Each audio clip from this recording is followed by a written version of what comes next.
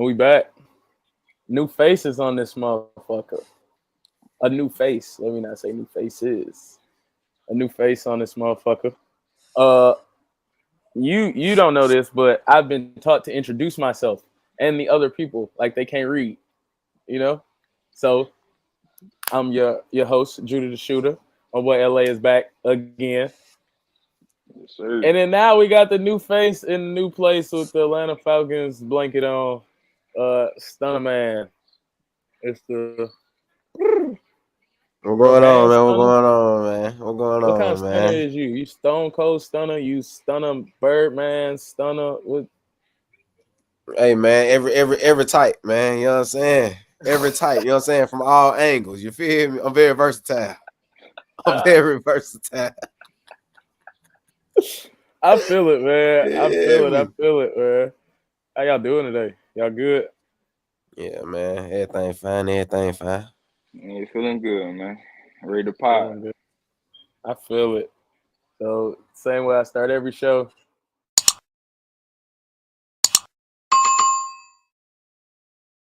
Yeah, and y'all know what that means. Every time I post it, y'all know what that means. Every time I put it up on there, y'all go subscribe. Y'all go hit that bell. That's post notifications. Every time we go live, you'll know.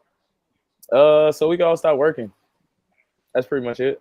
This is the job we all want.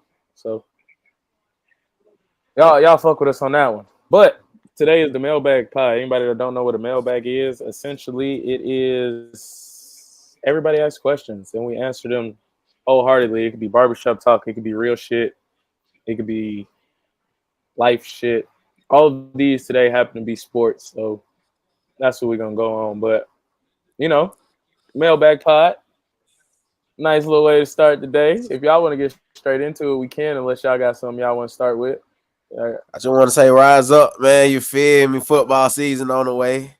Hold on, man. Football season on the way. I know what's going on, man. Hold on. You feel me? I know what's going on. You know what I'm saying? Rise up, We got a man. we got a We condor going on to his the arm. Super Bowl. We're going to the Super Bowl, man. Nigga, ever since I met Stunner, he been saying that every year. We're Nigga, going to the nigga Super ain't been Bowl, back man. since. Who is your He like quarterback? If you don't a mind me Dallas asking, Minshew Cowboy. gonna be straight. Worry about well, Kirk who is your Cousins' health. quarterback? Worry about Kirk Hey, Cousins' we health good. We good. Y'all and finna trade Penix health Devontae. and Y'all Penix trading health. Devontae. It's all good. If he want to leave, let him leave. We gonna get some pieces off. It's I straight. ain't, I Let him ain't, I leave. ain't getting into it with you. I ain't getting into it with Yeah, you. I'm getting tired of this. Yeah, okay, yeah, for sure. I Yeah, ain't gonna get into it with yeah. you. Go ahead, continue, Judah. Before I get Please, mad. Hey man, please. anybody that don't know, I'm not the one that can get LA riled up. It's that nigga over there with the blanket on. It's not me. So if y'all see a side of LA y'all never seen before, it's strictly because Cause of the he be man with that talking crazy. He be top of talking too blanket on. crazy for me. I just tell the truth, He man. a Falcons and Hawks fan, Judah. You know what I'm saying? Oh, I know. Come Oh, on I now. know. That's years of It's struggle. just-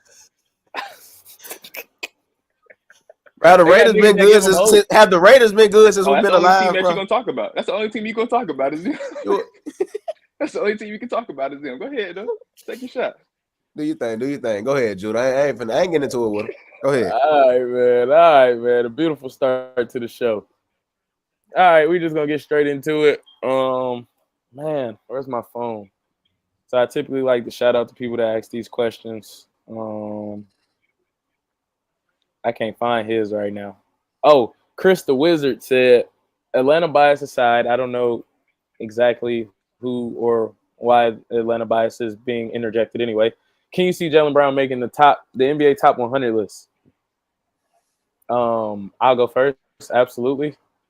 I don't I don't know why he wouldn't. It's not 100 niggas better than him in the NBA. Uh, Do are they you mean just all saying? time? Yeah, you mean all time, right?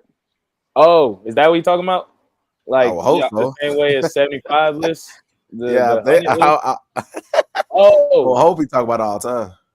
now that make the question a little better. Um, I would say definitely now, though. Sure. yeah, he should. Yeah, he should. Like, You think so? Of all time? yeah, it's not like they go per position. It's not like they got certain amounts per position.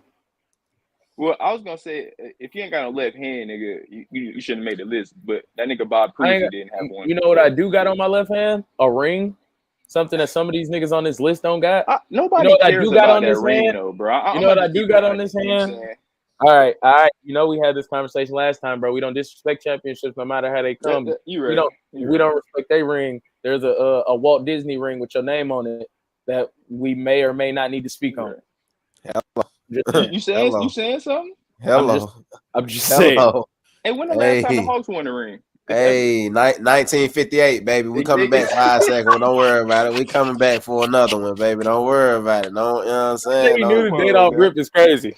Don't worry about us. But the funny thing about that question is, you know, they do it by like the year. So like it'll have to be the 100-year anniversary of the team. So Jaylen Brown career gonna be done. So it's kind of hard to judge if he gonna be top 100. Then right now, I would probably say no, off the top of my head. Yeah, I'd probably say no right now, off the top of my head. But if he continue to keep having the career he's having right now, yeah, if he continue on the path he's on, then yeah, I can see it. I can see you making a strong case for it. Yeah, that's the reason I say yes. Yeah, I like I said, it's to be determined, to be honest with you. So yeah, anybody got a chance right now. You know what I'm saying? So it's like, and I think the moment he get out of Boston, he gonna still be an all-star. Because he leaving Boston. I'm 100% on that. Get JB out of Boston train. I've been on that for like 2 years now. I ain't been right yet. I don't think he ever leaving.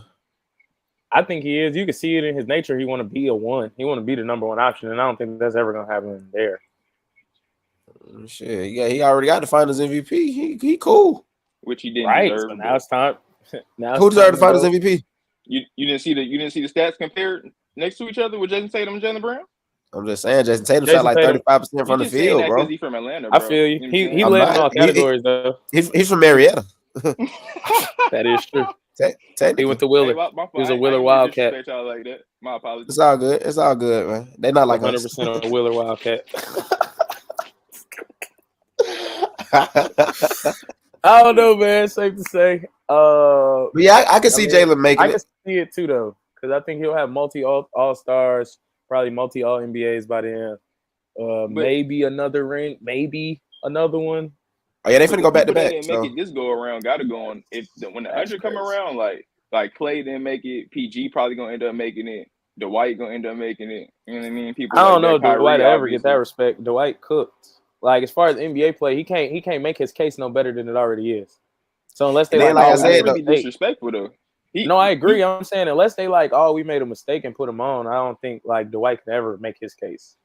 Because Kyrie was supposed to make it, but when he made those comments, because they had his video and everything ready. No, I agree, and I think he could make it. He can build his case because he's still playing in the league. Yeah, like I was saying though, like that's gonna be like another 20. What when the list came out like 2 years ago?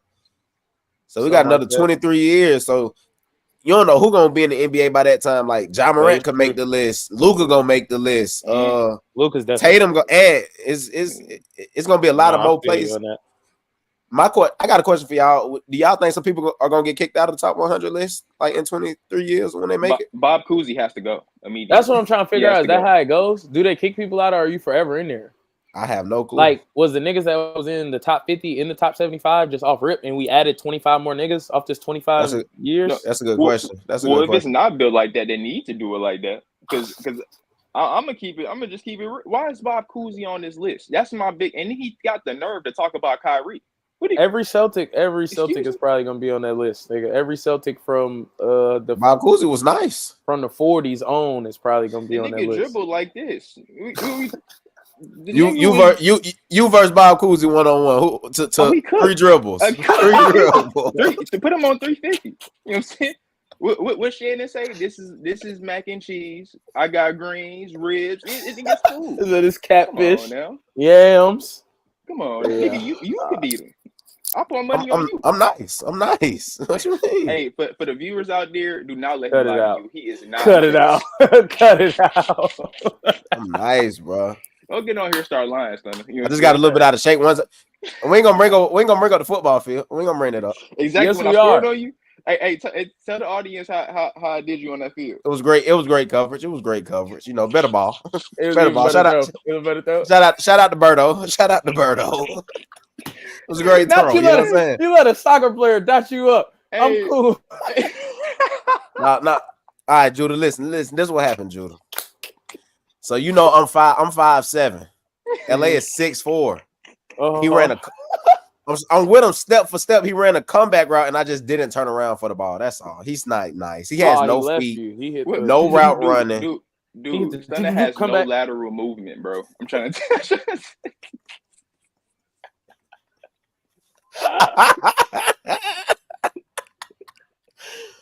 you. Why didn't y'all press us that whole game? You said why didn't we press out? Yeah, why wasn't there no man to man? Why was y'all running the cover 3 in the 3v3? All I know is we came out with the dub. And I had my TD talking about all niggas went prevent on the 3v3. It's crazy. They went prevent deep. They talking about I'm just a hooper. Like, fool. They didn't know I won the Snooper Bowl. Crenshaw Bears. You know what I'm saying? The Snooper Bowl is I'm a Snooper Bowl champion, bro. Snooper Bowl is insane. Look me up. What you talking about? Grave diggers. That's what it's called. You know? Come on, man. Stop playing with us.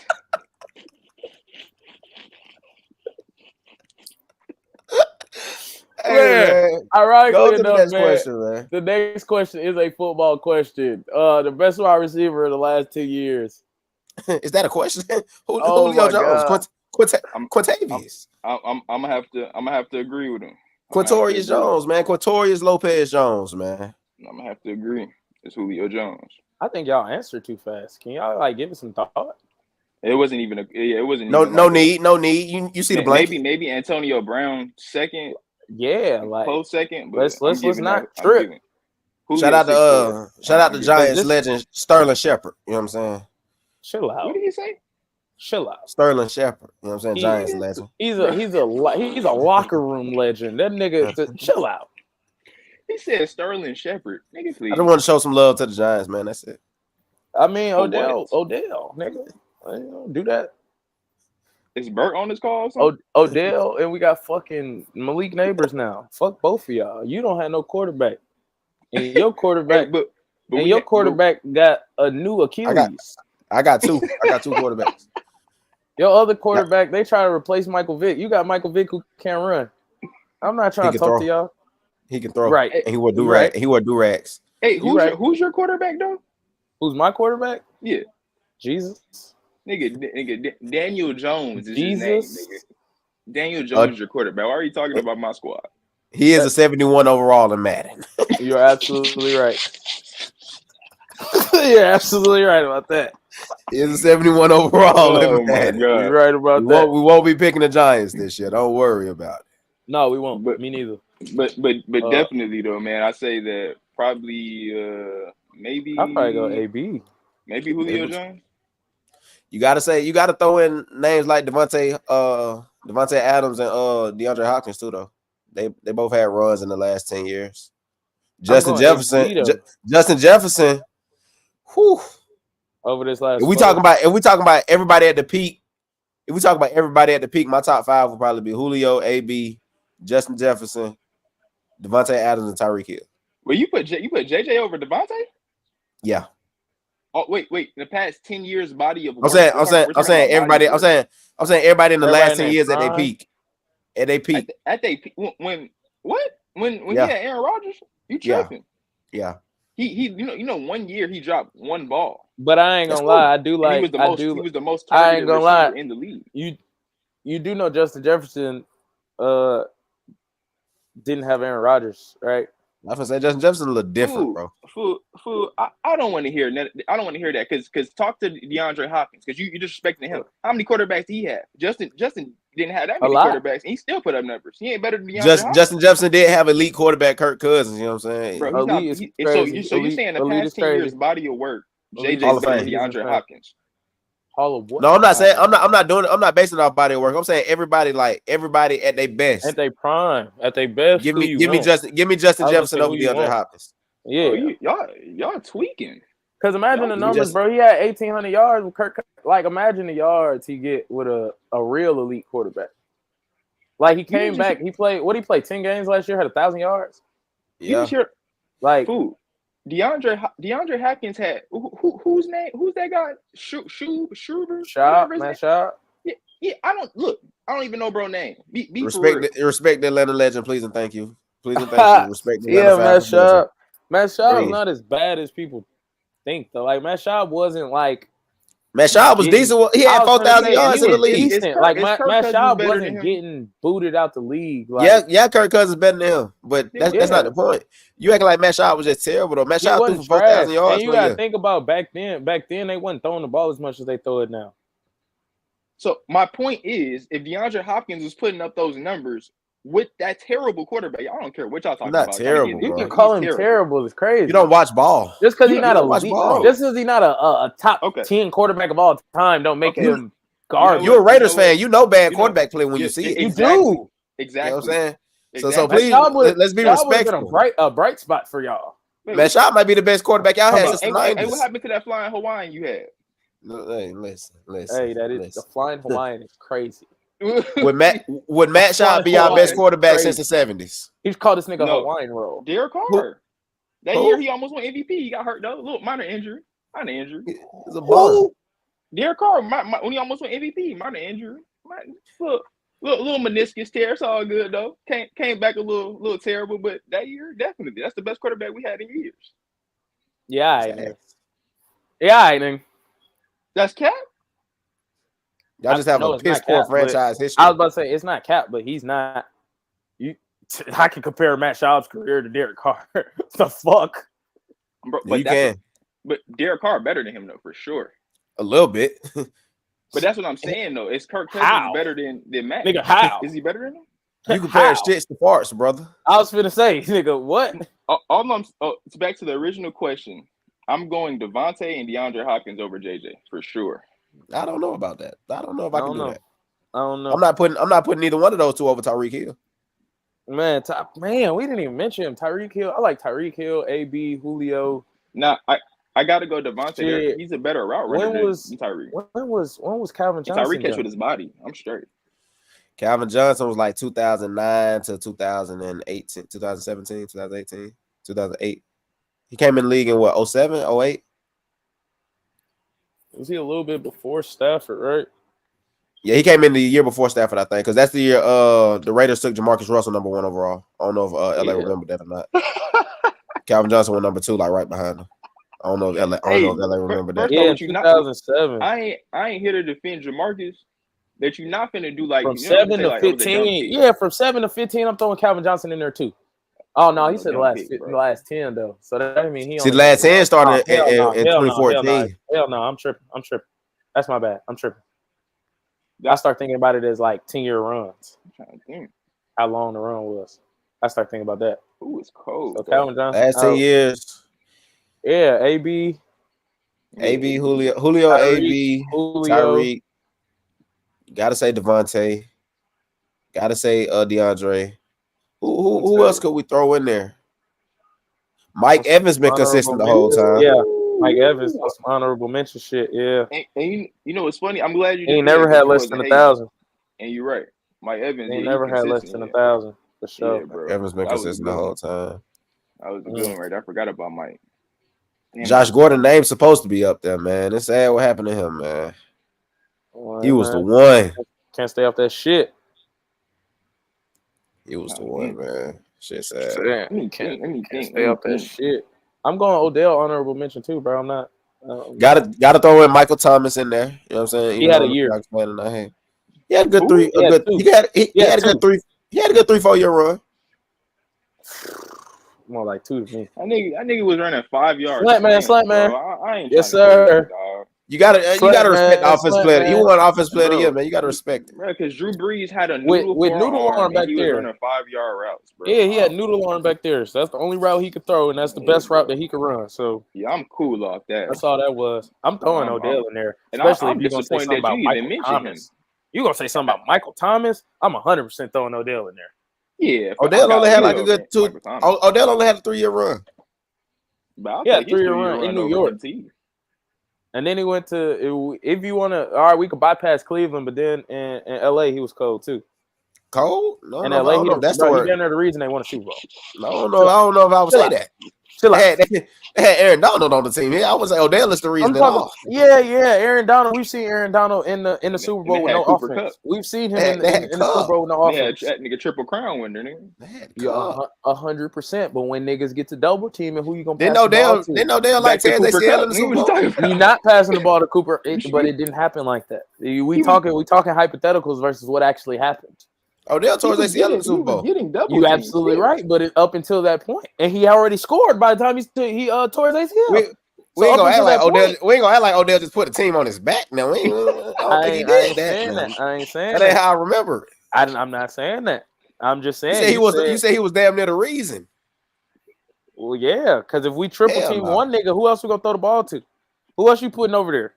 Who else was over there that did it? I ain't gonna say who else you putting over there. Who else was over there that did it? That's still saying that Cooper Kupp, but that's still saying Cooper Kupp is the reason. No, that's like saying if Klay Thompson left wide open because Steph Curry was getting triple teamed, that Steph Curry gravity is the reason that the offense is working. Not Klay Thompson. You have to score points. So Klay Thompson has to hit jump shots. So Odell got to get open. But it makes it easier when one player's getting triple teamed. The gravity. It's all about the gravity. What you're saying. I get what you're saying. That it make it easier, but you still got to produce. You still got to do your part. That's all I'm saying. The year the Falcons went to the Super Bowl, Julio only scored 6 touchdowns that year. He was still getting double teamed all the time. That was opening up for the other niggas. That's how the offense was able to work. You're right. And if y'all had some more niggas probably scoring touchdowns or some shit, or if y'all had niggas blocking and shit when y'all wanted to run the ball, no need. When he was doing his job, I'm just saying. All right, I'm gonna skip that part. But if y'all had niggas doing their job when he was doing his job, y'all might actually come out with that victory. That's what but we're coming out with it this year. We're gonna come out with it this year. Don't worry. That's what I'm saying. Drake London. You had the best receiver in the league, and you had an MVP. MVP at quarterback, and you had Kyle Shanahan. You think that y'all gonna do it this year if y'all couldn't do it back then?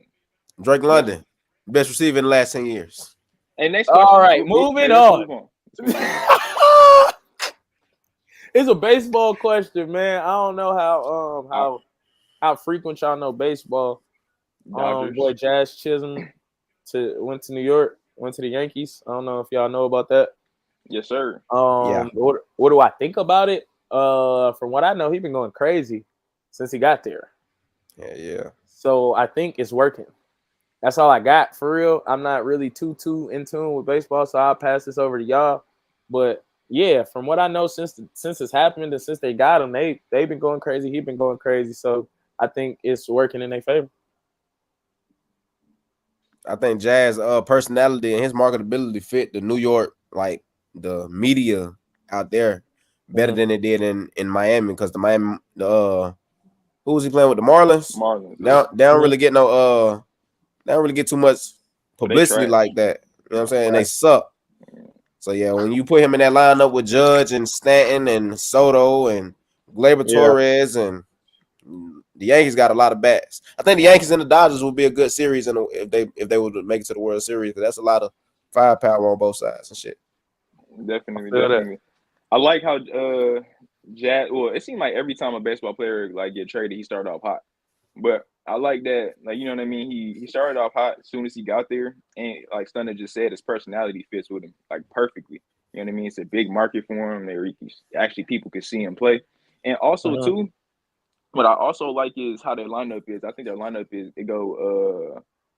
I forgot who had to starting for batting at 1, but then they go Aaron Judge, then Juan, and then Jazz. I seen Jazz hit a home run with both of them on base. I'm like, man, that lineup is scary. That could be scary. That's back to back. Yeah, so I'm like, man, and then with them having Juan, you know what I mean? It started off hot during the season, but then it started to slow up. That's why they were so desperate to trade before the trade deadline. And I believe that's just the best trade they could have made for him, man. It's a good trade. I feel that. Tempers don't flare as much when we talking baseball. I see. Maybe this one. The Braves ain't doing shit. It's a lot of injuries for my team right now, but LA know how we get down. Know how we get down. And Matt Olson been kind of cold, huh? It ain't no secret how we get down when we healthy. We just hurt, right? Matty been kind of cold too, huh? And we on a downswing right now. That's okay. We're gonna be back next year. Holla at me next year when we healthy. You know what I'm saying? We're gonna be healthy. Right. Well, we can start NL. Yeah. Well, top from the NL and the AL, since we talking about y'all guys. What's top 3 teams in the National League? Okay. The You already know what I'm gonna Dodgers. You know, you know what Stunner. I'm gonna say. The Dodgers. Who else? The Ain't Dodgers. been, ain't gonna lie, I ain't been that tapped into the baseball this year since all the Braves players started getting hurt. If we, Yeah, y'all probably still up there, so I'll probably say Dodgers, Braves. and the Phillies nice. I think the Diamondbacks been real nice this year too. Yeah, they have been. They might sweep the Dodgers in the playoffs. Let me Okay. see everybody record right now too. I'm gonna look it up for y'all. I got y'all. 2 seconds. Phillies #1 right now. Yeah, I'm looking at it right now. Got y'all boys. So we can get the accurate Philly numbers for #1 in the everybody. East, so it's Philly, Atlanta, the Mets, Washington, and Miami. Yeah. In the East, the Central, you got Milwaukee, St. Louis, Pittsburgh, Chicago, and Cincy. Then in the West, you got the Dodgers, the Diamondbacks, Padres, the Giants, and the Rockies. What's the Diamondbacks record? 59 and 51. Yeah, I like them to sweep the Dodgers in the playoffs. No cap. I can't say though. I know he only saying out of spite, but I can say that.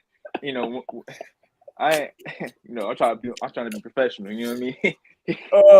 But like I said, when Mook come back, he won't stand for that. And Otani, When is he coming back?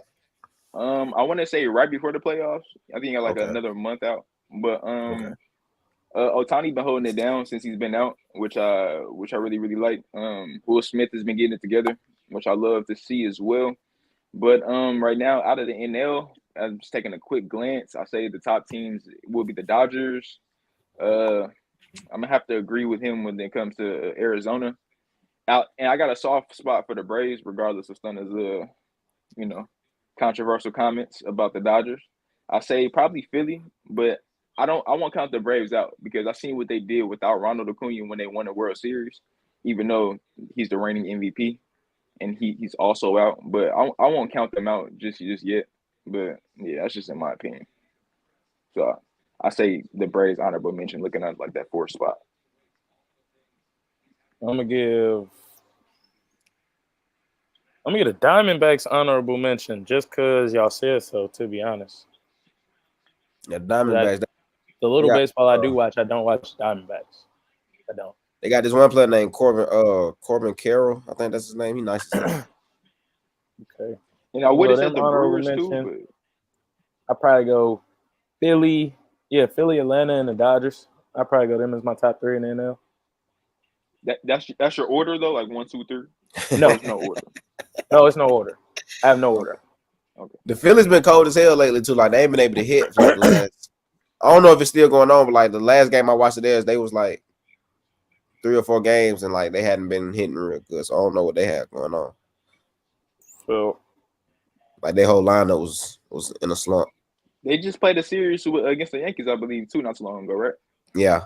And it was looking kind of cold too, but the Yankees just shit. It just seemed like they were just dominating ever since they got Jazz. So, how y'all feel about this American League?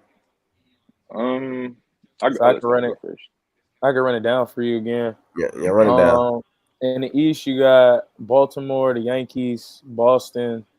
What is that? Tampa Bay Rays and Toronto. And that's in that order. Mm-hmm. And then Central, you got Cleveland, you got Kansas City, Minnesota, Detroit, and then the Chicago White Sox. They suck. Oh my God. Yeah. They awful. Yeah. Oh, they're awful. They only won 27 games. They in the rebuilding stage right now. They got rid of everybody almost. Is that so? They 27-85. That's crazy. Yeah, bet the pitcher strikeouts against them. Bet the pitcher strikeouts, man. Every game. Bet the strikeouts, man. They got rid of everybody. And then in the West, man, you got Houston, Seattle. They got rid of Lance, I think. They got rid of a lot of people. Yeah, no, that ever since that Tim got like Tim got dropped and shit, that shit rough. In the West, you got Houston, Seattle, Texans, the Angels, and the Oakland A's. Shout out Oakland A's, man. Shout out Law. Yes, sir, Ski. Shout out my boy Law. Putting on for the lake. Man, going crazy though. Putting on for the lake, man. Shout him out. Shout him out. But Yeah, shout out Southwest Atlanta, man. I'm going Yankees first, just cause I'm a Yankees fan. It's the little baseball I do watch. It's by default though. It's just kind of how I gotta work. Why you not a Mets fan? If you don't mind me What? asking. Because I'm not a Jets fan either. Fuck the Jets. Hey, Fuck the Makes Mets. sense. He talking about the B teams. You know what I'm saying? Yeah, I'm only fan of the B team in basketball. I ain't bring up Fuck the the Lakers. Knicks. Fuck the Knicks. Fuck Excuse the me? Mets. Fuck the Jets.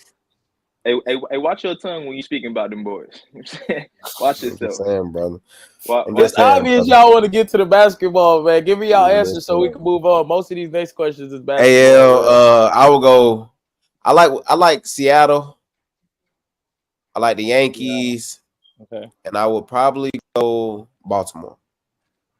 Seattle. Okay.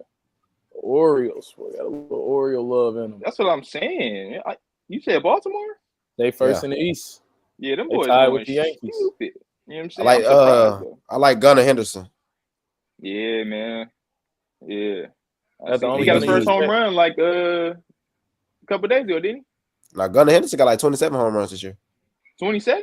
Yeah, I think that's how I think that's his name. Gunnar Henderson. Yeah, that's his name, Gunnar Henderson. Yeah, 27 something like that this year. It's either 27 or 26, one of them. Let me see. Gunnar something. It's Gunnar something. It might not be him. Yeah. Okay. We're not talking about the same person. I'm talking about the rook they just got. Nah. Gunnar. Yeah. I like that rook they just got. They had drafted him like a year ago. Sure. Look up his name real quick. Oh yeah, Jackson Holiday. You know his Okay. His pops played in the league. You know, he just got his first home run the other day, #1 pick. Okay. Yeah, just got drafted this year. This year? I think not this year, last year. I'm tripping. I'm sorry. Okay. Yeah. Good to know. Good to know. Shout out all my baseball heads, man. We don't normally get baseball questions on here, so appreciate you. Oh yeah, man. I was supposed to shout out who did that. That was from Jay. 4-4 JD. You know, that's who that came from. 4-4 JD. Oh boy, JD. I like this question though. From my homie Jay Legion. Do you believe the concept of the Big Three ruined the competition aspect of basketball? Not the Big Three basketball league, like Big Threes, LeBron, D Wade, Bosh, KD, Steph, Clay, shit like that. Yeah, I think that ruined the competition aspect of basketball. Yeah. I think so. Okay. I'm kind of on the fence about it a little bit, and because I think it didn't ruin it, because I feel like nobody really had a problem with it until Bron did what he did, and especially when KD did what he did. You know what I'm saying? So, yeah. I don't really think it's been happening way before then. Not to cut you off, but it's been happening way before then. Like I told my brother that same thing, like because he in a different generation than me, so we go back and forth, with his 90s basketball, 80s basketball, and I'm like, yo, like Charles Barkley did the same thing when he ended up going to the Houston Rockets to try to get a ring with Hakeem Olajuwon. Multiple times, he did the shit plenty of times. You see what I'm saying? So I'm like, but he like my brother's case to that was he was on his way out, he was older, he wasn't moving the same. He had like 1 year left, and I'm like, man, I'm not trying to hear that. You was a superstar or a star or an all-star, however you want to slice it and dice it, and you teamed up with another all-star to try to ring chase. To try to win. So, you know what I'm saying? So I'm like, and to be real with you, who put it on notice it wasn't even Brown. It was them Celtics. I don't care how Paul and KG be talking about. Oh yeah, they was got 100% the one. Kevin McHale was the GM for Minnesota at the time, and he traded. Why you think KG went to the Boston Celtics? They had a great package, bro. Pause. Right. But come on, man. My bad. Pardon self. But that's come on now. So I don't think they really. I think it ruined it, but it kind of made the NBA more exciting. Like, so kind of good and bad at the same time. I'm on the fence about it. I think it. Yeah, I'm on the fence about it too because like I've heard NBA players like Jeff Teague say when niggas got together, niggas was like, oh, that's cheating, but it's like y'all still get paid millions of dollars to play basketball. Like, go compete. I get it. You might think I feel like you shouldn't go out on the court and be like, oh, we don't have a chance to win, or just go hoop, bro. Like, right. Just go hoop. If you want, certain players want to compete. Certain players don't feel like they can win anyway. So whether the other team got a big three or not, they go, oh, we ass, so we ain't gonna win no way. But I don't like the whole big three. I didn't like the whole big three era, and I'm glad it's kind of coming to an end now with the whole second apron thing, where you can't pay all the top players the same amount of money for on the same team and stuff. So yeah. I think it's gonna cause more parity in the league. I don't know how Boston was able to keep this team together and give the Jaylen Brown. You could so the way it works, you can do it, but you're just highly penalized for doing it. It's nothing against the rules for you paying every nigga on your team $150 million if you want to. Nothing against them rules. Just know that the extra, that tax, is going to come out your pocket. And that's why the owner is selling too. I would believe that's why he's also selling. Yeah. Because it's like, I think that all right, everybody deserved this money. They got this money, but now I got paid the tax on this money. And it's like, I don't want to do this by myself. Or I don't want to do it at all. I'm out. Right. I think I don't know. I think they cheating. I think something going on. I don't know. Oh. You got the two highest players on the same team. I mean, but it kind of not, because the way it worked, I will say, like, the way it worked, you're not paying. Jaylen Brown's 304 starts this year. Tatum's 315 or 317 don't start for another year or two.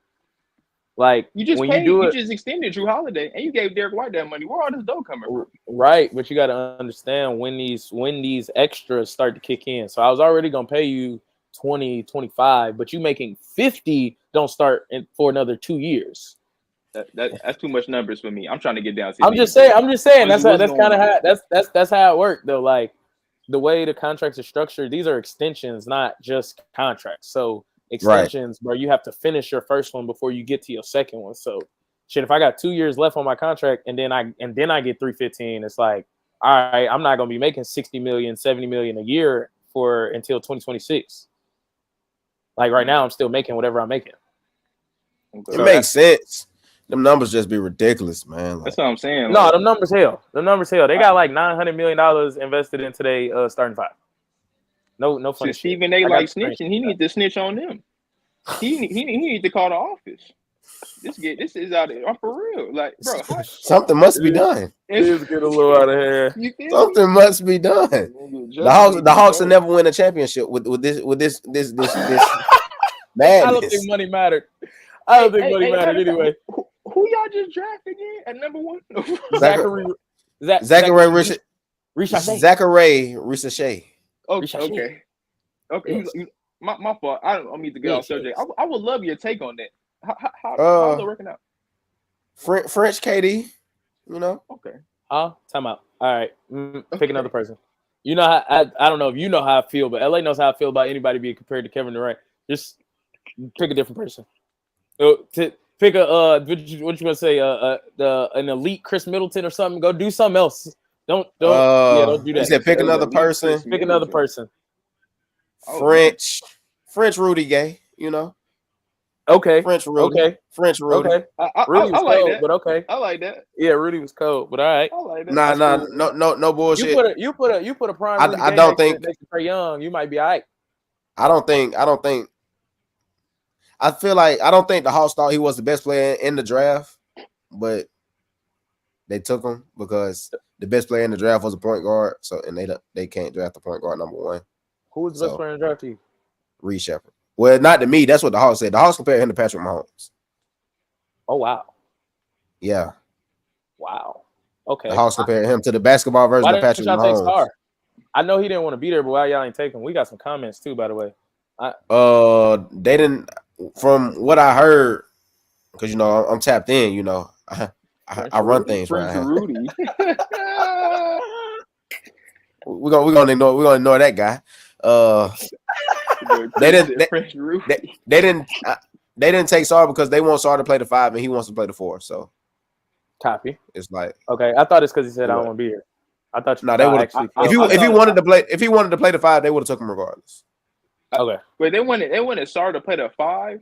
Yeah, which is crazy. Yeah, it's crazy to me too. What's okay? Which I mean, I get it. like, He's 7. He's like 7'2". I get it. What's y'all direction? What you mean? That is what's a very your good team's question. direction? No. That's a defensive player of the year caliber player right there.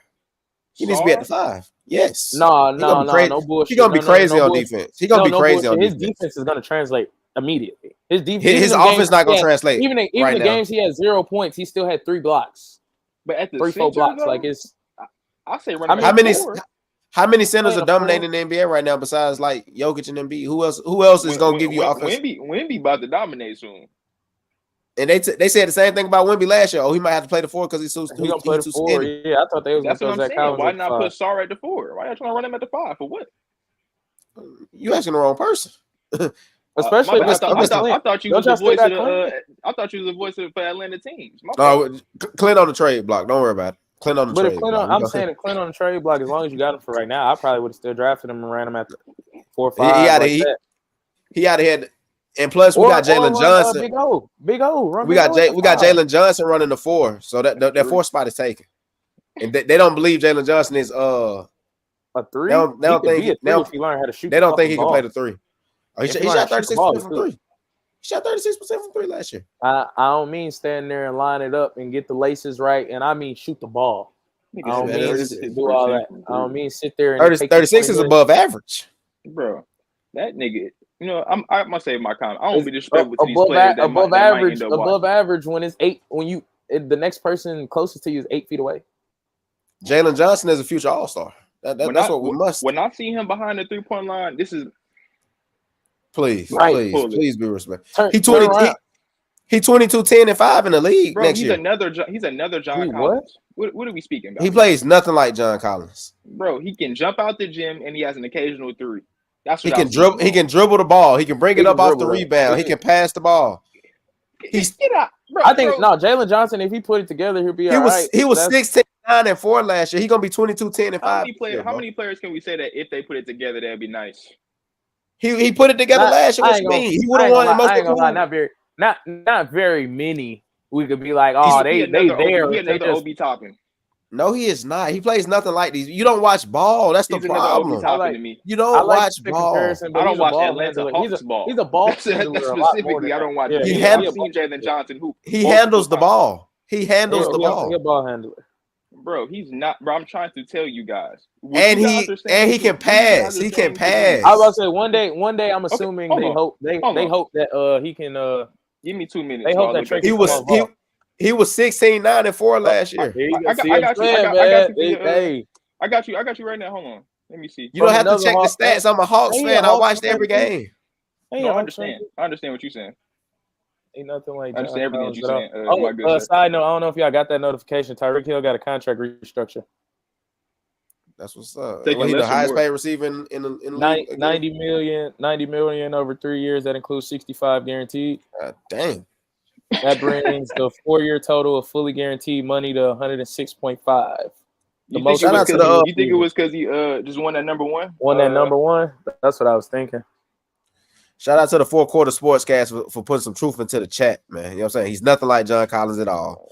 He's 16, 9, and 4. He got the skills to pay the bills. Y'all got a roster full of the same players, it looks like. Don't worry about us. Don't worry about us. Y'all done started some shit. Johnson, hold on real quick, Judah. Hold on real quick, Judah. Hold on. Full of power forwards and Trae Young.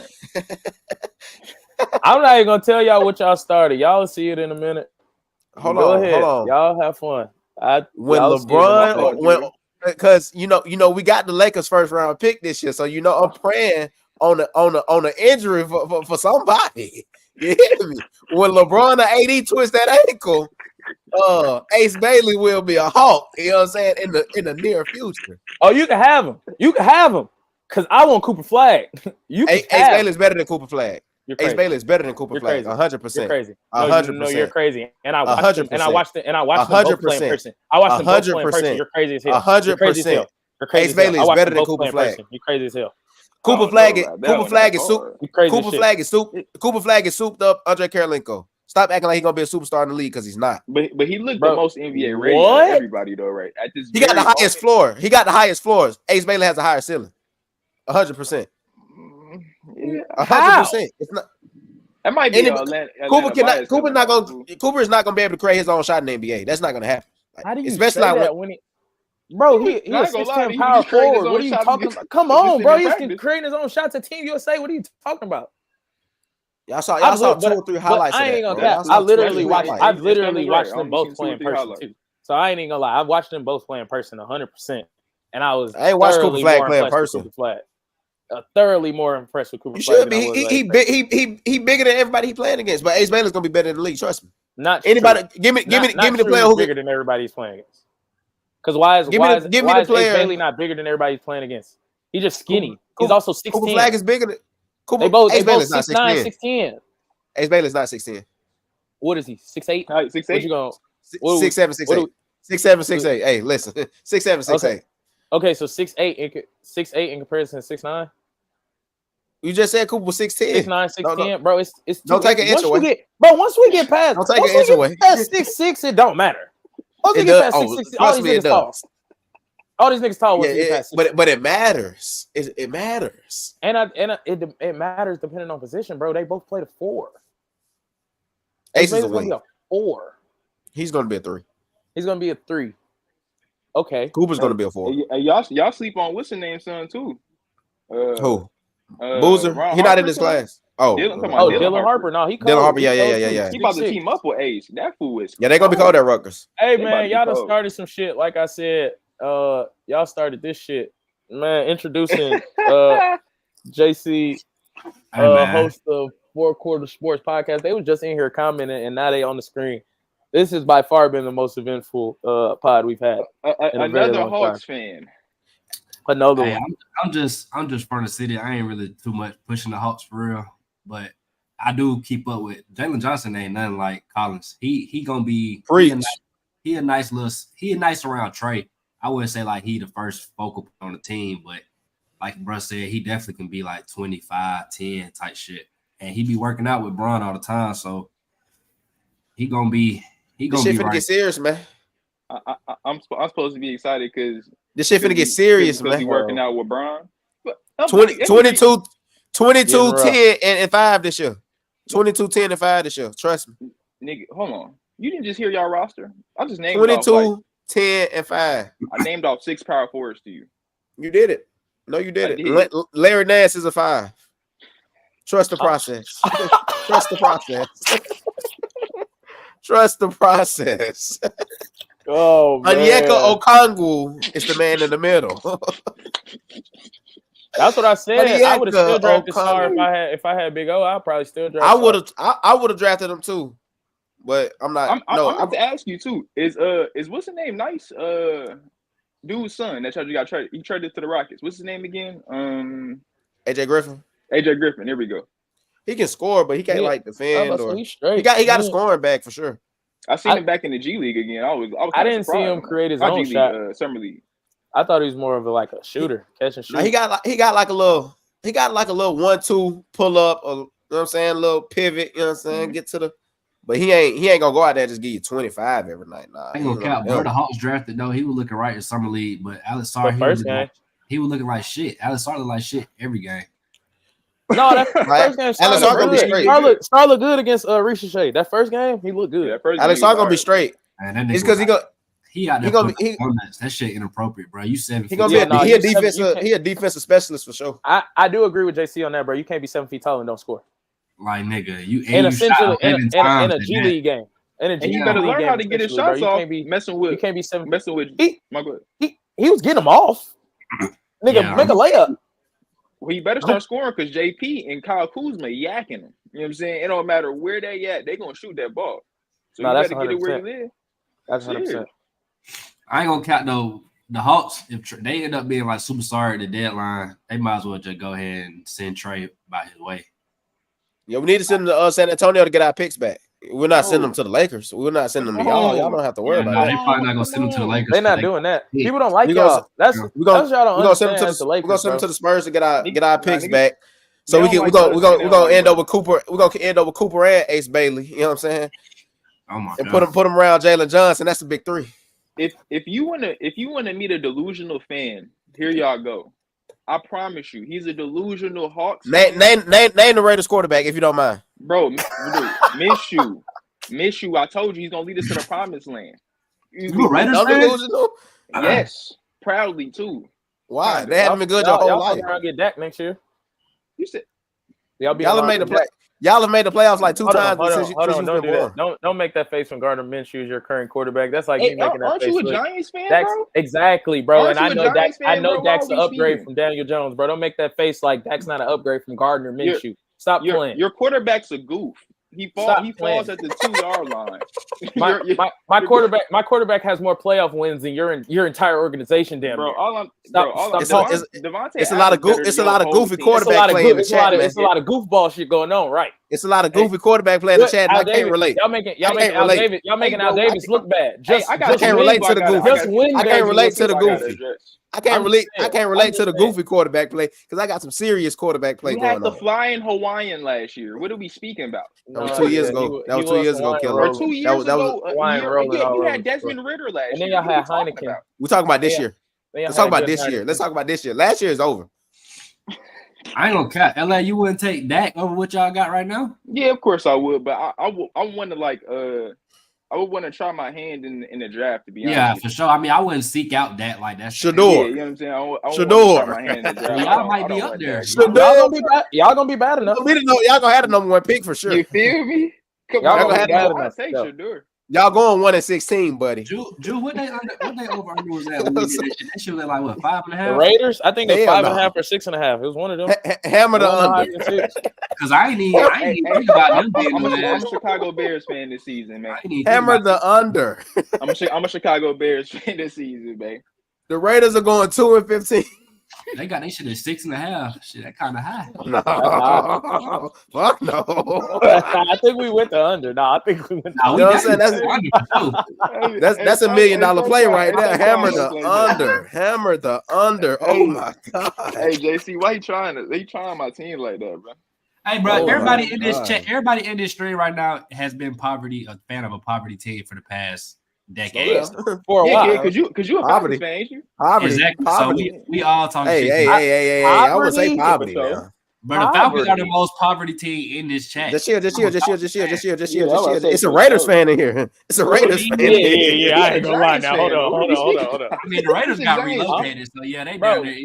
Bro, we won a playoff game since any of you have. No, y'all what don't. Was that? Hold on, Shakir. My bad. Oh, yeah, y'all do. Yes, we have. We won a playoff game in 2022. Nobody else won a playoff game in here. That's crazy. Stop mentioning my team and my quarterback. I won a playoff game. He's a 71 against y'all current quarterback right now. Stop talking to me. He's a 71 in Madden. We made to the playoffs 2 years ago. I don't care. He's a 71 in Madden. I don't care. 71 in Madden. You got to care. Hey, guess what though? We see both of y'all this season though, so we can just go ahead. Yeah. Chalk that up as an L for y'all. Chalk it up as an L. That's our first. That's gonna be our first and only win of the season. No comment. against y'all. Neither one of y'all teams better than mine, so I'm sitting pretty. Okay. Well, you got Kirk Cousins, fool. Nigga, matter of best quarterback in the chat. Our backup is better than both y'all starters. Hey, I just hope it's not 3rd and 10 with the game on the line because he's throwing it short. Stop trying to miss you like that. He's throwing it 6 yards short. I just want y'all to know that. Bijan Robinson gonna break a tackle and take it to the crib. Don't worry about it. It's not 3rd and 10, 4th and 10 because he definitely throwing it short. Y'all was icing them out the back half of that season though. Because it got a new coach. To play for. I feel it. My whole thing is both y'all teams deliver this year. Yeah, 1,000 yards, 12 touchdowns. Why is it always our team suck when y'all team suck? My team doesn't. We're going to the playoffs this year. All right, so in basketball, I'm very unbiased because I know my team suck. But in football, it'd be like I understand my team suck, but I can't hear that from niggas who team suck too. My team doesn't suck anymore. My team doesn't suck anymore. Y'all ain't played a game yet. If Kirk Cousins pull an Aaron Rodgers like he did last year and fuck up his account, we have a good backup. Yeah, he ain't never played a game in the NFL. If was a fifth, we'd all be drunk. And he's been injured like 3 times in his whole college career. What are we speaking about? If an was a fifth, we'd all be drunk. Bro, we can win 7 games with Ritter and Mariota. I'm pretty sure we can win 9 or 10 with either one of them. Maybe top 50 list, maybe 75. All right. I just gotta check your page out. What up, my boy? Appreciate you. We all good. Appreciate the love, the comments. Football questions, that fuck all that basketball shit. Man, most of these is basketball questions. We can keep talking basketball. They were centered around my people. I really want to hear You y'all. don't want to talk basketball with me. Hey, you don't want to talk basketball with me. This one, game on the line. Need a bucket. You going prime Melo or prime Bron? Oh! Give me the fat Puerto Rican. I know he's going. Give me the fat Puerto Rican. Hold on. When you say game on the line, what's the score? Am I down 1? Am I down 2? Or is the game tied? I mean, do it matter? You make your own scenario. I guess. Yes. If the game is tied, give me. If the game is tied, give me LeBron. He in the past 10 years, he has the most. Him and Dame are was tied. If the game is tied, give me LeBron. For the most. If I'm losing, give me Melo.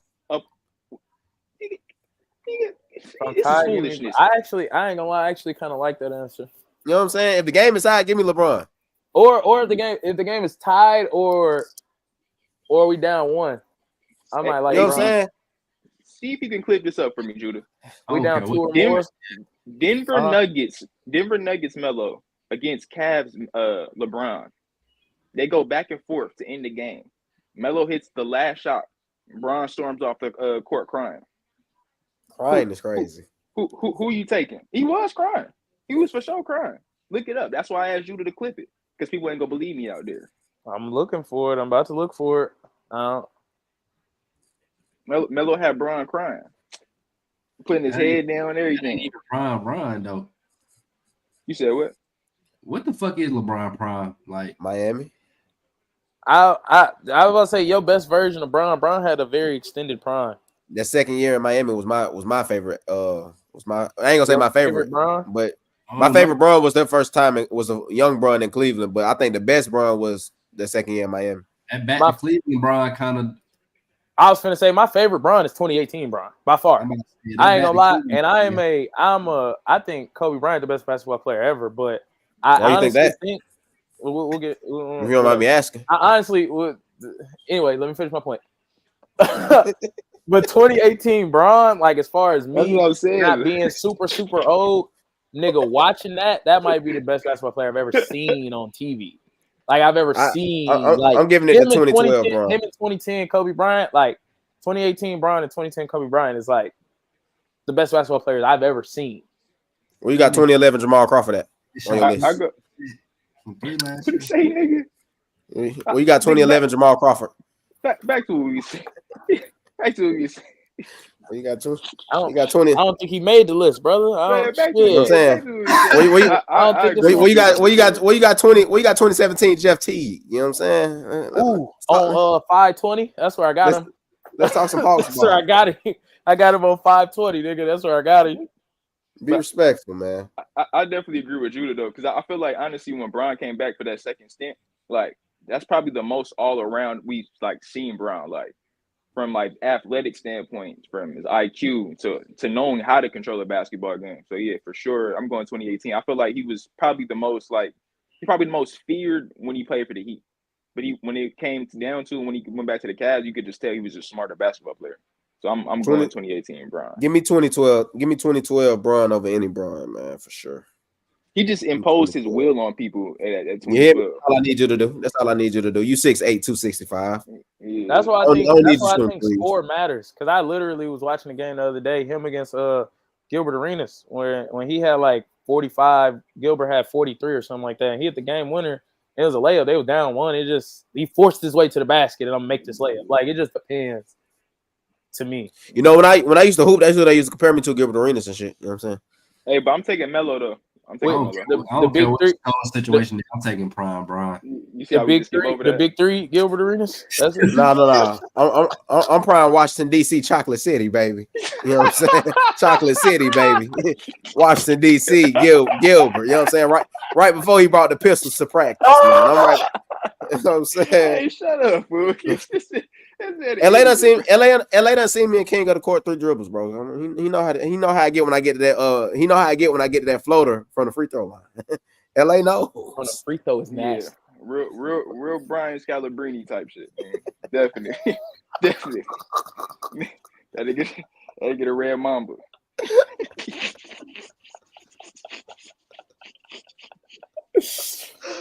Oh man. I'm trying to find this video for you. I'm trying to see if I could. I found one. I don't know if this is the one you were talking about. Who you say you taking, JC? He said LeBron. I'm taking Brown regardless. He said no matter the situation. No matter the situation, circumstance, he's taking Brown. I don't know if I need a 3 to win this game if I'm taking Brown. I'm just being honest. I don't even. It also depends on like how much time on the clock too, because if LeBron got enough time to pass that ball, he gonna get rid of it. He's going to the corner. If it's only 1 second, on the inbounds, though, LeBron gonna put the ball up, and I like him to make the shot. But if we got 10 seconds left, before we move on, I just want to see it. I think I got it, LA. Hold on. Yeah, I just want to see the comparison. A comparison? Anthony, played by James. Anthony with the shot. Yes! 1 9/10 seconds to go. In overtime, Carmelo Anthony with the quick release. He has 40 points. The Nuggets with a 118-116 lead as the Cavaliers will talk it over. Back in a moment, right here. Let's go to Staples. Stop playing with him. Melo was nice. I ain't gonna. That video still got that old shit. Can't even play all the way. The bitch was skipping. What? It was. It was skipping. Nigga done pulled out that old ass bucket. Hey man, straight in his mouth. Game winners. You know what I'm saying? No, I will say that when Melo shoot a jump shot, that bitch don't touch nothing.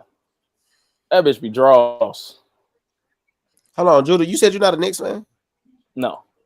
Who you a fan of, the Nets? Yeah. Okay. Shout out Cam Thomas. For sure. Cam Thomas. He's gonna average about 25 this year. For sure. Maybe more. You know what I'm saying? He ain't got nobody to pass the ball. Maybe even more. He ain't got to pass the ball. Nigga, I don't even need average 40. You know what I'm saying? He ain't got nobody to pass that bitch. 40 on 36 shots. Yes, sir. You know what I'm saying? Yes, it's finna get real treacherous in Brooklyn, man. Lord save. Hey, no. We signed the Tank Monster. We signed Killian Hayes. Nigga, the Tank Monster. Oh, yeah. Yeah, y'all finna go. Y'all getting Cooper. Yeah, we getting Cooper. I'm just saying. Hey, unless, you know what I'm saying? I think this one was more geared toward me.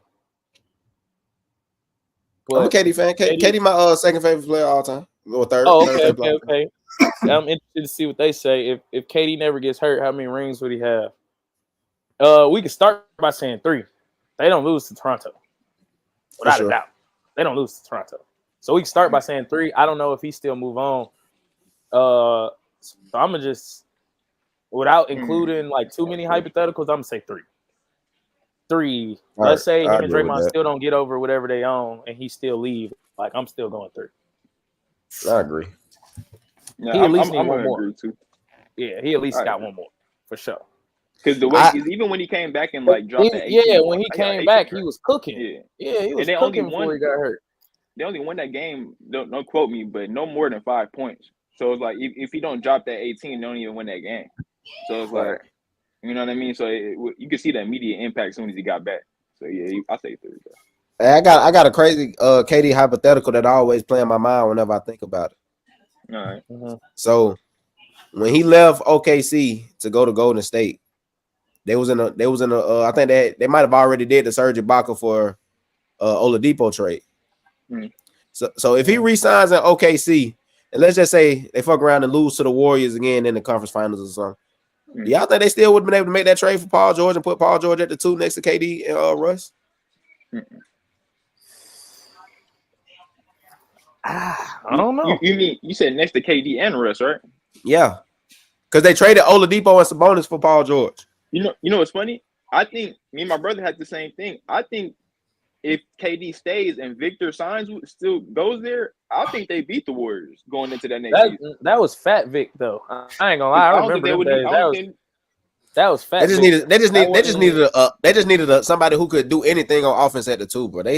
KD I think that's the whole reason KD left, because they never got a 2 guard who could actually do anything. We never had no scoring. He said that though. He said a lot of that. Like he was like, if you look at his teams, he was never surrounded with anybody who could shoot the ball. Yeah, he was always surrounded with athletes. It was nothing but athletes. They had my boy Anthony Morrow coming off the bench playing 12 minutes a game. Well, my boy Cephalosha developed a shot too. Shout out Deion Waiters. Stand still. Philly Cheese, he need to dribble 17 times before he shoot the ball. Also, shout out Cheese. Shout out my nigga Cheese, man. I'm just saying, like I know very well about them OKC experiments, man. I know. Oh, you can't tell me nothing about them OKC days because I already know. That's when I took a break from. Them was my guys. You feel me? That's when I took a break from the Hawks. You know what I'm saying? Because we had Dennis Schroeder and Dwight Howard running around. Yeah, I wasn't gonna be a part of the circus. OKC was my original team, like so. Super. I wasn't gonna be a part of the circus. They was my original guys. I ain't gonna lie. I jumped ship when everybody was gone. I'm thinking about the uniforms they was wearing them at that time. With the triangles and shit. I remember them. I cannot be another clown in the circus. You know what I'm saying? I wouldn't allow it. You talking about some experiments, man. Oh man. Yeah, when KD was at OKC, KD and Russ was my favorite two players in the league, man. So I used to watch them every you know what I'm saying? You know, until somebody broke them up and shit. But go ahead though. Dame didn't do that. He brought that whole what was remaining. KD was gone. I was about to say what was remaining of it. You know what I'm saying? That was the last. They was already fucking that up. They was already fucking that up, bro. They wanted Jeremy Grant to play over Melo, bro. They was already fucking that up, bro. Disrespectful. Yeah, they was already fucking that up, bro. Anyway, for real though. And I mean, I was still there. I still had faith. I was still a fan. I still had faith that, you know, they could figure something out. So I rocked a few hard years, and then it was like, all right, we trading Russ, we trading PG, we trade Melo already go. All right, nigga, I'm not finna sit here through Raymond Felton at point guard. I'm gonna go. Oh, where KD going? Oh, we going to Brooklyn. All right, we in Brooklyn with it.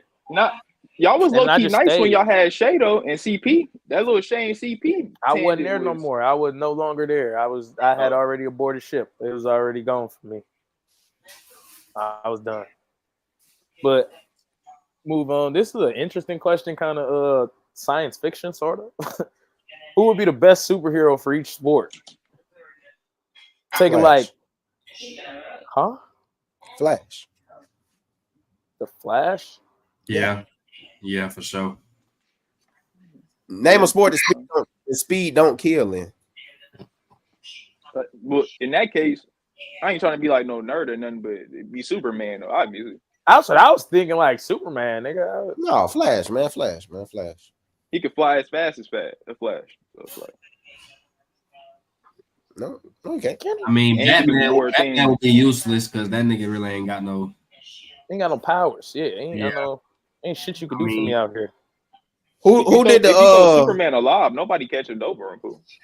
Who did the NFL players just vote the number? Who did the NFL players just vote the number one player in the NFL? Tyreek Hill. What is he? Come on, Flash. Flash. Speed kills. So what is Superman covering them though? He faster than him. You know what I'm saying? Superman can't cut. Superman ain't got no lateral quickness. He's not gonna be on the ground. He's gonna be levitating and flying though, fool. That ain't football, and he's stronger than Flash. He might jam him. You know what I'm saying? Oh yeah, he might get him off the line. That nigga gonna do that little phase and shit. He gonna put a hand on him and be through him, nigga. Hey, who the hell they had on the list number one last year? Mahomes, right? Yeah. I think so. Yeah. He was number one. They just be doing shit because I don't agree with Tyreek Hill being number one. Like if you gonna have Pat Mahomes as number one last year and they won a championship, it's because I think it's because he almost had that receiver record. If he had hurt, he probably had that 2000. He probably had that 2000. Okay, it did to have Mahomes 4. It's crazy. Like Lamar won MVP. Who was 3? Lamar was 2. Who was 3? That's what I'm saying. If you give it to either Lamar or Pat, one won a Super Bowl and the other one won the MVP. And when Lamar won MVP, he was number one. That's stupid. Didn't Tyreek win Offensive Player of the Year?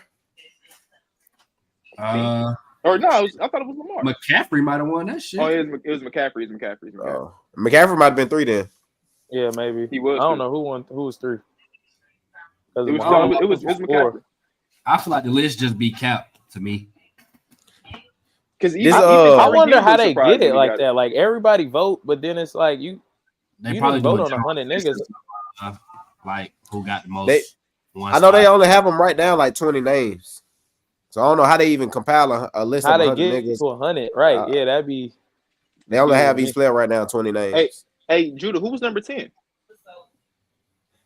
I'm trying to find a list right now. They got I'm about to Tyreek say, I Hill. don't know. I just want to know who. I just want to see who was 10 though. They had Christian McCaffrey was 3, Mahomes was 4, number 10 was Max Crosby, Okay. Travis Kelce was I just wanted to know who was 10. My bad. I forgot. Man, this list ass. I agree, bro. The list some bullshit. This man a clown, but this man is a clown. I'm If moving I'm Pat on. Mahomes and I'm number 4, I'm finna be like, all right, y'all got me fucked up. Like, If I'm anywhere near Max, why is Aaron Rodgers even on the list at all? Wait, hold on. What was you saying under your breath? I couldn't hear you. What you had said?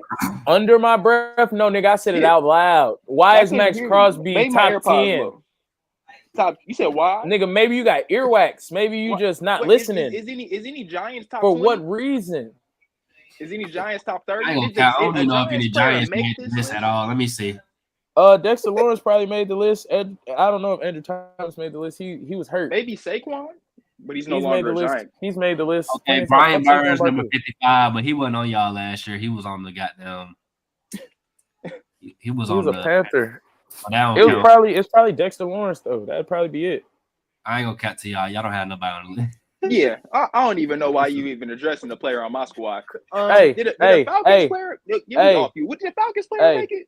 No. Yes.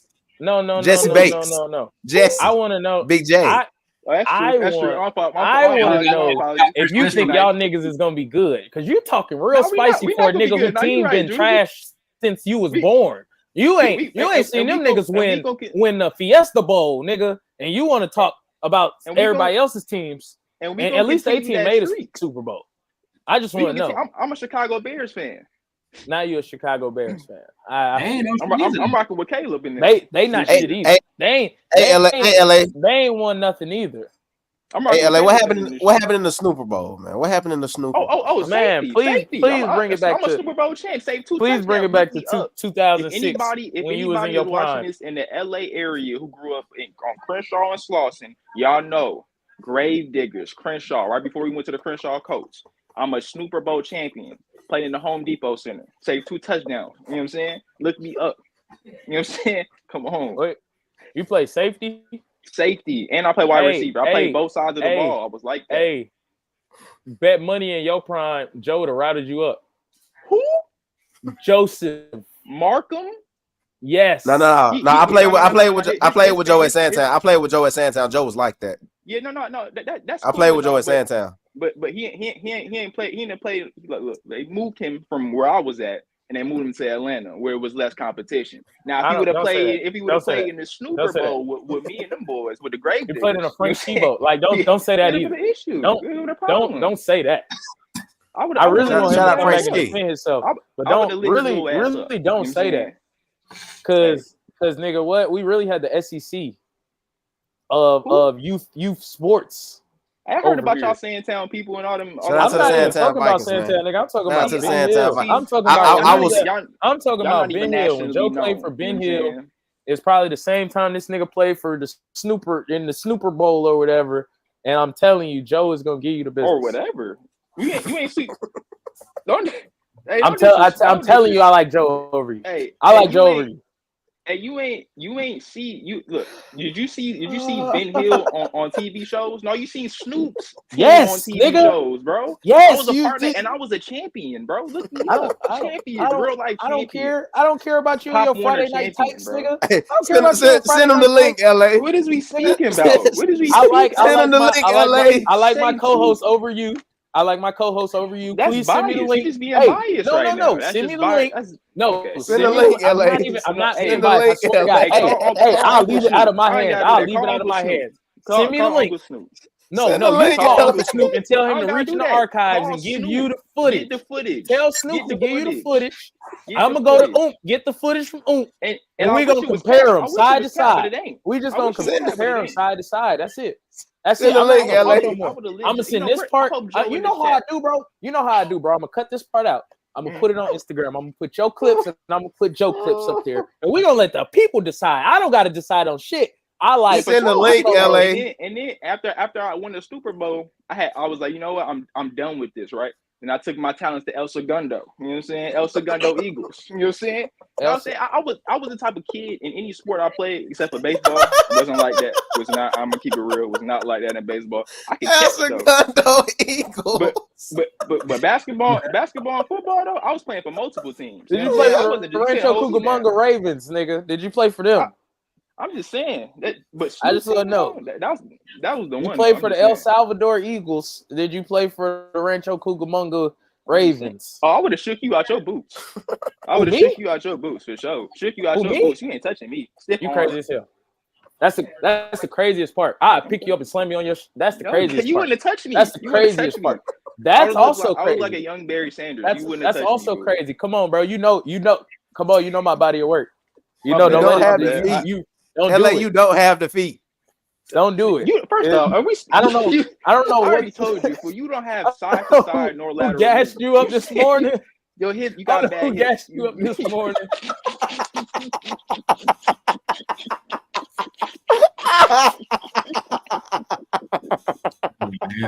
That's what we doing on the sideline while we play in LA, man. We eat chips. We over there pulling JC. We eat chips, nigga.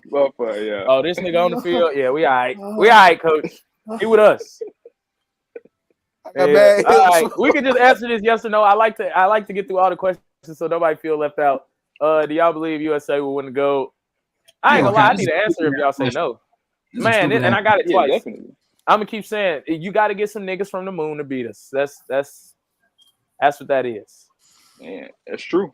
This one was interesting though. The boys had JaVale McGee on the team a couple years ago. This one. More football questions. What? From niggas that didn't play football. AI. Jalen Suggs or AI in football? AI. Oh, AI. I seen AI. I'm going Jalen Suggs. Crazy. Now Jalen was nice too, though. I can't. Jalen was a 5-star quarterback. I'm going Jalen Suggs. I've seen a nigga hurdle niggas and then throw 80-yard bombs. I'm definitely going Jalen Suggs. AI. Yeah, I'm going AI. His I seen his highlights when I was a kid, like in football. They said he could have went either way.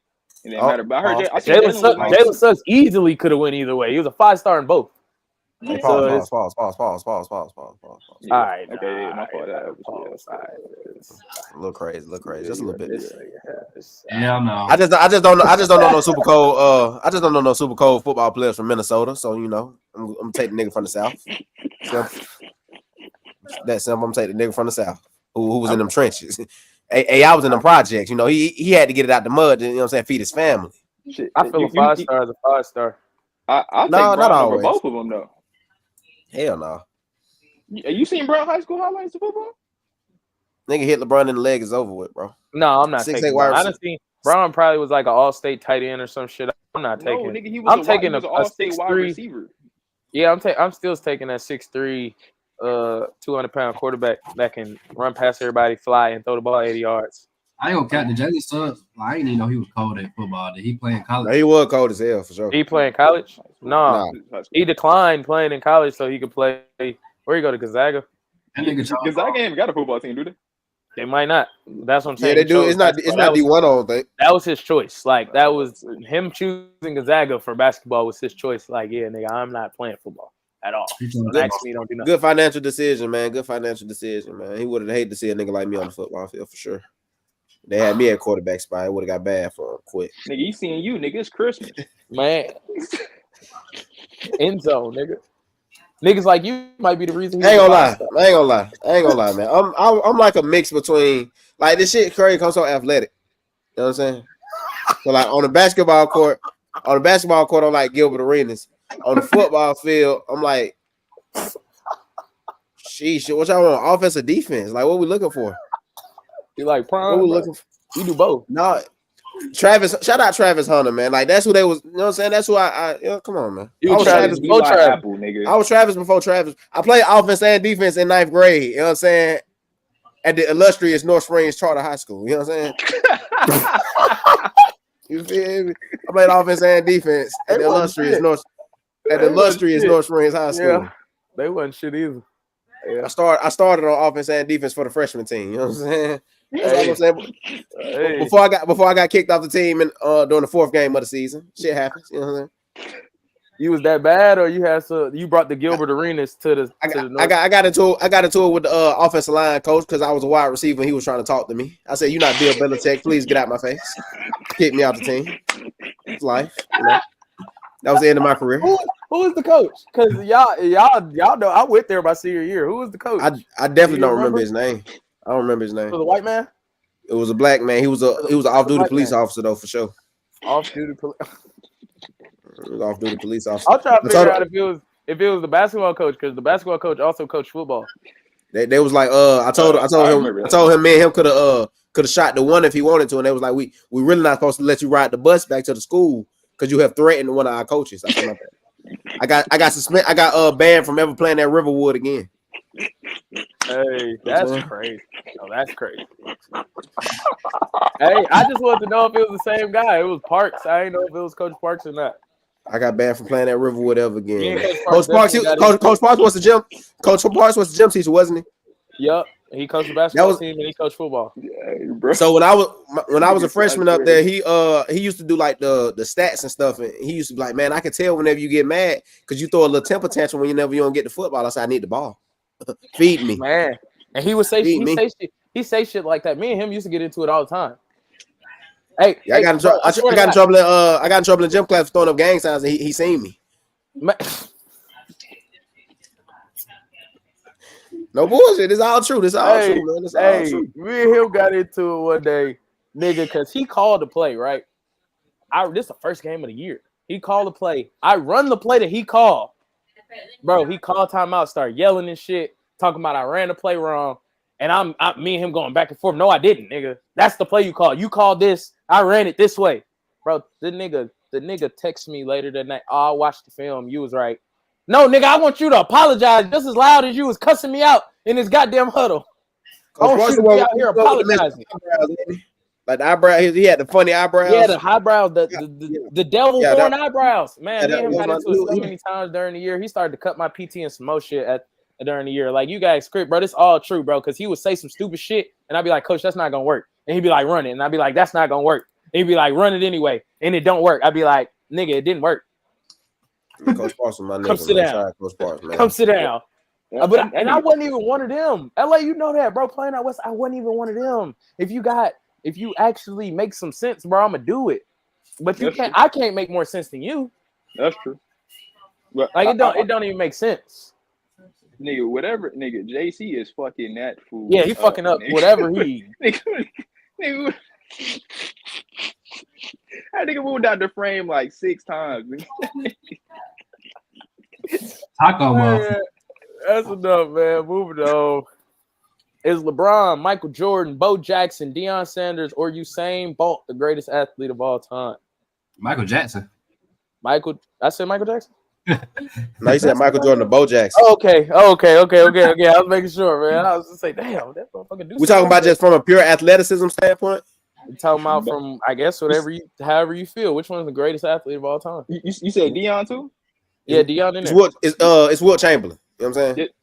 Wilt the Stilt. Don't get me started, bro.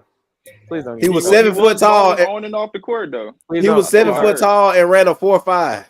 No, he ran a 4 flat and he benched 500 pounds and he could build a railroad with his hands and he built the Empire State Building from the ground up. Wilt Chamberlain, the greatest athlete of all time, man. With a paintbrush and a bucket of cement. They said, "How you make it enough?" He said, "I made it enough," and that was it.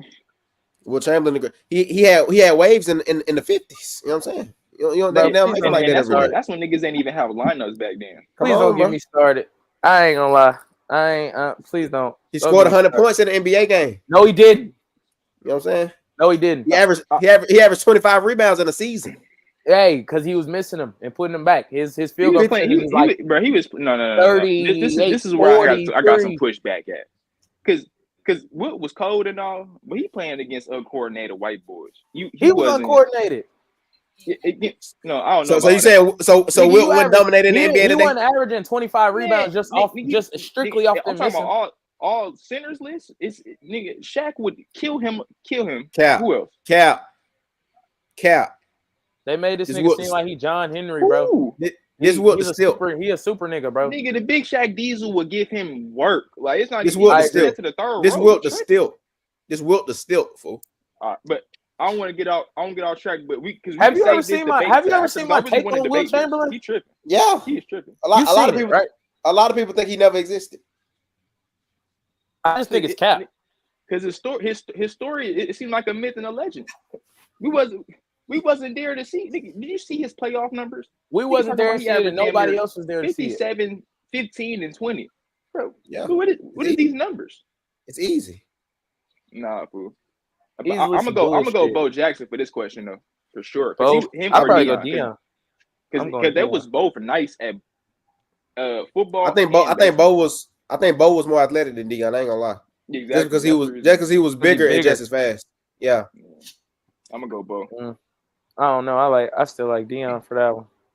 My vote for this would be Will Chamberlain though, for sure. You know what I'm saying? Still 7 foot tall running 4.5 is crazy. With a 40-inch vertical. If we talking pure athleticism, he might be the most athletic nigga to ever walk the planet. When we get off the stream, I'm gonna ask you if you trolling or not. I'm dead serious.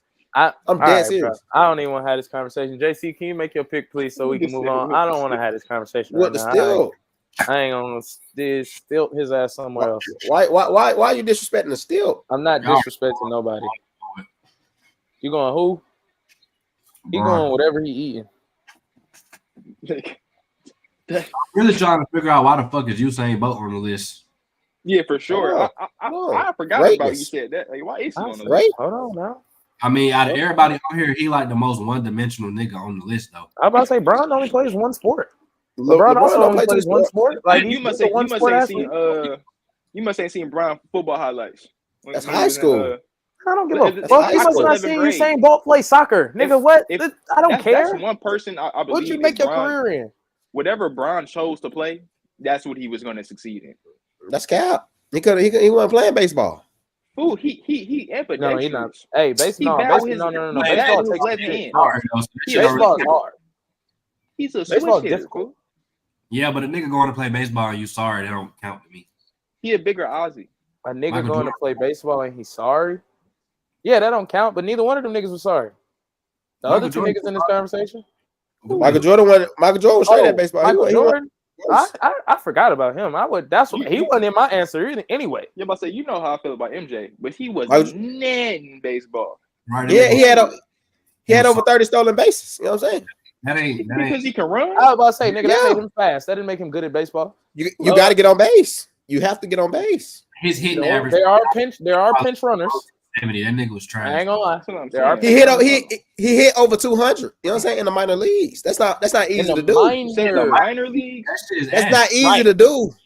I know how hard it is, but Bo Jackson was in the talking major about these niggas played in the major leagues. He don't compare. No, I'm not saying he should be like.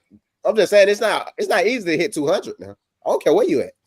If we all went out for a high school baseball team right now, who was hitting 200? As long as I look better than y'all, I'm straight. You know what I'm saying? Look. As long as I'm hitting better than y'all, I'm cool. You're not hitting better than me, fool. I ain't gonna cap. It's another debate. I ain't finna. You know what's gonna to be determined. Let's just put it that way. Let's keep this one rolling, man. We already been here a minute. How much longer will Steph stay with the Warriors? Till he retire. As long as they put a competing team on the court. Well, he need to lead in because that's your over with. Y'all finna say they ain't making the playoffs this year, but you know. At all. Yeah. I feel like honestly speaking with you, like only team I can see him leaving for is like Charlotte though. I'm saying go home, play a year at home. Yeah. But they would have to I think he retired before he playing Charlotte. Yeah, they would have to make significant changes. And Melo wouldn't be there. Why not? For what? Take the pressure off Steph. Steph play off that ball. I ain't gonna lie. If I'm going to state and you try to trade with me, the first thing I'm gonna ask for is LaMelo. Is LaMelo ball? Oh God. For 1 year of Steph, but he wouldn't. But I don't think, even though he's from there, their team isn't. I'm already about to be. They got some young guns. I'm saying if it's his last year in the league and he just want to go play at home in front of his people, like a farewell tour. Yeah, like some farewell shit. That's what I'm saying. That's cool. Yeah. I ain't saying like if you want to go ring chase. Nah. I still think the nigga get more love and goddamn go to state on his farewell tour. Shit. That's true. That's why I said I don't think he's going nowhere, to be rude. Yeah, I think he just retired there, bro. Nowhere. He already got 4. It ain't no point. No, I think he'll end up leaving though. Like his comments about not having a a competing team. Might go to the Lakers. You know, I don't know. I say Draymond. I say if him and Draymond Green Bron gonna be in the ever Lakers do team jersey up- by next year. I think Steph and LeBron want to play with each other before they leave. I think so too, but I don't think it'll be at either one of their destinations. Okay, we'll I go think to they the pick a place. Then they gonna come to the Hawks. You said what? I think they pick a place. I don't think they go to the Lakers, and I don't think they go to the Warriors if they play together. I think they pick a place. Why would you want to move across from the Bay when LA is right next door? Why wouldn't you want to go there? Atlanta is a great place. You could. I was going to say you could try to say Ohio you want to, but I want to say this perfectly clear for everybody in here to hear. Nobody wants to play for the Atlanta Hawks. Okay, that's nobody's destination. Nobody wants to go there. Nobody wants to play there. Okay, I'm just throwing it out there, at the State Farm Arena. I'm just throwing it out there, brother. We're good. You know what I'm saying? We got the coach. LA, but I think it's about it not being nobody team. Like they go somewhere else to a new organization together, then it's both of our team type shit. Versus you came to the Warriors, it's always gonna be Steph team, i.e. the KD situation. You come to the Lakers, but it's Bron team, bro. You just a part of it. And I feel like that matters a lot to niggas with egos and shit. LeBron would never go to the Warriors. Yeah, we just drafted your son. You better show a little loyalty. Because we definitely had to draft him. I don't see why either one of them. Nigga, y'all did that. Y'all did that because I said so. What the fuck? No. But that's what I'm saying. We showed you grace. Now you better show us some grace. Show me no grace, nigga. Y'all didn't pick this nigga 17. Y'all picked this nigga 50, 58, something like 50, 56, 54, something. 55. You lucky we got him. No, nigga, it was other niggas that wanted to draft him, and I said no. I don't think so. Y'all allowed it. I think so. I don't think so. Bro, we talking about picks. We talking about picks 50 through 58. It wasn't even 60 this year. 50 through 58, bro. He's not an NBA talent, man. Not right now. Give me Quincy over Bron. And nigga, Quincy who from Love and Basketball? No.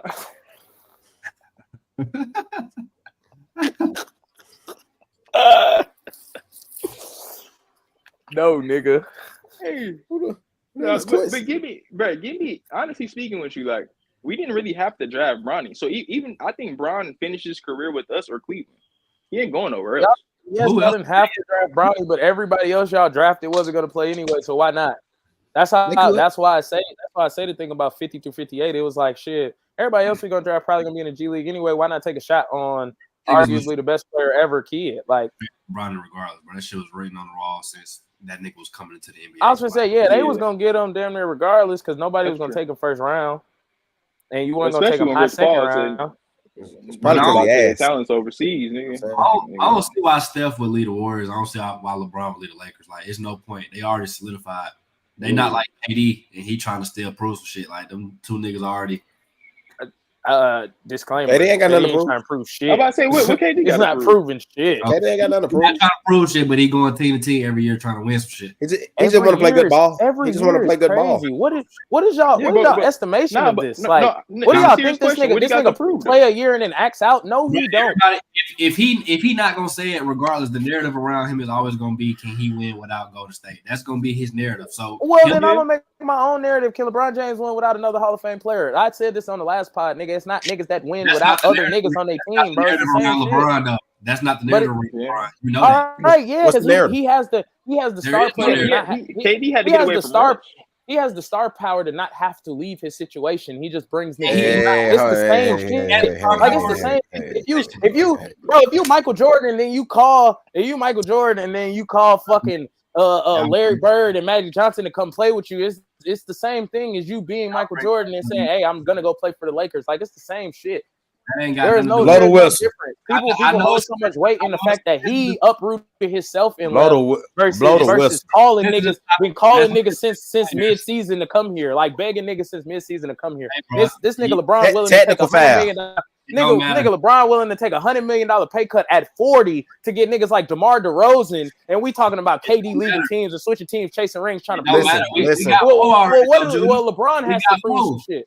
We got 4 already. We win everywhere we go. Your man still trying to. Well, we don't care. I'm just letting you know the narrative. Narratives exist around niggas. When you rank them, narratives exist in the media. Narratives don't really exist for niggas that's playing on the court, bro. Narratives exist in the media, bro. Narratives exist to give us something to talk about. We all know KD is the most in tune, sensitive nigga in the NBA, bro. Anytime somebody says, all sensitive. He just a nigga. How is he sensitive? Because he responds to comments. Nigga, he's just another nigga who can. LeBron. So what's the opposite? Is LeBron not sensitive because he cuts off his he used to cut off his Instagram and all his social medias during the playoffs, so nobody said nothing to him, so he couldn't see it. Like, what's the difference? If LeBron responded to everybody, something said to him, bro, he would be on Twitter all day, 24/7, all day. And KD don't respond to everybody that say something. Bro, KD didn't make he responds to a lot of people. Yeah, he responds because he cares about that shit. He don't feel. So what? Do that impact him on the court? Y'all talking about shit that don't even matter on the basketball court. We're talking about shit that don't matter. We talking about this nigga. We talking about this nigga tweeting, but then he go average 35. Like, I don't care about him tweeting if he's still gonna average 35. Nigga, that don't matter to me. He can score. We all know KD that nigga. I'm just saying narratives exist, whether you want to admit it or not. And I'm not saying they don't exist. I'm saying if we talking actual basketball, bro, narratives don't exist outside the media. LA.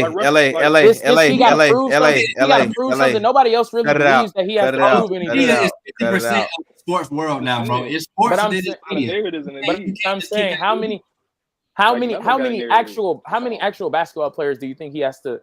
Do you thinks he has to prove anything? Like, even the basketball players that are in the media, how many of them do you think? Bro, you talking about? You telling me because Stephen A. say he got something to prove. Kevin Durant got something to prove. You talking about 3% of the whole world, bro. Basketball players and the niggas who actually talk about the sport and fans is majority. The niggas who play in the sport, them niggas is like, that's a minority at this point, bro. And also, as you know, you can't have everybody on your podcast because a lot of people don't know what the fuck they talking about. So it's the exact same thing. A lot of fans are casuals, bro, and we know that, bro. Are the same niggas who say LA did say the Raiders were going to the promised land. So that narrative exists. I just said the Falcons is about to win the Super Bowl. Bro, I'm just saying, bro. A lot of fans are casual. So if we giving the great point, Judah Shooter. Great point, Judah Shooter. I'm just saying, a lot of fans are casual, bro. Exists around Kevin Durant. You've never heard that before. Yes, I've heard it. I haven't heard it in a few years though. I ain't heard he got something to prove in a few years. You can go to YouTube right now. You can type in Kevin Durant, an article or a video is gonna pop up like that. They still talk about that shit to this day. Well, he would have won if Russ learned how to pass the ball. Listen. KD won 4 scoring titles next to Russ. Please stop speaking on my man. Thank you. Russ's ass. Whoa. I ain't say all that. We getting a little too far ahead of ourselves. Oh God, we just getting so. He just getting so active today on the ball. In this conversation, like I told you, we're getting a little too far ahead of ourselves. He be saying outlandish things. Russ is not a lot of niggas to be talking about right now, bro. We talking about KD, Steph, and Bron type niggas, not Russ. Whoa, what does that mean? What do you mean type niggas? That's a lot of niggas that we be talking about with them niggas. Russell Westbrook's top 30 all time. Yeah, to lace him up. We talking about niggas who top 12 all time. So he not on that echelon, like I said. I got KD at 13. He definitely not top 12. Relax. Who you got over? Who? Who am I top 12? Oh, you think got 12 players better than him? Yeah. It better not be Larry Legend. Please. Nigga KD will work. Bro. Respect Larry Bird, first of all. Bro, KD was like, I'm on so serious. But KD was like, I don't think so. If that's the case, Bron got something to prove. No, he don't. I don't know how you can compare them two to they don't at all. Because LeBron done won everywhere he went. KD done went to 2-3 different locations and still ain't did shit. Bron got something to prove for that number one. I was about to say Bron got something to prove. If he gonna be the greatest ever, he got something to prove. Okay, so if Bron got something to prove, how the fuck does KD not? I'm saying no. That's exactly what I gave you. If KD has something to prove, then Bron does too. Okay, that's cool. You trying to tell me KD has nothing to prove? That's cap. Every nigga absolutely has absolutely nothing to prove. He has MVP. He got championships. He got scoring championships. He got gold medals. What else the nigga got to prove? He got shit without Golden State. So if he don't think he got shit to prove, why the fuck does he keep going to team after team after team after team? He want to play a good brand of basketball. He already said that. Play good basketball. And KD is sensitive though. Bro, what are we talking about? That up. You know I love KD. So why did LeBron always recruit? And you act like LeBron ain't left teams too. Like what are we talking about? He played on 3 teams. He won every team he played with. What did KD win in Brooklyn? What did he win? And he also recruited the niggas he wanted everywhere he went. So now it don't matter. What's the difference? What's the difference between you recruiting somebody and going somewhere you want to go, bro? There's no difference. There's literally no difference, bro. There's literally no difference, bro. Bro, when you come on here, when you come on my podcast, it's me inviting you on here. When I come on yours, it's you inviting me. What's the difference if we both on the screen? What does that have to do with proving shit, Judah? What do we have to prove? You saying he got to prove? You saying he got to prove a point without Steph? And I'm saying, what does he have to prove? What does he have to prove? What is that he can win without Steph? That he can win without State? Who does he have to prove that to though? That's what I'm trying to figure out. Also, and then who does LeBron win without? Who does LeBron win without? We give him a lot more. We give him a lot of credit for carrying teams, and he didn't win it. But we give him more credit for carrying teams that didn't win than we do KD for carrying the team that didn't win. Like it's the same shit. But now hold on, Judah. What's the difference? Booby Gibson? I don't give a fuck. His name is Booby. When you go on the all time and you trying to rank niggas and you gonna be like, damn, do I want to put KD or Steph ahead of whoever one of each other? Nigga gonna say I'm gonna put Steph above KD, and a reason might be because KD won when he went to his team. He ain't win shit without Steph. So man, and then if LeBron has something to prove, and we talking about he recruits niggas, of course I'm gonna recruit niggas, bro. I want to play with good niggas. I'm not finna sit here waste my damn time. Oh my God! You say I never discredited KD for going to team as a team. I'm just saying, if you say he don't got nothing to prove, why don't he just stay with the same team then? He want to play good, to win, right? And yes, bro, everybody wants to win. Yes, I'm going to try to put myself in the best situation to win, i.e., trying to take a pay cut when I'm 40 because I want to win, nigga. That is what? Okay, but like I'm saying, my whole point to you was KD. The narrative around him is he got a point to prove to win a championship without Golden State. You talking about no, he don't. He ain't got nothing to prove. I don't think he has anything to prove. So that's my rebuttal. If he has something to prove, so does LeBron James. Okay, nigga, that's not a bad point. I'm just saying it should be the other way around. I don't think neither one of them have anything to prove, though. LeBron is a GOAT discussion, so if LeBron got something to prove, how is KD above having shit to prove then? I don't think. I'm about to say if you're talking about personal opinion is that they really don't believe. I don't believe either one of them have anything to prove. I believe their legacies is cemented. You don't have nothing to prove. Well, yeah, LeBron ain't getting no hot. LeBron ain't getting no hot at third all time. You know what I'm saying? KD wins another ring. He goes up what a notch or two. You go from if you got him at 12, you put him at 10. If you got him at 10, you put him at 8. Because the narrative around his rings is that he can't win without Golden State. I ain't gonna lie. And niggas look at championships like Jokic, he got his ring on his own. Giannis, he got his ring on his own. Niggas look at the narrative surrounding rings. Like when LeBron won his ring in Cleveland, that shit was magnitude of 2 rings because he beat Golden State and he won it back at home. Like, wait, what did you just say? Just said a magnitude of 2 rings. He just I don't look at basketball like that. Stop caping for Bron. Come on, bro. I don't look at basketball like that. You said 1 was equal to 2 because he went back to Cleveland, who now had Kyrie Irving. It's a sentimental ring. I'll give him that. You talking about had everybody played with somebody, bro. You naming teammates and shit. Right, 100%. So stop saying he went to go play with Golden State, nigga. Yes, he did. Everybody played with somebody. He went. And also, Kyrie got hurt. Kyrie got hurt. What are you talking about?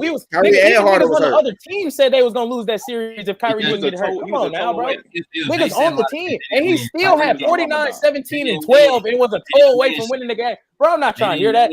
If you're gonna give LeBron James credit for carrying Booby Gibson, I'm giving Kevin Durant credit for playing with a half-leg James Harden, no Kyrie Irving. Blake Griffin, my second best player, and I got 49, 17, and 12, bro. I'm not. Blake Griffin, my second best player, bro. What round they got put out against the Bucks? The second round? Yes. Oh, he carried them to the second round and got put out. Wow. Nigga, in a game 7 where his toe, bro, come on, bro. What happened next year? I'm not trying to hear that. I'm not trying to hear that. Well, what happened? So why? So okay, and who got swept in the finals? What happened after that? And who got swept in the finals?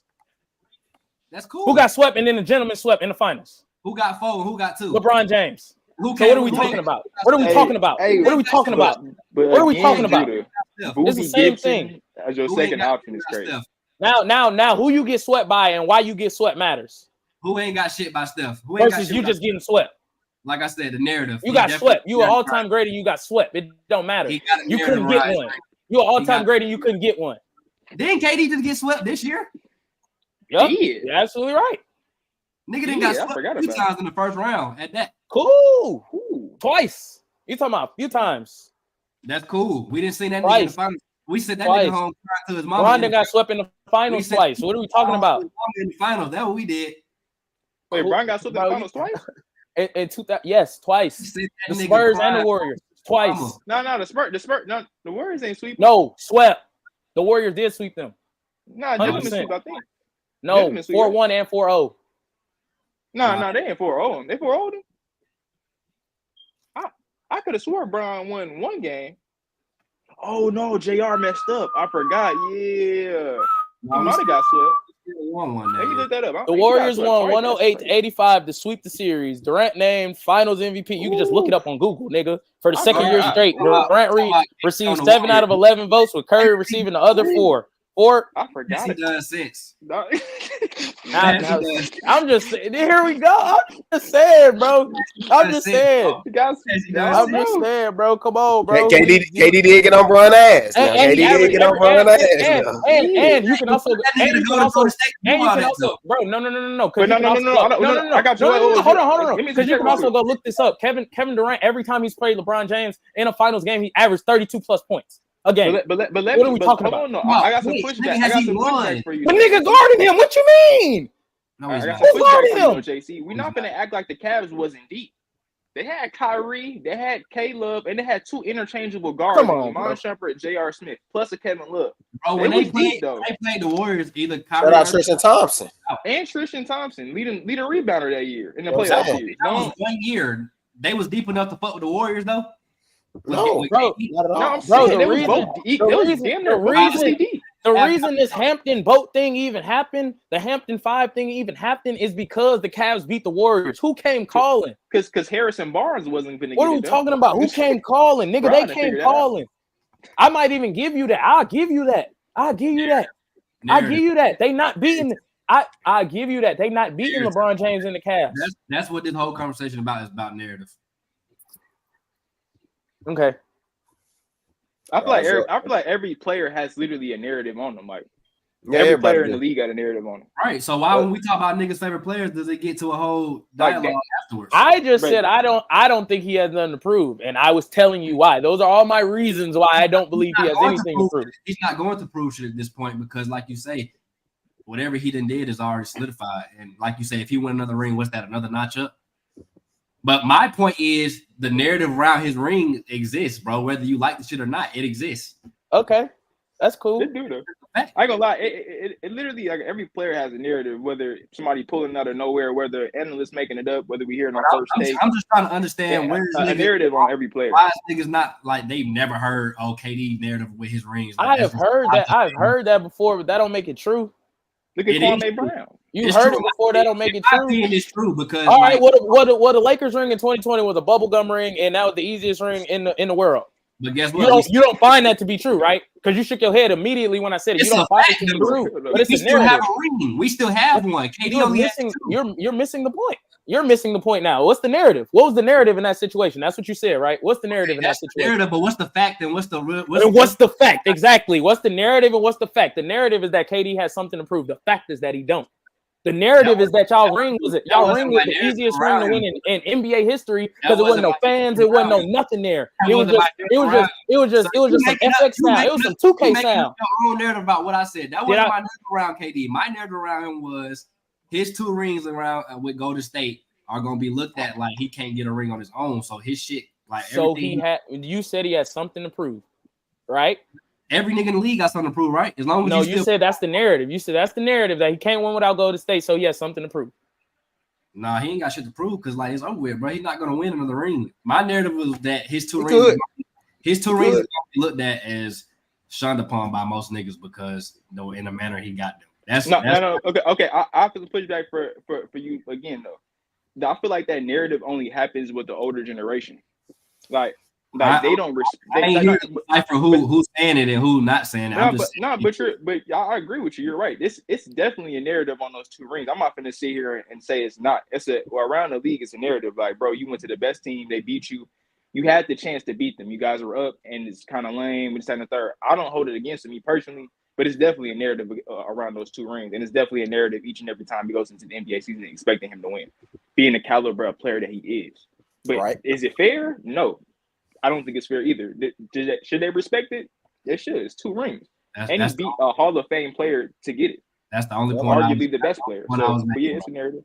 I'm the main nigga who be telling my partner, like, bro, yeah, at first what he did was lame, but at the end of the day, when you look at 20 years down the road in the history book, it's going to say, I'd rather be a lame-ass nigga with 2 rings than a nigga with no rings. Exactly. Literally. But my point is, when he left to go to Brooklyn, bro, in the back of his mind, the narrative was, he's trying to win without Golden State. When he went to Phoenix, the narrative was he's trying to win without Golden State. Now, me being bro, he's 36. Like, of course, that shit over with now. Like LeBron, that shit over with. Curry, that shit over with. Them niggas ain't winning no more rings. Hey, one of them players play for my team. You know what I'm saying? Don't disrespect us like that. You know what I'm saying? No more rings, but that's all I'm saying. I just feel like the narrative around him is always gonna be like, he get it done without Golden State. That's always going to be how I look at it. And I know his other niggas look at it like that too. That's always going to float around for sure. Well then I agree that everybody got narratives. And your boy got more than one. More than a few. Who? Mr. LeBron Ramon James. Emotion, y'all. When we talking about Kevin Durant. Because that is, bro. That's essentially why people think it's like. At least my personal opinion, right? No. My personal opinion, and like I said, it don't really relate to other people. My personal opinion on why people are so mad that Kevin Durant got them rings is because it's against LeBron James and it takes away from the legacy. It just does. I feel like a lot of the world you run into think LeBron is the best player ever, and I think a lot of the world you run into don't like what happened because it took away rings from him. But I don't think nobody because they beat that Warriors team without KD. I don't think nobody discredits LeBron for losing to the fucking Warriors with Kevin Durant though. Why do a lot of people think in a sense they do when they say he's 4-6 in the finals? But okay, look at who he played though. You played the Spurs. You lost to the Spurs twice, and you lost to Golden State twice. Only team I would say you should have beat was Dallas. Yeah, boy, JT. And then who I know you see Jason Terry was killing y'all boys. Mm-hmm. You lost Golden State twice. Three times. 3 times? You lost to You lost to KD twice. Yeah. And you lost with Della. Oh yeah, he lost to them the first time. Yeah, he lost to them the first. You time. lost to Curry, Clay, and Draymond 3 times. You lost to Tim Duncan and them twice, and you lost to the Mavs once. So I mean, I think he lost 6 NBA finals. That's a lot of losses, boy. God, man, that's what I'm saying. Narratives go again. Like there it go again. I'm just saying that's the same thing. Like you said what? We don't really have nobody else to compare to on that scale because niggas not making it to 10 finals. Well, right, and I feel like that's an opt-out. I feel it's better to make it Jerry West. Wait, I was gonna say, yeah, Jerry West. Like, is it better to make it lose? But he's not on the echelon. Bill Russell. I just want to know. Been to the finals with like 10 times. He got like 10 of them joints. Who? Bill Russell got like 10 of them joints. He got 11, don't he? Yeah. No, I'm talking about as a player, not as a coach. I mean, yeah. No, I thought he had 11 in general. As a player? Yeah, he won one as a coach. He won one as a coach. Yeah, bro. Yeah. Niggas seeing the NBA finals. And when you say that echelon, hold on real quick, Judah. When you say that echelon, what you mean by that? Bro, Jerry West is not nobody comparing Jerry West to LeBron. What the fuck? That's probably what we should start doing. You know what I'm saying? Stop comparing LeBron stop putting LeBron in conversations he don't really belong in. Like all I'm saying is in a case of like, you know what I'm saying? LeBron more solidified than Kevin Durant, in my opinion. Like, definitely. And what you just say? I missed the first part. You said LeBron has a lot of narratives. I mean, yeah, anybody can make a narrative, but as far as being solidified, LeBron is more solidified in his career than Kevin Durant. In my opinion. And that's what I was saying about the narratives is that anybody can make one, and mine are not fake narratives. That's literally been a narrative. He's 4-6 in the finals. The narrative I threw out there was niggas. Okay, the same way you talk about his finals record, the same way niggas talk about Kevin Durant's rings, bro. They're both true. which is cool. I'm just saying there's narratives to be passed around if that's the case. If it's just, and you can believe whichever ones you want to. And I'm not believing the one that he got something to prove. That's on you. Every nigga in the NBA got something to prove, bro. You ain't out there just playing to get hold and be losing and just be sorry. Like, nigga, no, everybody in the NBA wants to win. I don't think they got nothing to prove. I don't think Steph has anything left to prove in this game. What is he gonna prove in the game of basketball? What is he gonna prove? Young got something to prove to me. I'm talking about these old niggas. Shut up, Trae Young. Goddamn about Trae Young. No, I feel you though. I feel like a lot of this generation now. My fault, Jason. Go ahead. I feel like as an athlete, yeah, it is a sense of like the old niggas and the young niggas, because it's like you said, the old niggas probably don't think they don't have nothing to prove. Like LeBron, Curry, like if they get one more ring, what is it gonna do for them? Like it's just one more added on. But at the same time, they are still trying to prove that they can play at a high level to themselves or to whoever, because I think that shit fuels them when like niggas say they washed or whatever. I think that's competition. I think that's the competition. That is being a competitor as an athlete. That is 100% just that. I'm going to go out there and I'm going to compete every night and I'm going to give my best effort, whatever I got. I think that's why LeBron ain't retired yet, because his best is still pretty high. I think that's it. Like, I'm going out there to compete every night. I'm trying to win games. Yes, if I win a championships, it's cool, but it don't move nobody no more. Like, LeBron needs 2 championships to move him in his conversation. Steph, if he gets another one, that just moves him up a little bit. It might move him into people's top 10 if you ain't got him top 10. Same thing for KD. Like, it just moves you up a notch or two. If you know what I'm saying, I don't agree with that though. Like, what is he playing for if he has nothing to prove? I don't want him on my team. Ain't got nothing to prove. I'm trying to win. I don't think these niggas have nothing to prove. Bro, what are they going to prove? They all have MVPs. They all have championships. What are they proving? The reason why I say LeBron has something to prove, and that's why I agree with JC, the narratives, is because that the man who everybody shadowed that they're chasing, Michael Jeffrey Jordan, that everybody can be like, oh, Bron's the GOAT. But majority of the people saying, NBA people are saying still, his peers, the ones that came before, even the younger generation, not even saying they go for real. Like, they got many different GOATs out there. The reason why everybody's trying to chase Jordan's shadow. That's why I said he has something to prove. And like you just said, he needs 2 rings to even be in that conversation with him. Me personally, that's why I think he has something to prove. Still, that's why he's still going. But that's what I'm if saying. You don't have nothing to prove, don't come to the NBA season. Why start? We trying to win championships. You this old for what? I understand what you're saying, but at this point in their career, you got to understand, like he wants to win. They all want to win. But I don't think he's looking at a season as like, oh, I failed and we failed if he don't. I don't think it's no longer like that. That's why he'll never be. That's why he never be. I don't think it's no longer like that. At this point, I was about to say, bro, Mike stopped playing when he was. Man, Mike, we're not really comparing that. We can't compare the last championship years of Jordan to 40-year-old LeBron. That's not fair. You just say he lost 6 championships. MJ got 6 championships and never let it get to a game 7. I agree. I'm going. LeBron isn't on Michael Jordan's level. I don't pick neither one of them. Well, because you're wrong. That's not personally, I'm picking. That's fine. He's just wrong. If a nigga going to the season and they lose and post-game interview LeBron on some sorry shit, be like, I ain't got nothing to prove, it's going to be talked about across all sports media.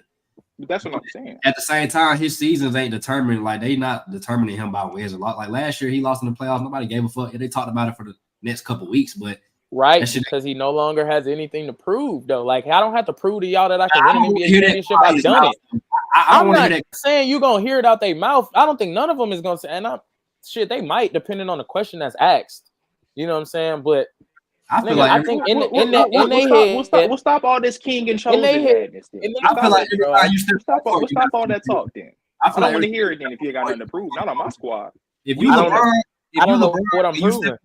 40 and you got niggas who, bro, he feel like he got something to prove. Like, tell me what I'm proving though. Y'all still ain't told me what they proving. Bro, we play for championships, purple and gold. For champions. So he's proving that he can win it. He's trying to prove that he can win a championship. He's done that 4 times.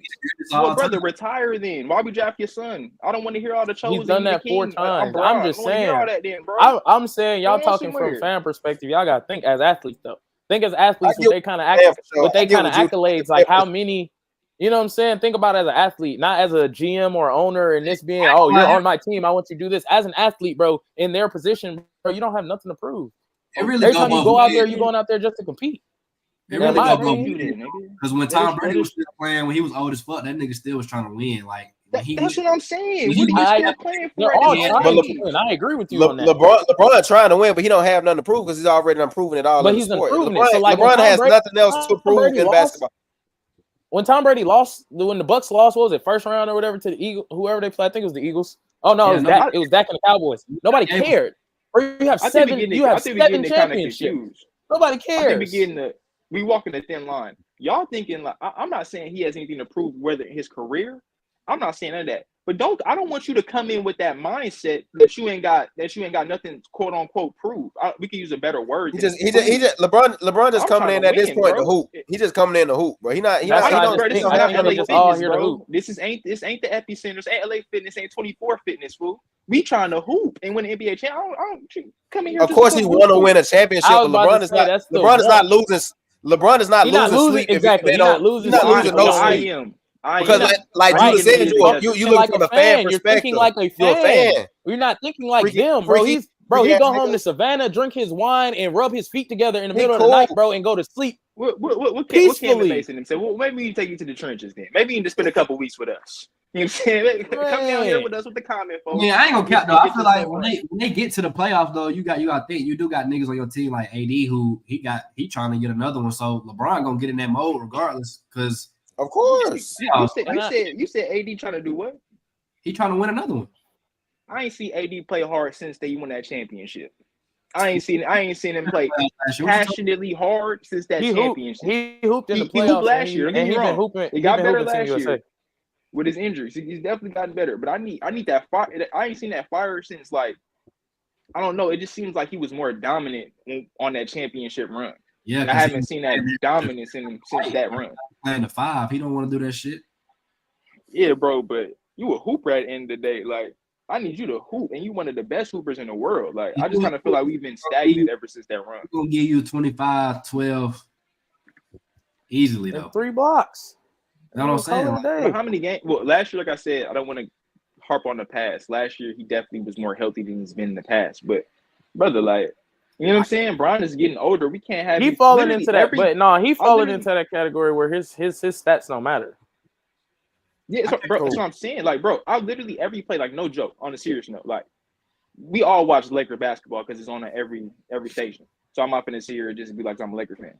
Nigga, every time he, like, goes up for a play or somebody fouls him, he's literally on the ground holding something, no matter if he hurt or not, or if he's faking it.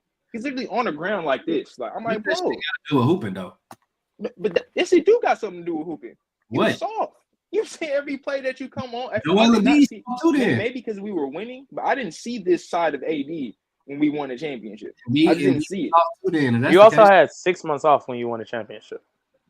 Bro, Jokic in the middle of the year. Okay, you know what? Maybe I'm looking from a fan's point, but when I see Jokic getting 20, 30, and 15 a night plus 10 assists, nigga, it make me feel some type of way. AD not that player. You're not gonna give him the ball and give him 10 assists. That's not gonna happen. JJ Redick said this year they want to try to move the offense through AD like how Denver do with Jokic. I think AD can average assists, but what the fuck? Who he gonna pass the ball to?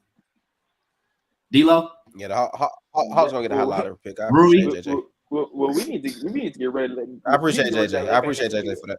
Vanderbilt. Y'all not making the playoffs. Y'all not making the playoffs if y'all run off. Who we running? Who not making the playoffs? Lakers. Y'all don't think AD can't facilitate offense if it's like hell no. Fuck no. Not crazy. Hey, you're not even good at passing out a double team. Hey, high school basketball. I ain't gonna lie. That I was gonna say that point guard shit is a little overblown now. We 30. He ain't played point guard since he was 14. He's like 16 years old. I'm saying he averaged more assists last year. You don't think with more touches in the offense he can't boost that up to 2 more assists? That's I mean, he might go 6-7 assists, but I think if you go 6-7 assists, you go from 25 points to 22. Nah, because it's a lot of touches last year that he doesn't get at all. If he's actually meant to be the focal point of the offense, he can easily average 25. plus retention. How is AD gonna be the first one on the offense with LeBron James on the court? That is what I'm sorry. What did you think Darvin Ham's scheme was last year? Then break down the scheme for me. Darvin Ham is ass, bro. He don't have no fucking. No. But who do you think was getting most of the touches? Break it down for me. I mean, in theory, LeBron and AD getting the touches, but nigga, he ain't really. They don't run no organized offense. Darvin Ham didn't run no organized offense. That's why they keep getting fucked up against Denver, because every time they get a lead, they want to start freelancing, trying to play ISO ball. That's why they kept getting fucked up. And no, it's because we couldn't. First off, we couldn't knock down 1 3-pointer, nigga. I seen D'Lo. This is what I seen. I seen D'Lo, nigga, have the night of his life, 20 to 25 points, killing. The next night, this nigga's dropping 2 points, my nigga, 3 assists. What is this? So you think that was literally that consistent? Was a good coach, though? No, hell no. Come on, nigga put his hands in his pockets, nigga, while he was down 30. Get out of here. Yeah. But ship that nigga out of here. I don't think LeBron. I don't think AD is the reason why they don't have another ring. Like, I think he be doing what he needs to do. I think that shit overstated a lot with him. Yeah. I don't think Bron is the reason why they don't got another one. But like you say, you got a point guard who can give you 30 one night if he get hot, and then he come back and give you 0. You can't have shit like that in the playoffs. And he don't play defense. Austin Reeves ain't really gonna give you no defense. Rui, and then nigga, we got fucking Torian Prince, nigga. He was the only nigga hooping. He was hooping. That's insane. Like y'all be he got dreadlocks on the basketball court. Y'all take like me saying he's completely ass. I just don't want him on my team. I want him to be gone. What I'm saying is that was, but he got to be playing like 12, 10 minutes a game. He's not supposed to be. We got the nigga playing starter minutes. Like, it ain't really about who you got. It's about how you utilize them. Like the Lakers trying to put niggas. Do you not put somebody who's a bright spot on it? So you already got him, right? He on your team, and he's been a bright spot for your team. Do you not give him more minutes if he's been a bright spot? No. Torian Prince? No. Because Torian Prince on a championship contender team is not playing as much minutes as he played for us last year. I've seen him shoot outrageous shots. Some niggas you don't get overly confidence to, and that he falls into that category. Y'all still got Spencer Dinwiddie? No, that's another. Oh yeah. He's a man. You don't know how I feel about him. Oh, thank God. Please don't let me get started on him. Gabe Vincent. I think he was used inappropriately. I think Spencer was used inappropriately because I don't think no appropriate way to use him. I don't think he's washed or nothing at all. Like I think he's back in Dallas. I think y'all finna see because they've used him before, so I think y'all finna see exactly like what y'all have gotten out of it.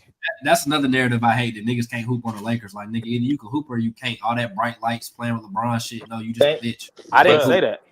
I said he wasn't utilized correctly. It's just the fact that you brought it up, because I know I be going back and forth with a nigga on Twitter. They talking about we ruined Westbrook. I'm like, it wasn't a good fit. No, but we didn't make the nigga shoot off the top of the backboard and turn the ball over like a goofy. Like, whoa. No, I agree. Let's speak on it. Let's relax. Let's just chill. You don't go play for a franchise and then you get jitters if you really like that for real. No, you just not meant to be in this LA shit. So go play for the Hawks. Go play for the Hawks. Whoa. Why are we bringing up the Hawks and Russell Westbrook? Let's keep my loved ones out of this. I'm talking even that nigga Malik Beasley, when we got him, he couldn't shoot for shit. There you go. Speak on him. He go to the Bucks now. He can shoot like a motherfucker. Russell Westbrook lost his athleticism. Why are you still speaking about Russ? He didn't. As soon as he got to us, he acted like he couldn't. He was like Joel Embiid for USA. He acted like he couldn't do nothing. No MVP or nothing. Look terrible. It's a bad fit, bro. I digress. Terrible fit. That was an awful fit. Okay, but why he had such a problem coming off the bench, but then when you go to the Clippers, they do the same shit to you? Well, I mean, it doesn't happen now. Similar to like Melo being in OKC and then going to Who was the starting point guard for the Lakers when Russ was there? I said similar to Melo being in OKC and then going to Portland. Once you're already coming off the bench, it's no longer a new thing to you. So you're more open to the idea because you've done it already. That's what I'm saying. I wasn't comparing seasons or nothing. I'm just saying. Huh? He wanted to start when he went to Clippers. Then they got he said he wanted to start. Of course, he don't want to come off the bench, but like if you like, all right, we're gonna start him and put you back on the bench. It's like, shit. I probably still don't like it, but I've been here before, so I'm more accepting of. What he finna do with Denver? He finna win a championship. Yes, he's finna come off the bench. 100%, he's finna come off the bench, and I think that's a good move for them. I think they address one spot, but then address another. But I think they address like depth and bench scoring and shit like that because they numbers when Jokic is not on the floor is awful. But I do think they still missing like shooters. They ain't got no shooters. Why y'all still looking? Why the fuck y'all still looking at Westbrook as a plus to any niggas roster at this point? He's a former MVP, bro. I was gonna say, why are you talking about him like that? Because he had 2 subpar years in LA or a year and a half, however it was. That's another narrative saying, bro. If you really look at his shit, he been playing down and down and down. Like even when he was with the Rockets in the bubble, we was sacking him. Yeah, he had COVID. He had caught COVID. You know what I'm saying? Before he caught COVID, he was 27, 8 and 6. And he averaged. When he caught COVID, is that my nigga of his abilities? He never recovered. Houston had to get rid of their center position completely for this because it worked. It worked. I ain't gonna lie, it was working for a minute. It was working for a minute. Because he caught COVID, it fucked his body up. He ain't catch COVID. You see what Brian dunked on him in the bubble? Right, that's what he caught. Nuts to the face. LeBron is 6'8".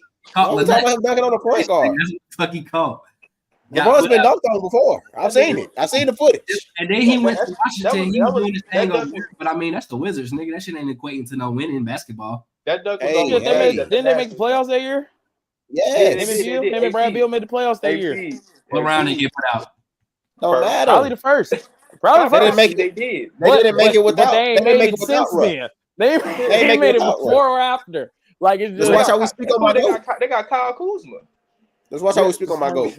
I ain't gonna count like the clip. He was doing good before they got Harden. When they got Harden, that fucked him up. Fucked him up. That's what I'm saying. I just feel like I'm not saying Russ is prime MVP Russ no more. But he's definitely not trash, and he's still serviceable basketball player to me. I ain't gonna say he trash. 100%. I don't see him as Denver is going to the finals this year. You know what I'm saying? I don't know about that, but if you give, I just know it's like it's damn near proven my on game. paper. Denver. You give Russ the basketball with a whole bunch of niggas that don't want the basketball.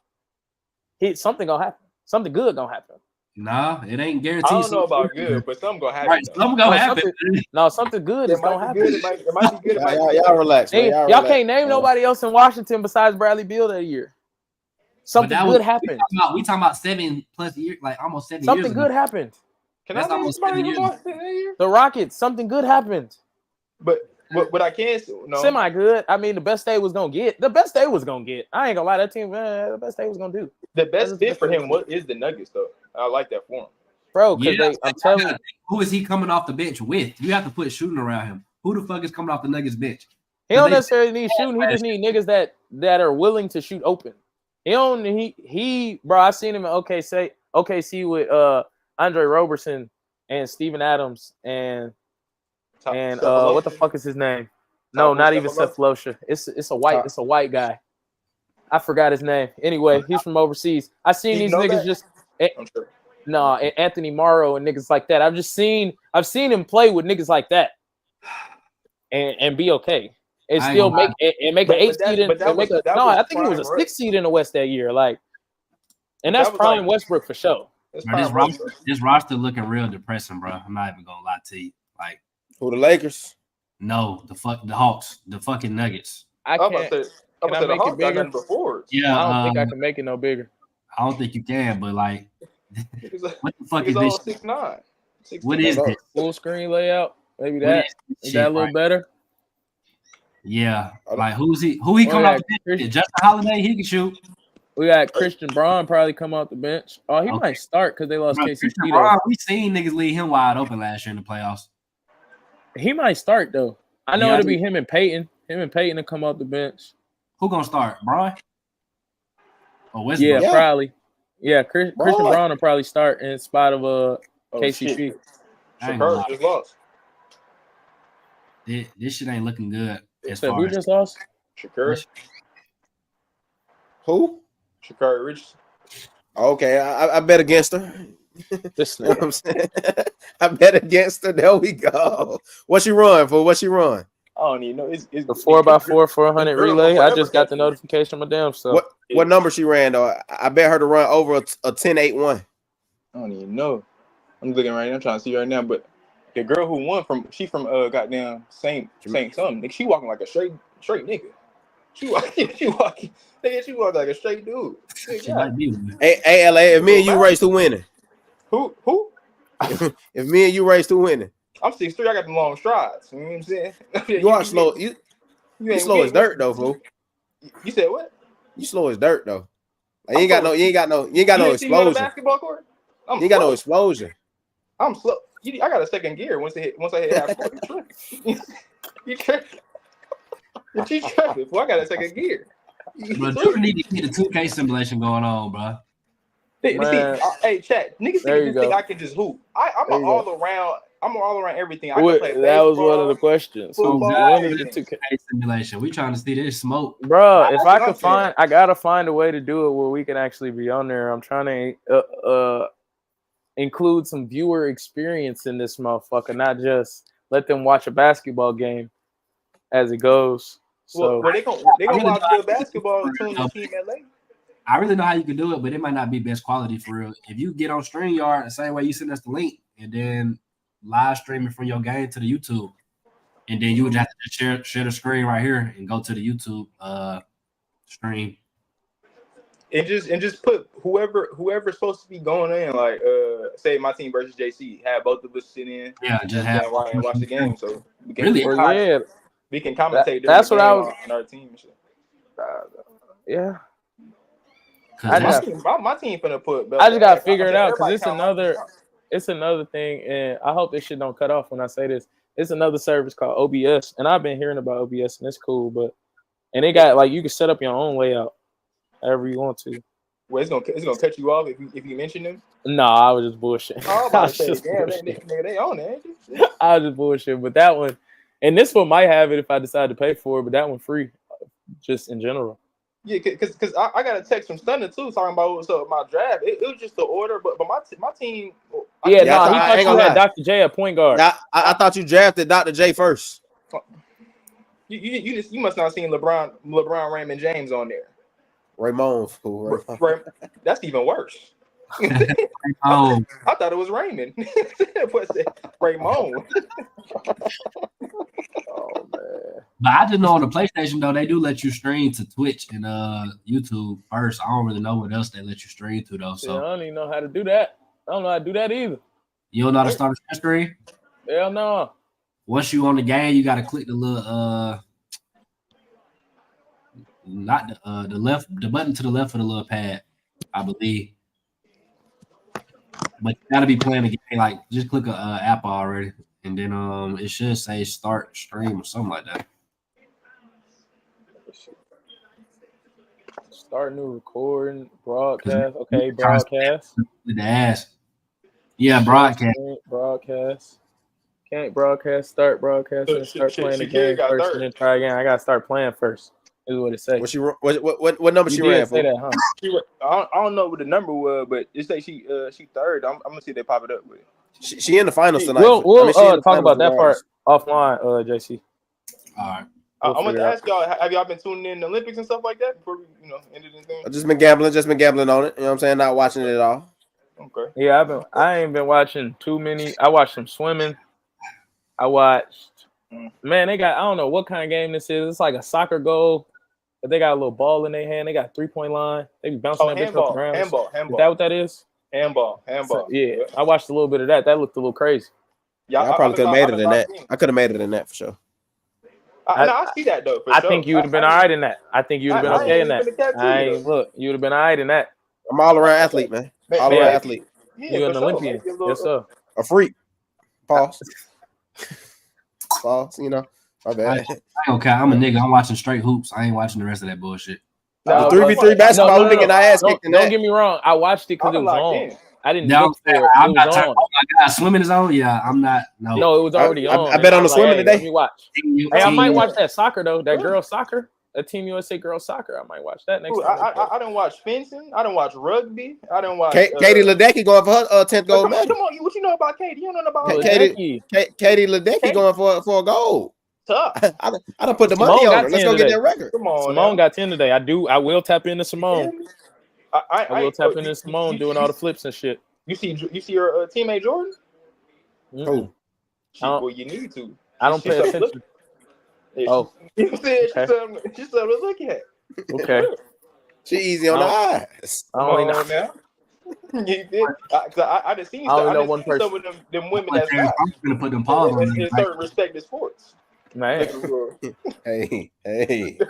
Look at Hey. All right. I don't know if y'all want to finish these out, man. We got I'm tired of saying Diana amount of Taurasi. questions. Terrence Crawford gonna put them paws on the nigga tonight. I'm tired of saying Diana Taurasi. You know what I'm saying? I've seen enough. Oh my god. Well, I'm gonna skip around these a little bit. We answered this already. No, he will not. No, we answered that. Yes, niggas. All right, he will. Y'all Thank stupid. you, JC. It's okay. How the hell that's gonna happen? Not as currently constructed. He won't. Shit, if we had Devin Booker and Bradley Beal, we would be better off than what that other nigga is. But we ain't gonna talk about that. No, you wouldn't. Because you have nothing else on the team. No, you wouldn't. Because Brown be playing point guard. No, you wouldn't. Bradley Beal put on the worst display of basketball I've ever seen in my life last year. No, you will not. No, you will not. And you take Anthony Davis off that team, it'll be Bron and it'll be Book, just like it is KD and Book right now. They didn't have no bench. They didn't have no help. They didn't have nothing. They had vet minimums. I blame the owner for that, but they didn't have nothing but vet minimums on their team. The rest of the players, bro. No, y'all are not winning those games. Y'all are not doing anything better than them. It's because y'all fourth best player was Eric Gordon. KD ain't never gotten Crazy E. Chill out. Ain't nobody Crazy E. What you say? Excuse you? We got no help. It's always somebody else. Oh, Harden and Kyrie were hurt. KG called Eric Gordon trash. Hold on. Did we not just mention Boobie Gibson? Have we not been mentioning Boobie Gibson all day? Hey, what? Niggas had Anderson Virgil and Nostalski. Like, have we not mentioned them niggas all day? Come on, bro. He took that to the finals though. Bro, that's a hard. I always give Brown props for that fool. That was a terrible roster. In the East when it was bad. And then we took JR and who else? Fucking no, don't do that. Don't do that. JR and Iman Sharp. I was about to say JR's not on the same level. No, I'm talking about way better. I'm talking about 2018 when after Kyrie left, we just that's came. What I'm saying. That's what I'm saying. They ain't no scrub. So. That team was ass, bro. Bro, you had the best player in the world. No, I ain't gonna lie. That was one of his weaker teams, but it wasn't. Rodney Hood wasn't doing. Jordan Clarkson, them boys wasn't doing nothing. Hey, okay. So you remember Rodney Hood? Well, that's y'all fault because y'all want to get fucking. I think that's the year y'all went and got D Wade at the beginning of the year. Derrick Rose and Derrick Rose, and that's on y'all for trying to be the Avengers. All y'all went to West. All y'all went to Westlake, diapers. Yeah. I mean, Kyrie left though. Yeah. Y'all know Cam, Justin. You know what I'm saying? Y'all know. Don't him and Rodney Hood look alike. They do look alike. Hey, yeah, he do like Rodney Hood. Hey, clip this for me and send it to me, Judas. Clip this for me and send it to me, please. Hey, he do like Rodney Hood. You know what I'm saying? Nigga be thinking I be lying. And y'all tripping. Rodney Hood was a buck. Y'all tweaking. No, he was hoop or an Achilles or whatever. Before he got hurt, Rodney used to get a job done in Utah. And the Blazers. He was hooping. Yeah, he was hooping, bro. I just hate for my favorite player to just keep going all over the place and not doing shit. But next question. He's talking about next question. Next question. KD moving right along. Man. Y'all be acting like that boy just solidified, like he just etched in stone. He is. Who? He is, but at the same time, bro, it's like it's just always gonna be a little. Bro, KD changed the game, bro. KD is him. Third greatest small forward of all time. Bro, now KD changed the game for sure. He tripping. He solidified. Will LeBron ever get higher than third all time? Is the question. Who you got in front of him?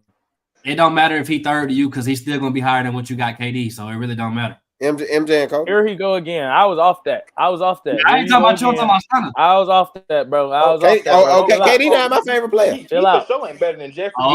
You got people knocking on my door, checking on me because of how heated it got in here. Hey, relax. Let's tone that back down. Them KD fans, they take after them. They sensitive. They sensitive like. Hey, and them Bron fans try to control narratives just like them. I'm all right. Bron fans try to control narratives just like him. I'm all right. And we got 4. Hey, ooh. We got 5 around here. The man behind him got 5. We scored most points all time. That's my favorite player. That's my favorite player of all time. Who, Kobe? Yeah. 5 of them joints. Oh, so we don't need. I don't know why you going to bat for this fuck ass nigga KD. What? Relax. Like KD, bro. It's them 2 rings. Again. It's them 2 for Here me, you bro. go again. All right.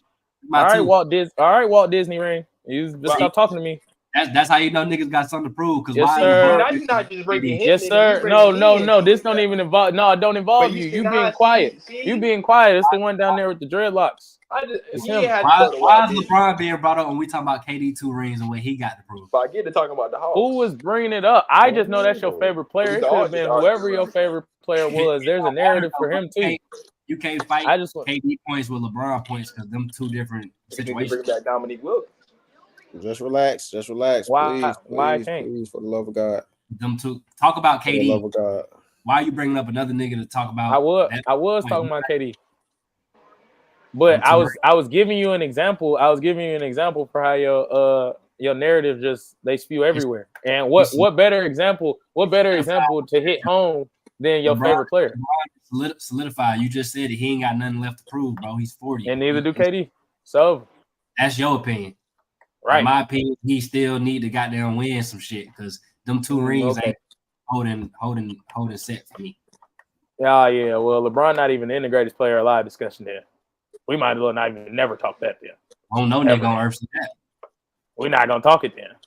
If that's how you feel, then we're not gonna talk it. Well, I'm gonna say it. If that's how you feel, then we're not gonna talk it because we not.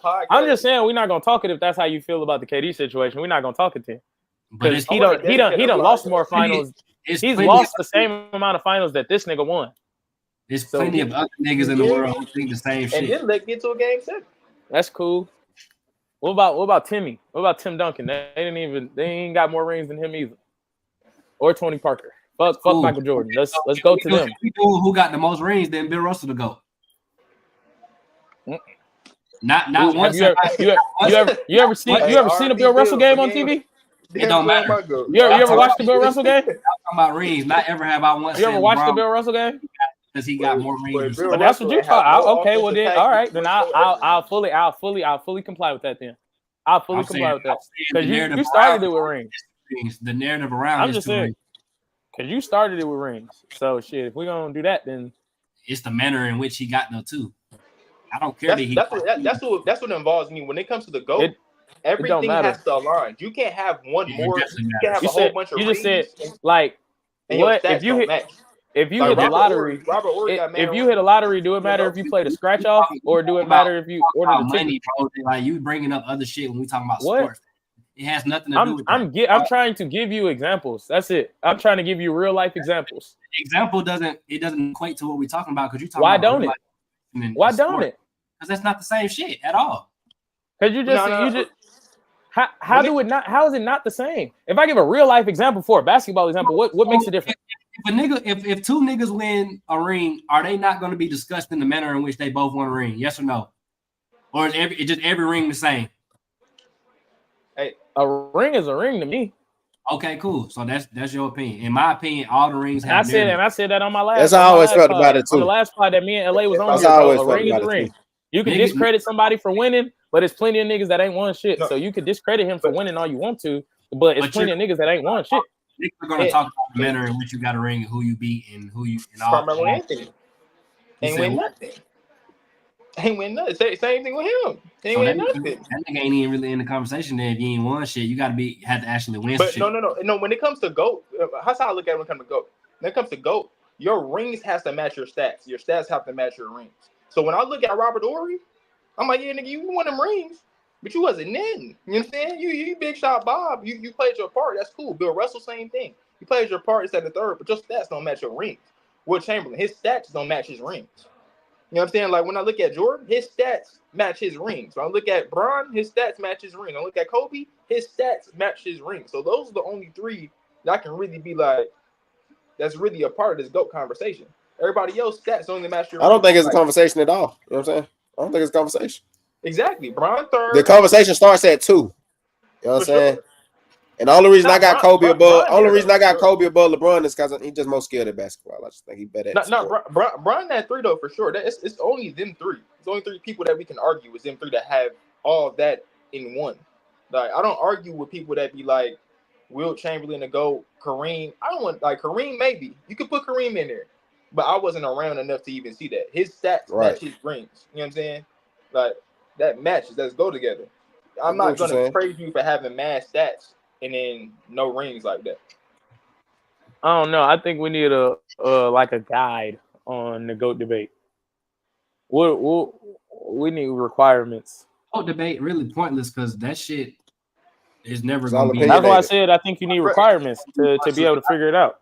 I feel like a nigga, like if I have a son and that nigga grow up, he get to 18, he talking about Michael Jordan to go. I'm gonna slap the fuck out of that nigga. That's what I'm saying. Like I'm gonna put this out there too. Kanye Anthony, you need your ass whooped. You know what I'm saying? That's number one. He put Paul George as his GOAT.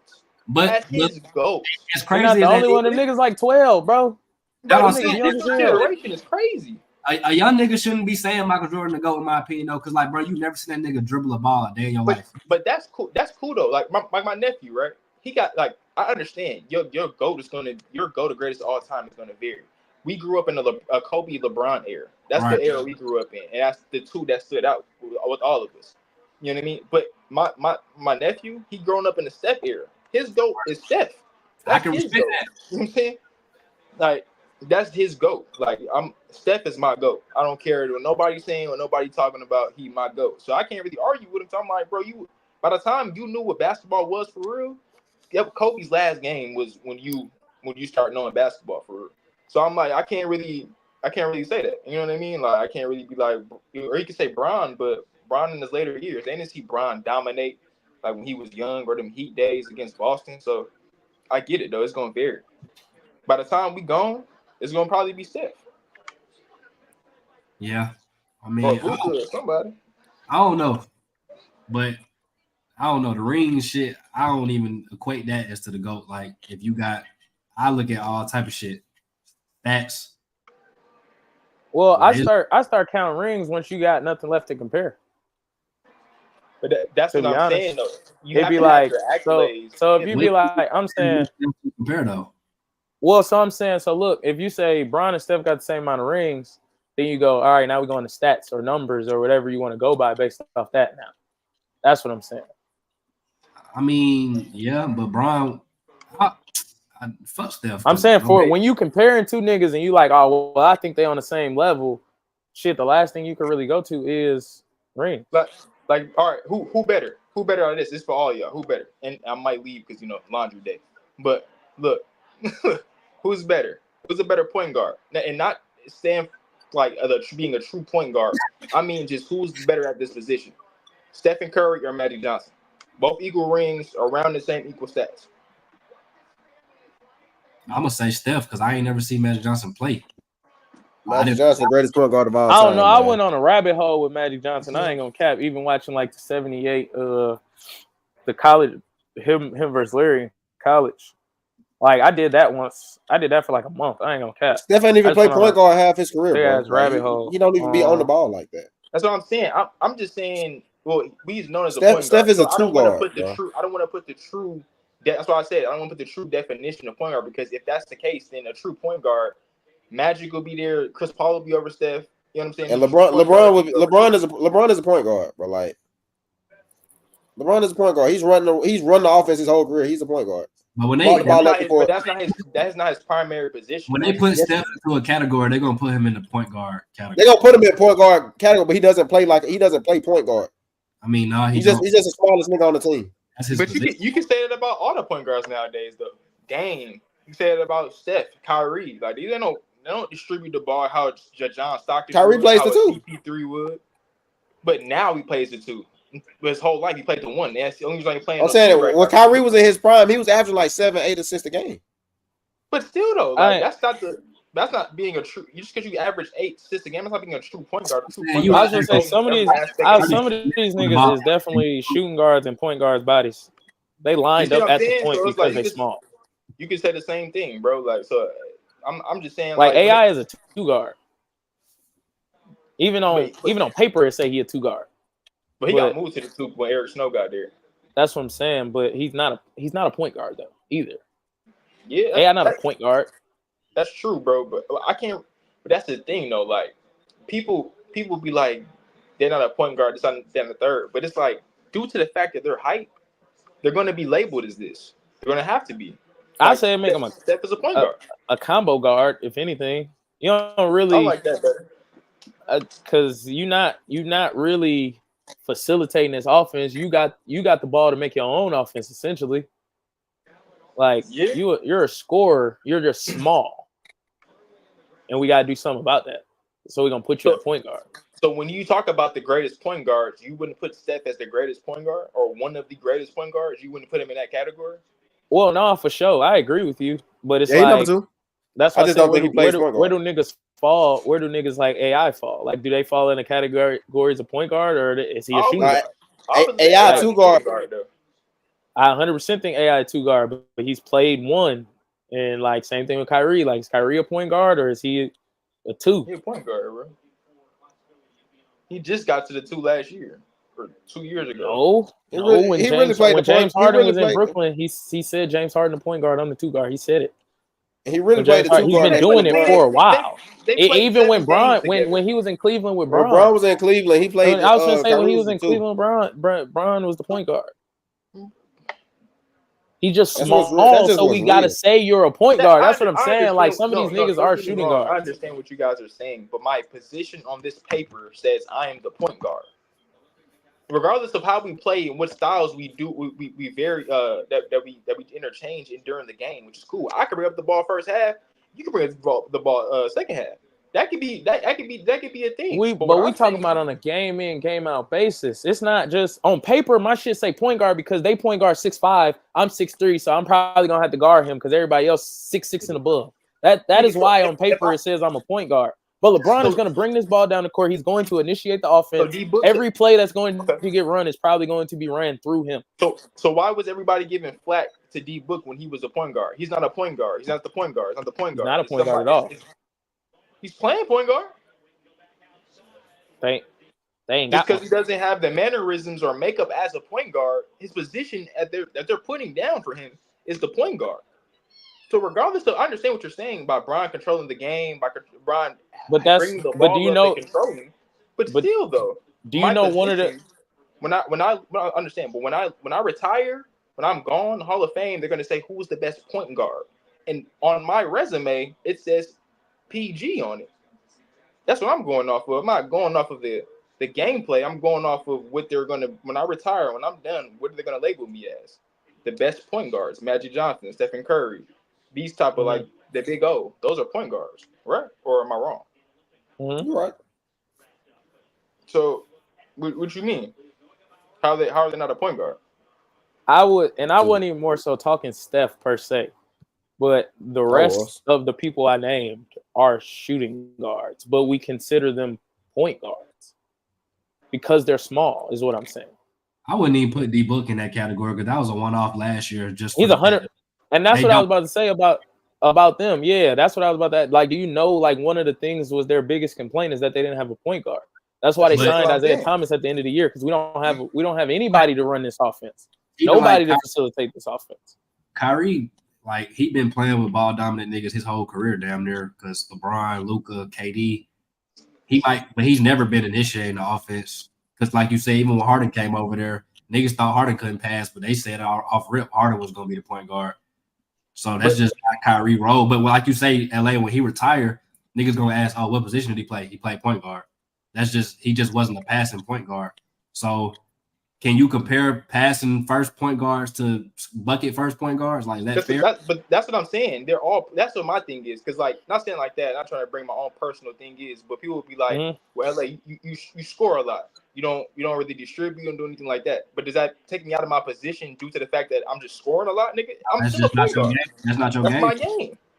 No, I agree with what y'all saying, but certain of these niggas, I don't know. No, certain of these niggas, I don't know if you putting them down as point guard. Like when Kyrie retires, I'm not sure if we're gonna just put him down as a point guard. They might give him the AI treatment because they might give him the AI treatment, nigga. You're a 2 guard. You play point guard for 2 years. for 2 years, and then everybody else that was on your team played point guard besides you. Yeah, but every time he been a starter, he didn't one, list that point guard though. When he was with the Cavs, he was listed at PG because they had JR or Iman at the 2. When he was with Brooklyn, he was listed at the 1 because he had Harden at the 2, but Harden was running the 1. But that's what I'm saying. You just kind of know who ran the point. I'm saying on paper, it's usually lined up on paper based off matchups, based off size. But we're not. That's usually how they match it up on paper. I'm strictly talking about when they're gone. So like that's all for all of us, right? It's for all of us. So when they're gone, right? When they're gone, and we have these debates, and we sitting back and we're analyzing these people's career and we're breaking it down, right? I'm not gonna just stop the conversation and be like, nah, Kyrie's a combo guard. Oh, nah, Steph's a combo guard. Right, I'm gonna be like, no, these are the point guards. Yeah. These are the shooting guards, what they came in as, what their height is, and what the NBA has them labeled as. Now, I understand all these players are interchangeable. Nowadays, it's not the 90s anymore. Not a person's not strictly playing one position. Mostly everybody's interchangeable. We get that. In any position, you don't even have to be a point guard, but what you labeled as is what you're labeled as, though, when you retire. I'm not even talking about the interchangeableness, or if that's a word. I'm not even talking about that. I'm more so talking about what's your primary position. Like, what do you play the most? I'm not talking about what you're because if you're 5'6", but you're a scorer, if I got a 6'8" point guard, I can let you be a shooting guard on offense. You can 100% be a shooting guard because I got more size around you. I don't really got to worry about you being a deficiency. But I ain't gonna cap. You got a 5'6" nigga though. You off rip gonna label him as the point guard. You gonna say he's the point guard. That's what I'm saying. But if that 5'6" nigga playing with another ball dominant nigga and he's like, oh well, shit, you a better facilitator than me. We run the offense better through you. You were running the point. But that's why I said your primary position. Like when you on the court, primarily you play the 2. Okay, so you play the 1 when that guy's not in the game. Okay, so when KD came in the game, right? KD came in the game. You never seen anything like him, right? He was you could either be they don't know where to put him. Put it at the 3, the 4, or the 2. We don't know where to. You play like a 2, you play like a 3. He play like a 4 though. You're not big enough to play the 5. That's a nigga who's interchangeable. But when I come in though, to meet at the middle, you're a 3. Even though my height is a power forward, I'm putting you as a 3 because of your size, how skinny you are, this, that, and the third. So from now on, your primary position is small forward, then power forward. So when you look at a card, it says SF, PF. PF, right? Your primary position. That's what I'm saying. I get it. So you're PF. But once you're done and you retire, and they have you down as the small forward, when you're being the small forward, when we're having arguments, who's the best small forward, who's the best power forward? We're not going to be like, all right, boom. I'm like Shaq was the best power forward. Why? He was a center. Cool, right? We get that. KG's not the best center. Why? He plays center and power forward. But his primary position was being a power forward. I'm a power forward. Right. So I don't get your example because Kevin Durant's primary position was small forward. He didn't start playing 4 until the league wanted to do stretch bigs and shit. So he's a primary small forward, and that's what I'm saying about these other guys. Kyrie, AI, these niggas are primary shooting guards for most of their career. No, bro, look at the teams that they've been on. They are shooting guards. Card right now. Nah, I guarantee for Kyrie, every starting lineup he been in, he most likely been the 1. That's why I'm confused. I get what y'all are saying on paper. I'm saying when we watch these basketball games, what is their primary position? I get what you're saying, but like they're saying though, when they retire and they make these cards, they make the memorabilia, and we start debating them, they're going to talk about the position they were listed at, not their play style, because everybody didn't see that shit. Exactly. So. I get what you're saying, but niggas like him, it might just say guard. No, when we have an extensive conversation like us, we're basketball heads, so we this is what we do. We like this stuff, so we're gonna break every little detail down to a science. But when we're having a debate with everybody, the uncommon person that doesn't, just a casual basketball fan, they know Kyrie as a point guard, not a combo guard. He probably don't even know what a combo guard is. Really, niggas gonna be like Kyrie was the nigga who's gonna get a bucket. You know what I'm saying? But he's still a point guard, though. Yeah, so if you go on ESPN right now, they got listed at point guard. I get y'all. But I get what y'all saying. That's why I'm saying I don't know. Like point guard slick tricky because if you debate some niggas who the best point guard, they gonna go off of who passed the ball, and they might look at a nigga like Kyrie and Steph, be like, these niggas only have just 6 assists, but they don't know. That's why I can't argue with my cousin, bro. I'll be like, bro, who the best point guard? Rondo. What are you talking about? Like, hey, bro, what are you talking about, bro? See, like that's traditional point guards, but like nowadays, you don't really want no traditional point guard as your starter. Like you need a nigga who can get you 20 plus. Yeah, that's what I'm saying, bro. Like, regardless of how your play style is, I believe your position is your position. You're interchangeable, obviously, but when you retire, and I want to argue what you were, I'm gonna be like KD was a small forward. I'm gonna put him in the same category as Bron, Scottie Pippen, same thing like that. Same thing when I do AI.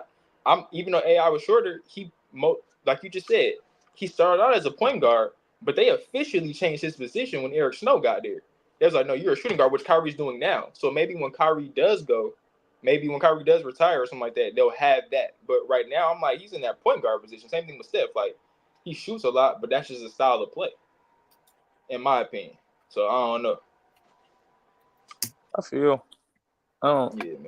I get where y'all coming from. For sure. They got Luka and Kyrie both listed as point guard on ESPN. These niggas don't even know.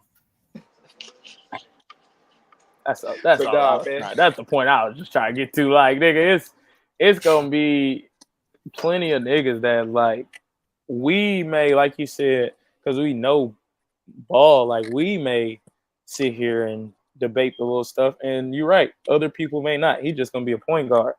But then if you don't even gotta know ball, but just watching ball on a longevity, you know what I'm saying, on a longevity scale. Like if you've been watching Kyrie Irving since he's been in the league. That's true. Like, say he your favorite player. You don't really know the details of ball, but he your favorite player, and you've been watching him all the time. You're like, damn, this nigga a shooting guard. But you got to think, Kyrie came in with Deion Waiters. That nigga was a point guard immediately. Deion was at the 2. Mm-hmm. That was what he came in as. Somebody who wants to shoot the ball more than me. You're right. Somebody who wants to shoot the ball more than me. Hey, you're absolutely right. You know what's funny, too? Next time we on this podcast, I got another question for y'all, bro. I want y'all to think about it. Who is the biggest ball hog in NBA history? That's what I want to know. In y'all opinion, who is the biggest ball hog? That's a good one. It might be Zach LaVine. You think so? It might be, from what I know. From the stories from the traumatic stories I've heard. This nigga don't pass the ball to nobody. You know I love Cole, bro. I don't know. It might be him too.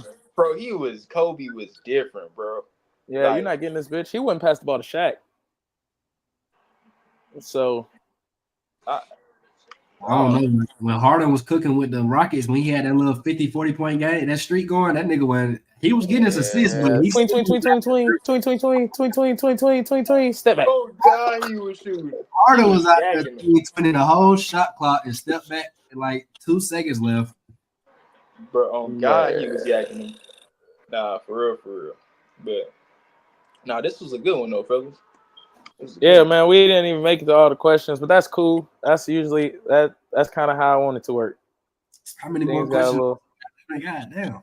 Shit, no, I ain't gonna lie. People start flooding it. Shout out to everybody that was flooding. You saved them, though, right? So maybe we get to them like next time. We got 1, 2, 3, 4, 5. We kind of already answered that.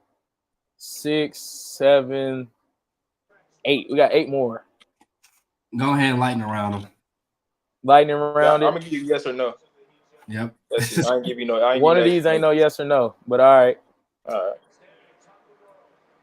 Y'all fucking with Bam Monte now? I ain't gonna lie. Y'all know he go from Bam. That's not his name. His real name's like Idris. They call him Bam Monte once he shoot threes. That's what D Wade said on the Adebayo. Bam Adebayo. That's what I'm saying. I thought I heard D Wade say that, bro. I'm getting tired of D Wade, bro. Bam Monte. I ain't gonna count no team. Hey, this shit has made me like Bam game more though. To be honest with you, though, I like his. And to Miami in a few years, man. Yeah, I like Bam. I think he's been like a big spark, which was kind of interesting. D Wade said that Spo had texted him and was like, it was like Bam reminds me of you off the bench, being that spark, being the kind of you don't know where your position is going to be each and every night. You just got to plug in where you got to plug in at. And I think that's been a great comparison, though, man. I think Bam has been like the undercover MVP for this team so far, though, man. Definitely been giving him a spark off the bench. I know who this came from, so no, fuck Bam. I was just playing. No, Bam cool. He just Draymond Green with a jump shot, but it's all right. Anyway, will LeBron be as dominant in the 90s? I hate this question like this. Is a cheetah fast no matter what era you put it in? The reason why I'm going to say no, and I'm going to say I think so. No. I don't think he's dominant, but no. I don't think he's going to be. I don't think dominant. Well, dominant. I don't know about as dominant, but dominant, yeah. The reason why I don't know is just do his teams compete with Mike teams? Yeah. Do they win all the time? I don't know. That's getting too deep. Individual based, or y'all talking about accomplishment like ring wise? I don't know about ring wise, but I say yes to both questions. Yeah. Individually, I feel like he still would be. That's what I feel. I feel individually, like, yeah. I think I say yes to both questions. Yeah. Individually, you put him in there. Only difference is shit. I think he would just adjust, bro. He do a lot of the animated shit now because that's how the game is played. Well, the foul baiting and shit like that. He do that now because that's how the game is played. You insert him in the 90s where they wasn't doing that, and his big ass just come down there trucking. Yeah, no, he'd be all right. He'd be fine. Yeah, Brian had he got a 40. Yeah. He got a 40 inch vertical. He's 6'9", he's 240 pounds. He's like Cam Newton that can play basketball. Yeah, Miami Heat brought in that first stint, Cavs, Brian. It dunking on anybody through the lane. Once he froze that first elbow, like he got knocked down, he not coming in there soft no more. You gonna get dunked. No, yeah, y'all finna feel me. I'll say yes to both. Will any quarterback pass Tom Brady in rings? How many Brady got? I'm gonna say no. 7. Michigan Wolverine. Michigan Wolverine. And yes, you said will somebody do it or can somebody do it? I don't think so. Will. I don't think anybody will either. The closest person it's literally on the schedule that because you literally have to start. Yeah, you would have to start damn near when you're like 22, 23. Yeah, Pat got 3. Yeah, Pat got 3 going for 4, and then he got to do that shit. If he win this year and they 3P, he got to do that shit 3 more times. And think about it. And Brady played till he was 40 and some change. And he won his rings early, and then it was a stint of time like it was a nice little gap. Yeah, where he didn't win nothing. You know what I'm saying? So it's who knows. I don't think Pat need to win more than him though to be. I ain't even going. GOAT. One of the GOATs or the GOAT. Because for me, in the GOAT discussion, bro, the rings ain't the see all be all. Like if you look at them two niggas, Pat is superiorly like skill wise to him. Like if you make a quarterback in the factory, you're going to make him like Pat Mahomes before you make him like Brady. But that's the thing, though. And football is different. Like, I don't need to do that. I just need to execute this plan to the T. You know what I'm saying? I don't have to scramble out or nothing like that. I just have to execute this to the T. But that's why I think Pat has so much success in the league, though, because he can sit back there and play the execution game, and he can play off schedule. Where like Josh Allen, he can't really sit back there and play on schedule yet, but he can do the backyard shit just fine. Mm-hmm. But I don't think nobody will pass Brady. Not while we here to see it. I think eventually. Yeah, I think that's tough road. Somebody will, but not while we here. Exactly, man. I think eventually it happen because, like I said, the sports in general is going to keep progressing. They're probably going to look at Kobe and MJ like these niggas is ass. You know what I'm saying? So it's on track though for sure. If he get one this year, he on track. So definitely on track. But that's rough. Right now, he got to do that shit 3 more times. That's what I'm saying though. But right now it's hard to defend like the Raiders and stuff like that. You know they in my division, nigga. I feel like Pat is like a fucking black cloud over my head, nigga. Like every time I look up, bro, I'm seeing y'all boys just pulled the Kermit Frog out, so you know you already getting 40 dropped on y'all for a game. Yeah, no, he finna be on y'all ass. Antonio Pierce got y'all head hype. This is not 2007, Mr. Pierce. You don't play for the Giants. We're doing the fire rapid question. Yes, my bad. Let's move on. Would Michael Jordan be Michael Jordan in today's game? Yes. Yeah. Similar question to the LeBron thing. He'll be a better version of himself. He probably averaged like 40. Is Michael Jackson no matter when? Like, Yeah, bro. We answered this. Team USA. Yeah, we already answered that. They're gonna win. That's thoughts. Yeah.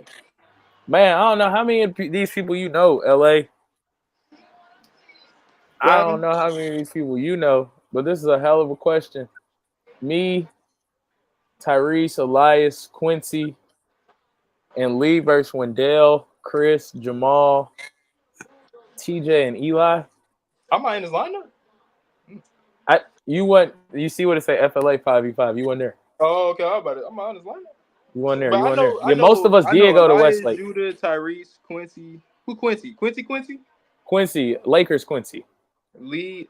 I know Lee. I know Wendell. I know Jamal. My cousin Jamal, right? Yeah. TJ, obviously. The only person I don't know is Eli. Who is Eli? Eli, it's one of our homies. He like 6'6". He go to Texas A&M. He hooped at Texas A&M. That Jamal, TJ, ooh. Yeah, I'm taking them. Cause like, all right, so to me, me and TJ cancel out. And I say Tyrese and Chris cancel out. Mm-hmm. And then you got who else on here? Quincy and Jamal cancel out. Jamal could I'm not saying he's better than them, but I say he can compete with Elias though. He can compete with Elias, so that they can. I don't think so. I don't know what Jamal been on lately, so I won't say that no more. I can't say that no more. I know what Elias been on lately. Like, we just gonna go off because the only person that niggas doing this. I'm going on shit based on what I know now. Shit, I ain't gonna cap. But I think Wendell and them team win though, cause size. Once we get there, it's size. Our tallest person 6'6". Wendell 6'10". Elias 6'6". I don't know who Eli is. I don't know how tall he is, but he's 6'6". Yeah, I'm just going. Like I said, Chris and Tyrese cancel out. Tyrese Me and TJ cancel out. Yeah, they're kind of damn near cancel each other out. And you and TJ kind of play the same too. So yeah, but we play nothing alike. I just know how it's gonna work. Elias gonna because Jamal got more to play off of with Chris and Wendell. Jamal probably going. I mean, not Jamal, but Elias gonna have to. He gonna have to work. He gonna have to work. You got to work, Jamal. You got you to bring the ball up. And Tyrese, no, Leah bring the ball up. I'm not bringing the ball up, or Tyrese will bring the ball up. And then you got Quincy. Quincy was giving niggas 50.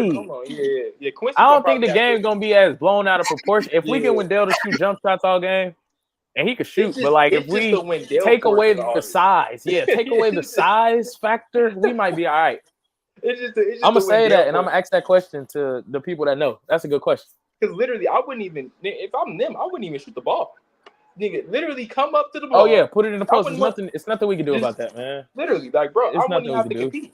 That's the only portion of this. If they don't have Wendell in it, so our tallest player is 6'6". They tallest player is 6'10", but they got 6'10". Well, how tall is Jamal? About 6'3", and then they got 6'6". So they got some size over there. Nah, so they got some size over there. Wendell kill him. Yeah. What NBA team takes the biggest step next year?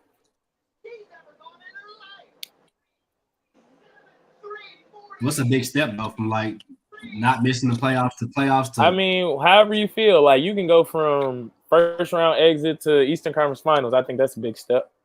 You can Memphis go Grizzlies or missing the playoffs to Memphis, but that ain't like I think they only fell off because Ja was gone though. Because everybody got hurt. Yeah, because they was hurt. A big step. Ooh, I don't know how I feel about. Let me see.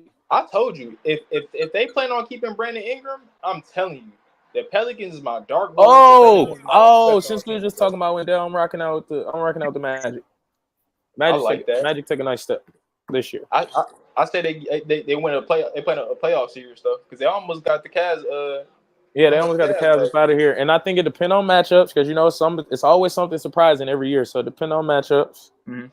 We might see a game 7. Second round, maybe they can pull it out. You never know. If Franz, I ain't gonna lie, if P take a leap and then Franz play the way he played against France, dunking on 3 niggas, switching hands in midair to dunk on Wemby, like, oh yeah, no. I ain't gonna lie, between the Rockets and the Spurs. Rockets was cool. Ooh, I like the Spurs. I like the Spurs one better than the Rockets. I like the Spurs too.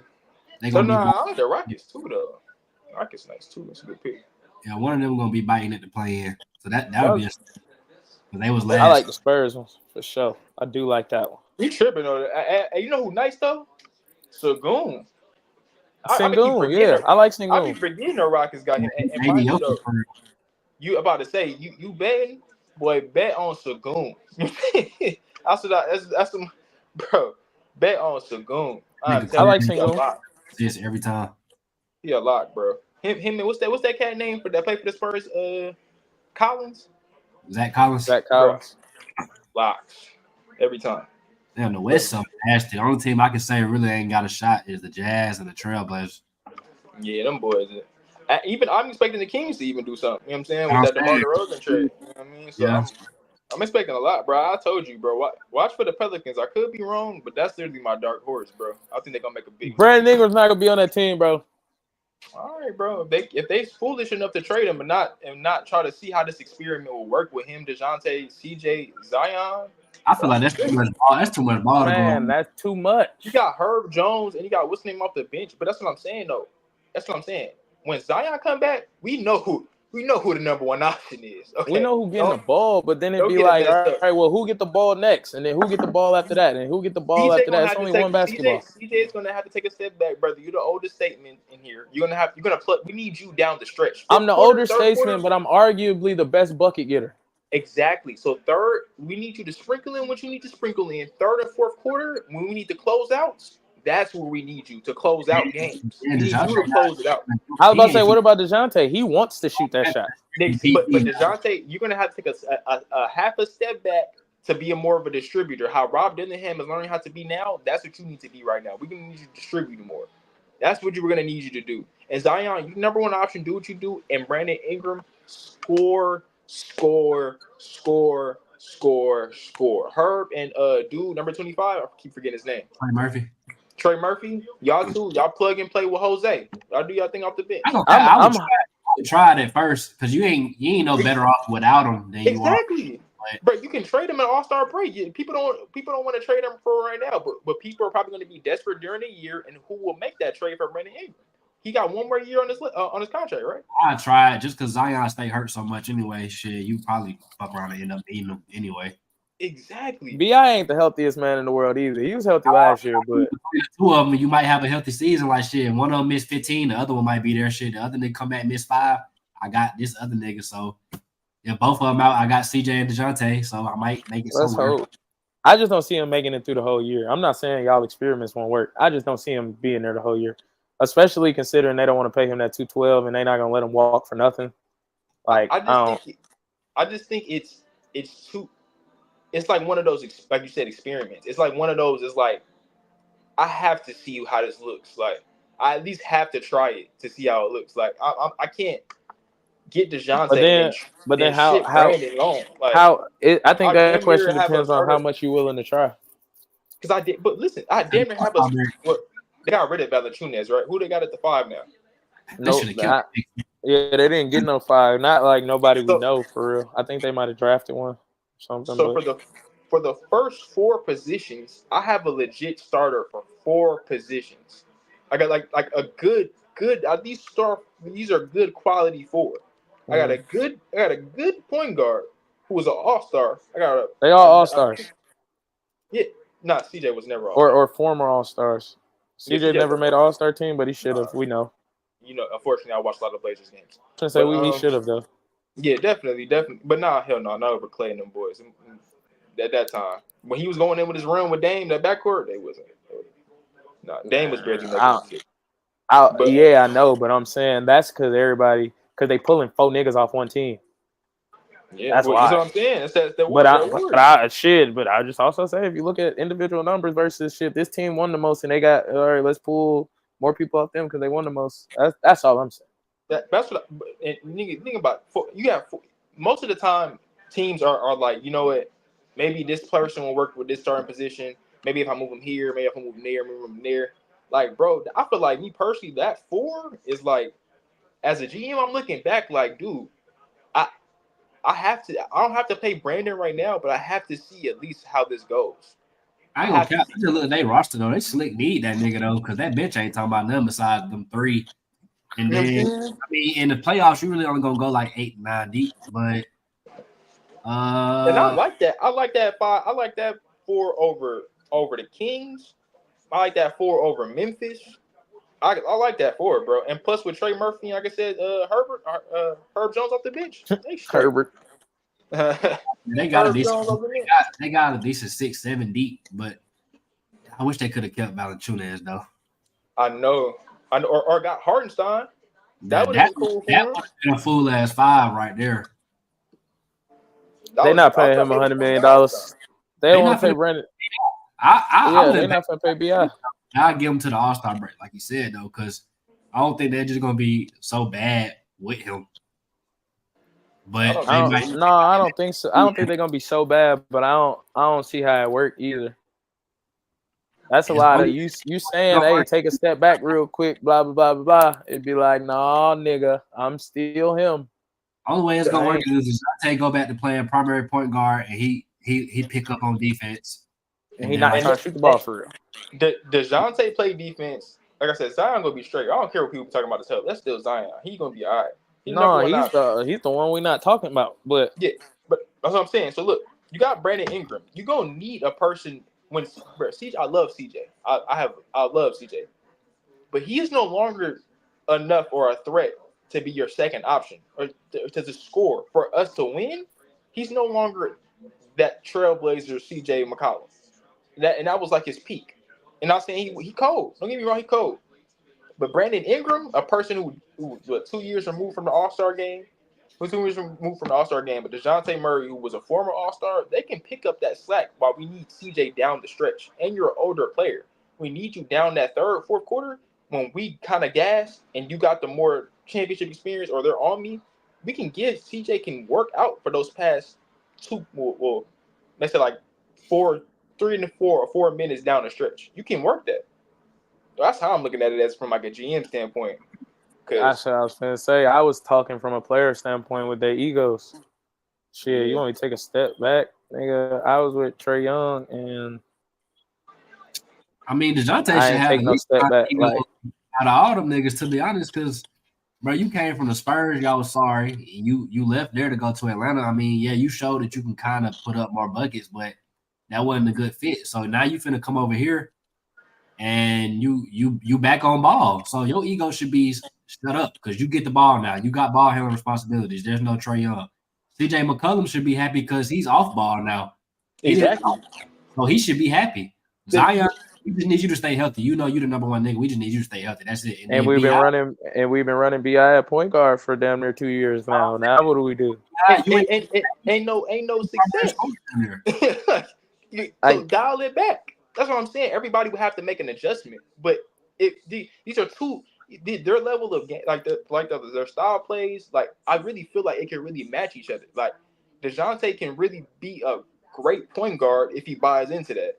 Like if he buys into that and distributes the ball, it'll be all right, bro. I'm trying to tell y'all, that'll be cool. That'll be all right. I ain't saying they're going to win a championship. I feel what you're saying. I'm just saying, in my personal opinion, I don't think egos work like that. Yeah, no, and I don't think it's just that simple. Oh, because what you're saying sounds beautiful, but it ain't. I think the only thing on the team who ego fucking it up is BI, though, in my opinion. Because why would CJ McCollum have a? But now he kind of becomes the center point, though. He become he not the focal point of your offense, but if he your second option, and he don't, he not paid, he disgruntled. It's a lot of shit that kind of go into that. CJ seems like his personality doesn't even seem like he has the ego number one. I think he's talking about BI. I was talking about BI. I know what you're talking about with BI, but DeJounte is going to be more humble because he just got there, number one. So he's going to take really whatever role they're trying to give him. That's what we would think, unless he not to cut you off, unless he shit. This is what y'all brought me here. Y'all liked what y'all saw in Atlanta. Y'all brought me here for this. He's gonna be happy because he on ball now, bro. That was the whole debate with him and Trae Young. And that's the thing. But he was on ball majority of the year too, though. Not as much as he would like, though. I doubt as much as he would like. And Brandon Ingram play off the ball. CJ plays off the ball. Zion don't need to do even if y'all throw something up, even if it's a bad shot, Zion's gonna go get it and put it back up. So I'm not worried about Zion. You're gonna get yours regardless. Yeah, whatever happens, you get in yours. But everybody else though, like bro, they can plug in real nice if they play this right. I ain't gonna count. If you can get the most for Bi, traded him. Because honestly, I'm thinking about play style. I don't really like him off ball. I think he probably don't like himself off ball either because he's not going to cut. Man, what do? He not going to cut. He not going to come off the screen and shoot. Yeah, like, so if I could trade him for like 2-3 of these niggas, like if I could trade him to, fuck it, I'm going to give him to Brooklyn. Give me Cam Johnson. Or give me Dorian Finney-Smith and I get somebody else. There you go. If you do that, I might as well put Herb Jones in this position or I mean, I'm gonna start Trey Murphy. I'm probably gonna start Trey Murphy. I'm going to start Trey Murphy. I'm gonna send out Bi and I'm going to get me some bench stuff. Like it's give me a big and a bench right now. That's what I'm trading him for. I'm not trading him for a person that plays his position. I'm putting Trey Murphy in that God, because you got two niggas that play his position. I wasn't saying trade him for his position. I'm saying you gotta get him up out of there for play style sake. Like, if you really want it to work, play style, I don't think he's going to. If they come from the training camp and they feel like he fucking up team morale, I just sit him down until I trade him, though. I'm not even going to put him on the court. But I don't think he that type of nigga. I think he just going to. I don't think so either. But I think, like, I think he could think about his contract a lot, and that could affect his play. But who you going to trade him for? Who the fuck is going to pay you $200+ though, Bi? I'm just saying that's what he asked him for, so I think he's going to think about that contract. No, they don't. They don't even want to pay Zach LaVine. Exactly. So. They're trying to get him off the books immediately. No. Give me Brandon Ingram for a little less. I'm cool with that. Bro, already on a 5-year, 158. Max. Yeah. Like, bro, he deserved it though at the time. Yeah, but these niggas in the NBA compared to the NFL, boy, you could be an average nigga and get paid a fucking why? How much Saquon getting paid? Like 13 per. 15? 13 per. 13 is ain't nothing compared to what they getting. It's something to me, obviously, but shit. I was gonna say that's something for running backs. That's something for an NFL contract. 30 per. 13 per. I'm sorry, 13 per, and he got what? 3 years. I'm not. That's 39, and he got like 30 guaranteed. I think. I ain't saying marketability, but I think what they do. I think football players definitely should get paid more than basketball players. They I don't know. You niggas built different. It's because of marketability though. Them niggas wear helmets. Yeah, you don't know what they look like. Yeah, right. So I'm not buying a jersey of a nigga I don't know what he look like. Yeah, as a little kid, let me say that. We got any more questions? Last one. Yep. Last one. The Knicks floor and the Knicks ceiling with all the additions they made. I'm not hyped. I think New York is a place that hypes everything. They hype the Jets. They hype how bad the Giants are. They hype how good the Knicks are supposed to be. So I think the Knicks, the floor, a first round exit is the floor. Is it not too much? Is it not a ball to go around for them too? They the same category down there. Nah, but they play more. They got so much chemistry with each other that I feel like they're gonna. Man, we ain't seen that shit on an NBA court, bro. And it's only gonna be two of them at a time on the court. It's not gonna be. It's very rarely gonna be all four of them on the court at the same time. They're all too small. They ego clash more than the other niggas because you got Julius Randle. That's who thought he was the nigga. That's literally the only person I'm concerned about is him. He literally, bro. I keep my brother's a Knicks fan.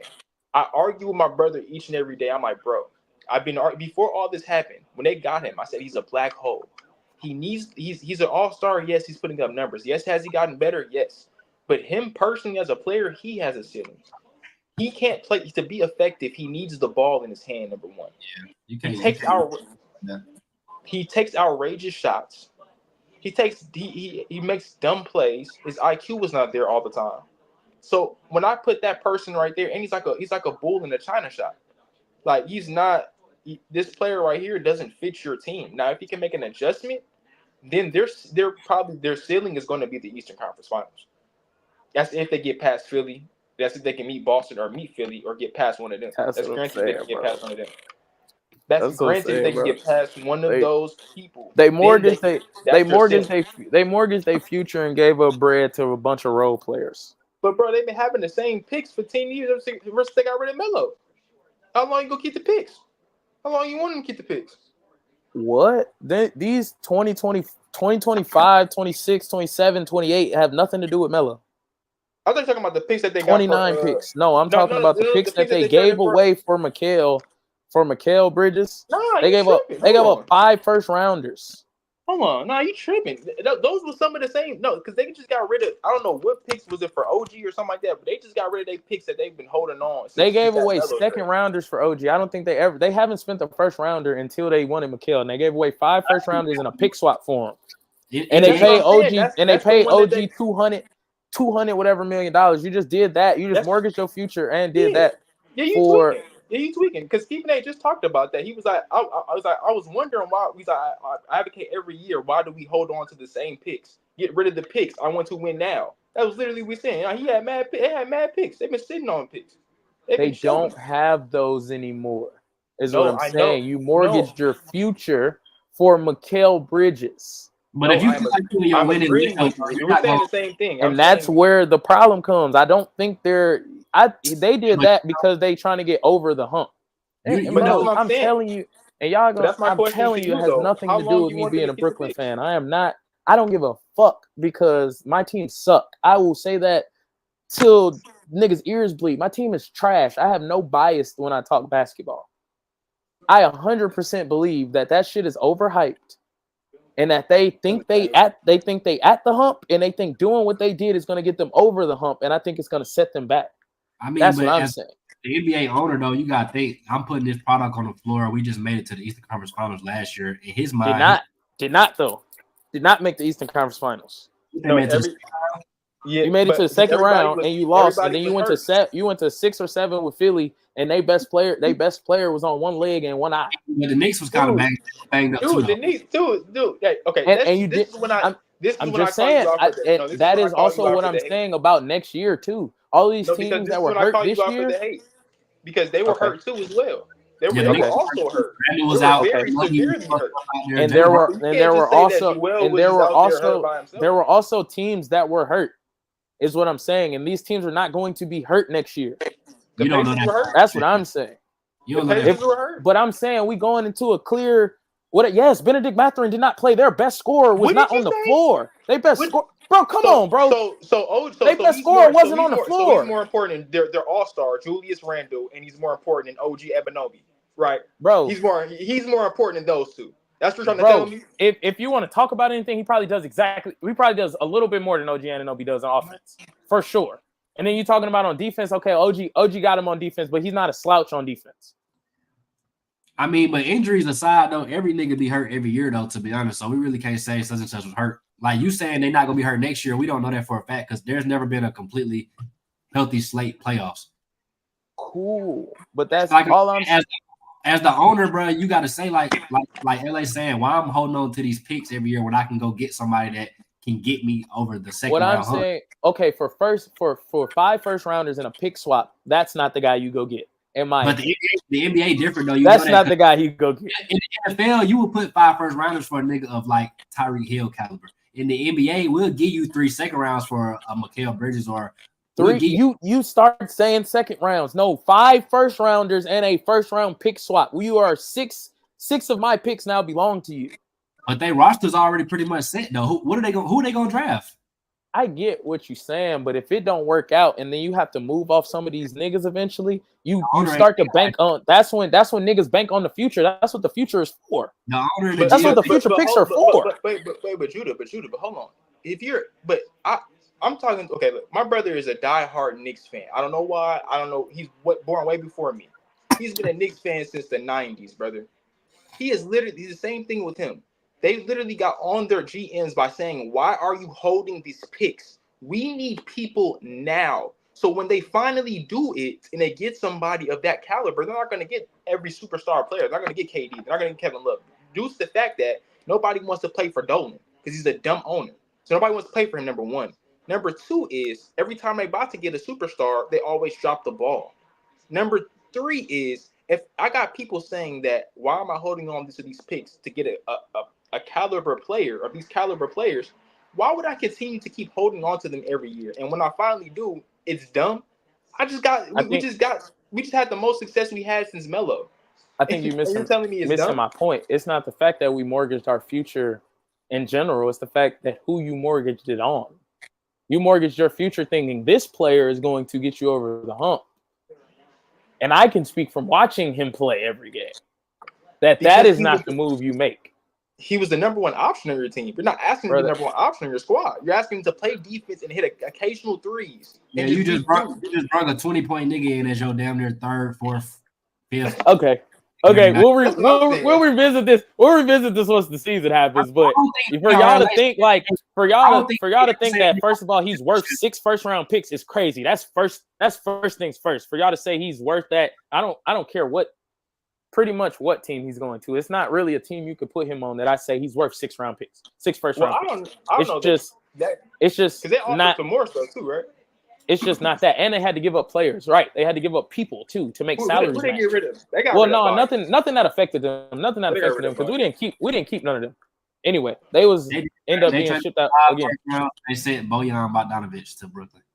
Yeah, and they did another one. It was like one or two more players that had to be included for sure. I mean, 5 first rounds is crazy, but you got to overpay in the league. I'm just saying. It's really because they wanted him that bad. Like, that's really what it is. Like, you overpay because you wanted him that bad, not because he's worth it. Like, no matter how much shit we talk about Gobert, they got 6 first-round picks for Gobert, but he was Defensive Player of the Year at least. This nigga he has no accomplishments. I mean, it's he's done much of nothing. If the narrative around him was he hold on to picks and he feel like they window is open right now and he want to open it so they can go forward, I'm finna get rid of these picks to go. I get what you're saying. You convinced this nigga to take a pay cut, and you gave up 5 first-round picks. I'm saying taking $100 million pay cut, $113 million pay cut, and giving up 5 first-round draft picks. I know you can go get an actual superstar. I know you can get an actual superstar. Gotta want to come to you. They gotta want to come there. A superstar do gotta want to come. A superstar do gotta want to come to you, bro. You can't. But these niggas don't have no trade clauses. So if I'm talking to another owner, it doesn't fucking matter. It don't matter. Donovan Mitchell is from New York, and he wants to be in New York, bro. You can't tell me he don't. He said it himself. Why would I go over? You're really. Hold on, I got this one, JC. You're really going to overpay for Donovan Mitchell. You're really going to pay. I'm telling you, they taking 5 first-round picks. Okay. You got a point guard. You got a shooting guard who's the same height as your point guard. Number one. That's number one. Now Donovan cold. Don't get me wrong. Donovan is cold. Don't get me wrong. But that's number one. Number two is I'm already having success with my former college teammates. I'm already having success with them. Success that we haven't seen since Carmelo Anthony and Kurt Thomas. That's what we're talking about. We haven't seen the success since then. You traded Melo in 2018. How long do you want me to have these picks? We're not OKC, which I don't know how all that happened, but we're not them. And we're the number one revenue. That's working out for them though. We're the number one revenue in the NBA, number one team revenue that the Knicks have. And we've been having losing records for the past 30 years. 30 years. And look how aggressive New York fans are. You don't think they're trying to win now? They're trying to win now. So from a GM point and all that, you're telling me you're not going to go trade your best player who you haven't seen since Melo and haven't had the best point guard since when? When's the last time the Knicks had a great point guard? I forgot when they said it. Walt Frazier? That's his name? Right? Walt Frazier, right? Mm-hmm. That's the last point guard you had, for real, right? So you take all that as from a GM standpoint. Does those 6 picks really matter in a time where you just made the playoffs? And I don't know how long. They don't matter, bro. Exactly. That's what I'm trying to tell him. They don't matter, bro. Okay. I see what you're saying. I think so because it could flip. It could flip just the same. But is OKC draft? Like y'all could lose. OKC got so many draft picks and they having success. It's crazy. They got draft picks. You get to a point where, bro, you can't do shit with a flood of picks. You either gonna draft or you gonna trade them. I get it. And I get what you're saying. If we got 7, 20, 30 and beyond picks, I get it. But these are like draft picks in sequential order almost. That shit ain't gonna matter though, because they might playoffs. So who you getting at the back end of the draft is gonna be better than who we got on the roster. I'm gonna put myself on mute real quick. I gotta go downstairs real quick. Oh, good. We probably finna wrap this bitch up anyway, but it's plenty of niggas that went in the back half of the draft that ended up being good. But who or decent or serviceable, like fucking nigga Cam Thomas was picked in the late second round. Everybody that's a player on the Knicks is picked in the late first round or the second round. Josh Hart, DiVincenzo, Jalen Brunson, they are like literal proof that you can get somebody worth some shit later. They roster is already pretty much set, is what I'm saying though. So yes, trading 6 picks for a nigga is kind of crazy. Yes, okay. But at the same time, if the narrative around AGM was he's holding on to picks, I mean, if you really want that player that bad, bro, go ahead and do those picks, especially if you think you can win now. Like you said, that's the Knicks, bro. They don't have time to sit and hold on to picks because, like, they need to win now. So, yeah, trading 5 picks for Mikal Bridges, yeah, in theory, that's like some KD shit. You trade 5 first rounds for KD or somebody like that. That's exactly what happened. But I'm saying if you have a boatload of picks and you're holding on to them year after year, you know the Knicks have been desperate for a boatload of picks coming from. Like that's what I'm trying to figure out. Who said they had this propaganda of picks? This whole flood. If you got 5 first round picks to trade, you obviously have assets. You got your first round picks to be trading. Because most teams in the league, I don't think can just say, fuck it, we finna trade you our next 5 first round picks. Some niggas probably don't even own their next 5 first round picks. I feel you. I feel like if they owner think that they like he said, they had the most success they've been having in years, yeah, I'm finna say fuck them picks and bring somebody else. Like, nah, he might not be a needle mover. Like, I'm not saying these niggas finna win the championship, but I definitely think they got an ounce better. And then they play the Eastern Conference, bro. So you don't think the Knicks can make the? That's getting better though. Like Philly got better. Boston is Boston. Like, Philly got better. They didn't get substantially better. I think Philly got a lot better. I don't. I think they got a lot better. I don't think like outside of the Paul George thing. I mean, like in the margins, replacing the role players with the ones they got now, I think is better. They got better role players for sure. Yeah, role players, but it's gonna come down to them main niggas, and I don't think Paul George and Joel Embiid mindsets is that shit ain't gonna work for a championship. But even still, though, I mean, who would you say is top 4 in the East? You ain't put the Knicks in the top 4? Celtics, Bucks, Sixers. Yeah, possibly. Depending on how you feel about the Pacers or the Magic. Nah, I would put the Knicks ahead of the Pacers and the Magic, but I'll put them 2 next. And I would say the Knicks, I would slick put them over Philly to be. I'm not. Either way, they still top 4. So there's just no chance they can go to the Eastern Conference Finals. No, I didn't say it's no chance. I think if they don't make the Eastern Conference Finals, it was, I don't want to say a failure, but it don't pan out. But they can actually run this back though. Like Philly don't have no substantial running back every year type shit. Like to me, they have to go win this shit now or next year. Shit, but it's New York too. So after 2 years of being in the same place or not making Eastern Conference Finals, they're gonna do the same thing. They're gonna blow it up.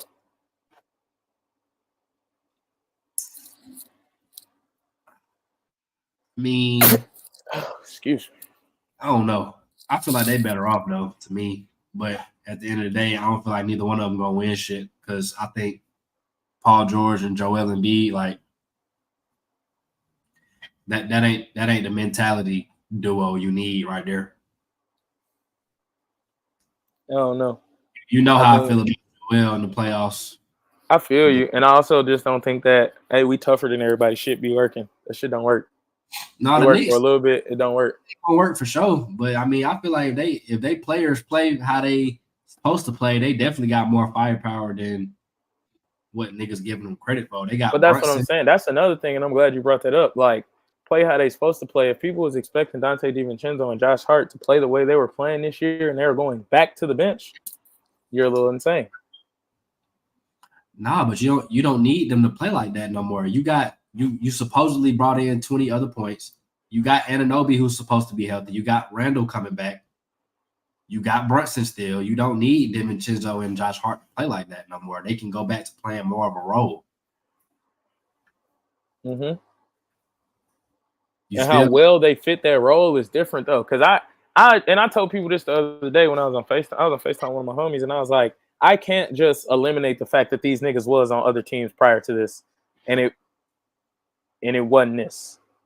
Like in the role that they were given on their other teams, which is similar to the role that they're going to be given this year, they were not as good. Like I can't understate that enough. I mean, overstate it enough. Like I'm saying, like Josh Hart, he pretty much do what he do. I'm about to say he's been decent no matter where he's been. He's pretty much because he an energy guy, so he's pretty much gonna do the same thing. But like DiVincenzo, he was in Golden State, and when they was looking for an additional piece. But then they had a nigga starting. Yeah, but it's a role though. You are a role. What y'all want? But I'm saying what y'all want him to do now is essentially what he was asked to do in Golden State. Besides, you have to start, and I don't even think he started every game, to be honest. So I keep it a buck. DiVincenzo for the Knicks, all he needs to come off the bench and shoot threes and play defense. What else would they be asking him to do? That's what they was asking him to do in Golden State, and it didn't work out. He was starting in Golden State, and they was sorry as fuck when he was out there with them boys. But who you talking about? DiVincenzo. I was just saying I can't was it understate, overstate. I can't overstate it enough. I can't state it enough that these guys were on different teams and didn't have this type of production, but now because in the role that they're going to be in this year, but now because they flashed last year, that I'm just supposed to jump on bandwagon and think they don't. You could say the same shit about Philly. They got Reggie Jackson, they got Kyle Lowry, Caleb Martin. Like, who's to say any of them gonna play the same way they Caleb Martin is. I was about to say Caleb Martin has always kind of played the same way. Kyle Lowry has always played the same way. We get what we get. Reggie Jackson has always played the same way. Now I'm not high on Reggie Jackson and shit like that, but I'm just saying like they have been consistent in what they do is what I'm saying versus niggas that more so have not. It's understandable though, but I think DiVincenzo is going to help the Knicks though, man. I don't know. I'm coming in here in mid conversation. I think the Knicks got a better roster than what Philly got right now. That's just my opinion. I feel like Philly picked up a lot of scraps once they got Paul George.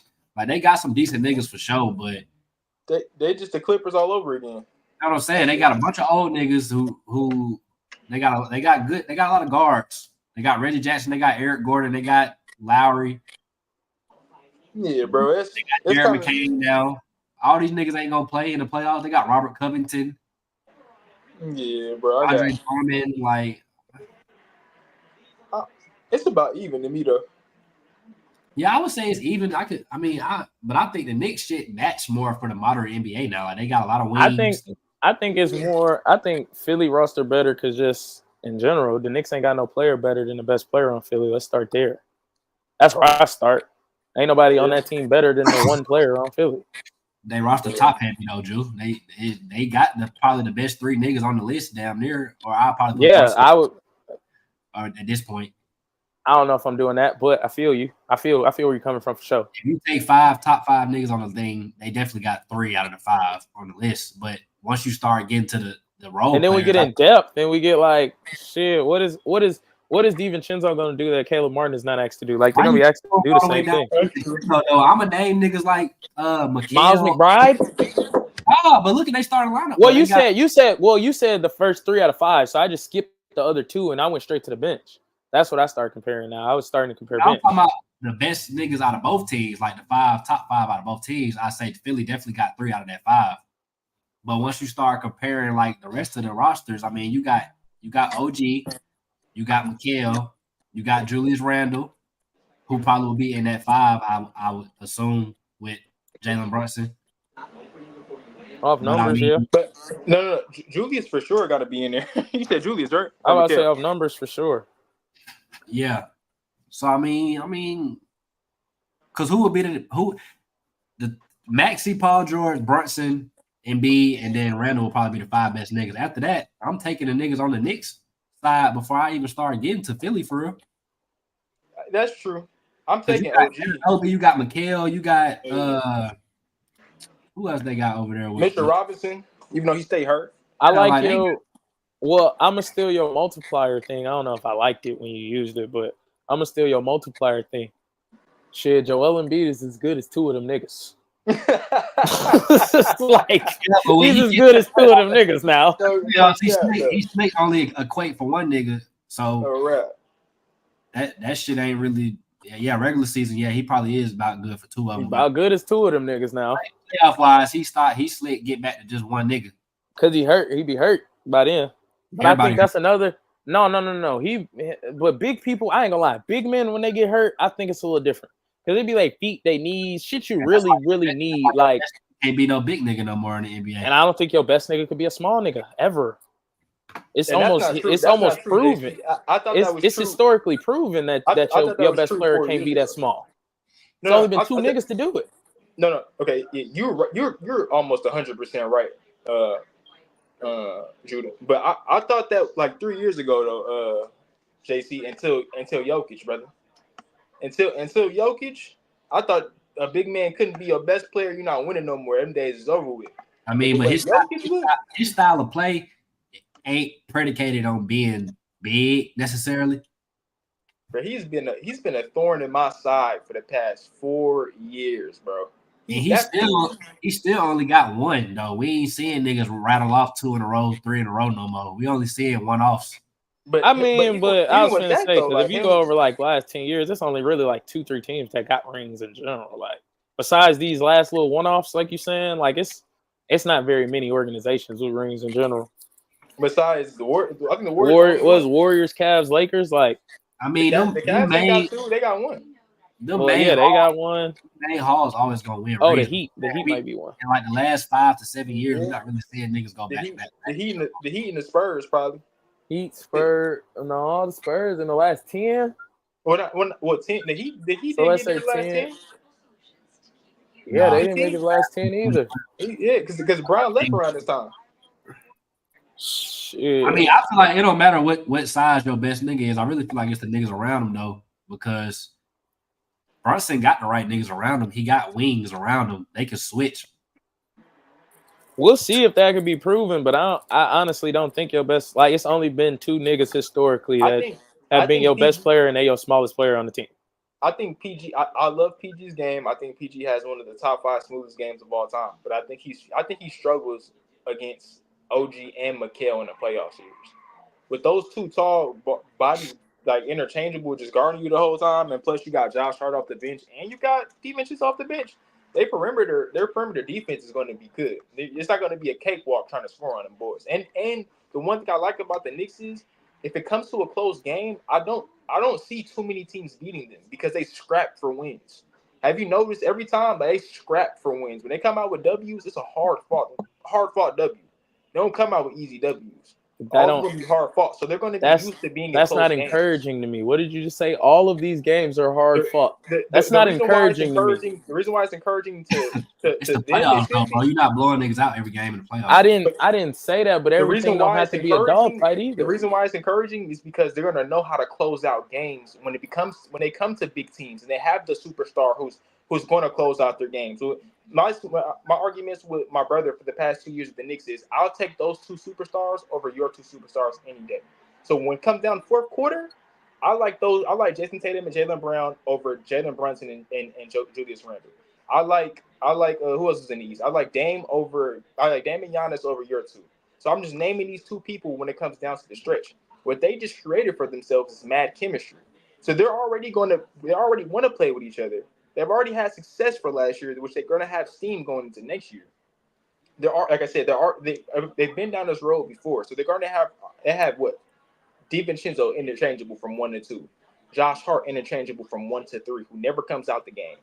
Jalen Brunson is going to be the star, and we know this. And you got Julius Randle coming back. You missed that part. Their roles are not the same. That's what I was saying earlier. Their roles not the same. Josh Hart. I'm just saying, Josh Hart having 20 and 20 because he played 40 minutes ain't gonna be the same. DiVincenzo getting to shoot at will may not be the same now that he's coming off the bench. But that's even better though. No more. It's not. It's not necessarily better. Like Steph, at Team USA, they said Steph himself said he struggled a little bit because he's used to shooting 20 shots a night, essentially. Like I'm used to shooting more, so I'm struggling. Bro, if DiVincenzo had the super green light last year, if he now no longer has a super green light, we need you to tone it down a little bit. That don't mean he gonna come in and produce the same way. Like you're changing things for him. For y'all, it's easier. That shit go down. To me, it's not as. But that's the thing. I don't think so. I think it come into a mindset thing too. I don't think it's just making shots and missing shots, bro. If I didn't know JC from a can of paint, if I know him from a can of paint, and he played for the Charlotte Hornets and I played for the Clippers, and I've been almost a man this whole time I'm here, or a significant part of this whole thing, right? And he comes in right, and it's like, yo, we need you high volume, this, that, and the third, cool, right? You don't think that that's different from my old college roommate or my old college teammate coming in and me telling him like, yo, we want you to come here. We want you to play. I'll take a back seat. We'll take a back seat because we want you here. I don't know JC. Like I don't know him like that. I'm not going to be willing to be like, nah. In my head, it's going to be competitive. I want shots. He's going to want shots. Not the other way around. They're sacrificing for each other. That's why I think it's going to work. And I think that you're overlooking that part a lot. I'm not talking about the sacrifice. I'm talking about literal like mindset going into the game. If he knew he could shoot at will, these shots don't mean like you don't think about it as much. When I get to shoot at will, I don't have to worry about a sub. I don't have to worry about nothing. Like if you play in a basketball game, right? Mm-hmm. And I'm coaching and I'm telling you, hey, bro, just get them up. You ain't nobody coming to get you. Just get them up. You damn near might play 40 tonight. Yeah. Your whole mindset in the game, you're going to be free flowing the whole game. You're not going to think about nothing twice. But if you come in this game and I didn't tell you was a green light, I mean, I didn't tell you could shoot. Yeah, it's hard to turn off. I didn't tell you only had to shoot 5 shots, but I did tell you got to tone it down a little bit. Like every shot matters now. Every shot you shoot is going to matter for you. Last year for him was an outlier though, because I'm looking at his stats. Last year he averaged 8.7 3-point attempts. Like he's never going to average 9. But that's what I'm saying. That's a green light because he has a green light. He did that. That's what I'm saying. So if you cut those to 5, if you cut those to 4 or 5, and then he only hits 1 for 4 or something like that, and y'all like, oh, we're not getting the same production. He's not in the same role anymore. Did you not see DiVincenzo not play a whole second half of that first round because he balled out that one game he balled out.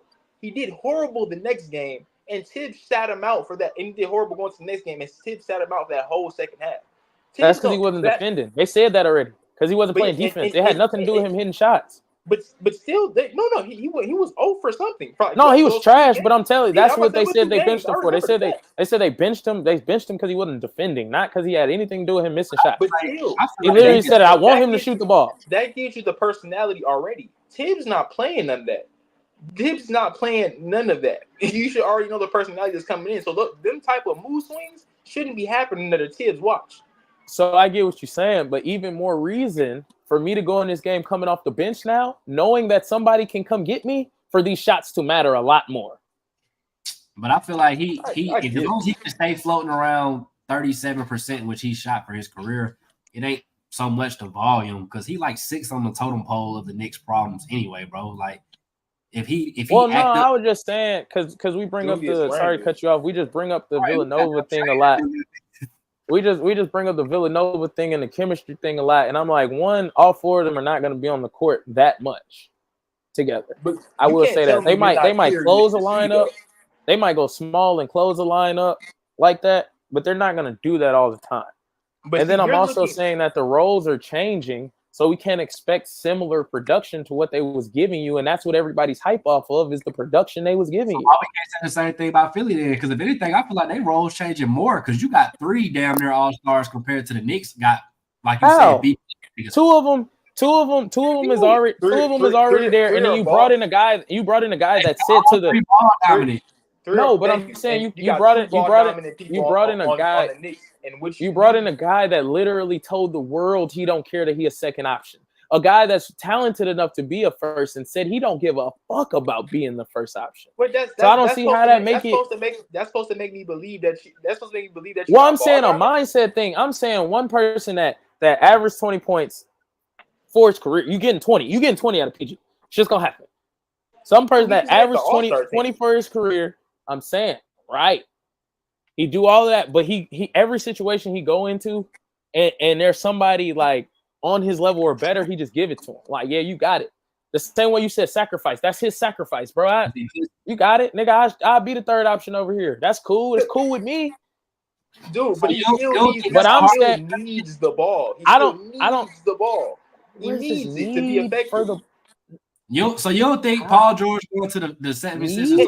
KD might be the only person that don't need, as an offensive player, strictly offense, he might be the only one that can go 2 to 3 to 4, 5, 6, 7 minutes without the ball and go on a run for the next 2 minutes as soon as he gets it. It's the only NBA player that I know that doesn't need it. Paul George ain't going over there to just play defense and not get the ball. That's what I'm saying. I'm not saying he going over there to not get the ball, but I'm saying he doesn't mind being a third option. So I'm saying y'all bringing up his accolades and him being an all-star and whatnot. And I'm saying, yes, this all-star has the mindset of a role player, essentially. You just got a more talented role player then. When has he ever had to really be the third option to say he don't mind that shit, though? Exactly. He don't know what that feel like. When he started getting them Chris Bosh touches, then he go mind. And the reason why he was an all-star is because Kawhi was hurt. So he had to do it. And it was contract year. It's like, bro, I feel it. Hey, y'all can ride the Knicks hype train. I'm not buying it. We'll see it, but I'm not buying it. No. I've been hating them for the past 2 years. That's why I started off with the first pod by apologizing because I was feeling so much hate on them. The reason why I'm giving them the credit now is because last year I said it. I said, if you guys give Mikal Bridges, I believe that you guys can make the Eastern Conference Finals. But right now, I told my brother straight up, I don't think y'all gonna get nowhere.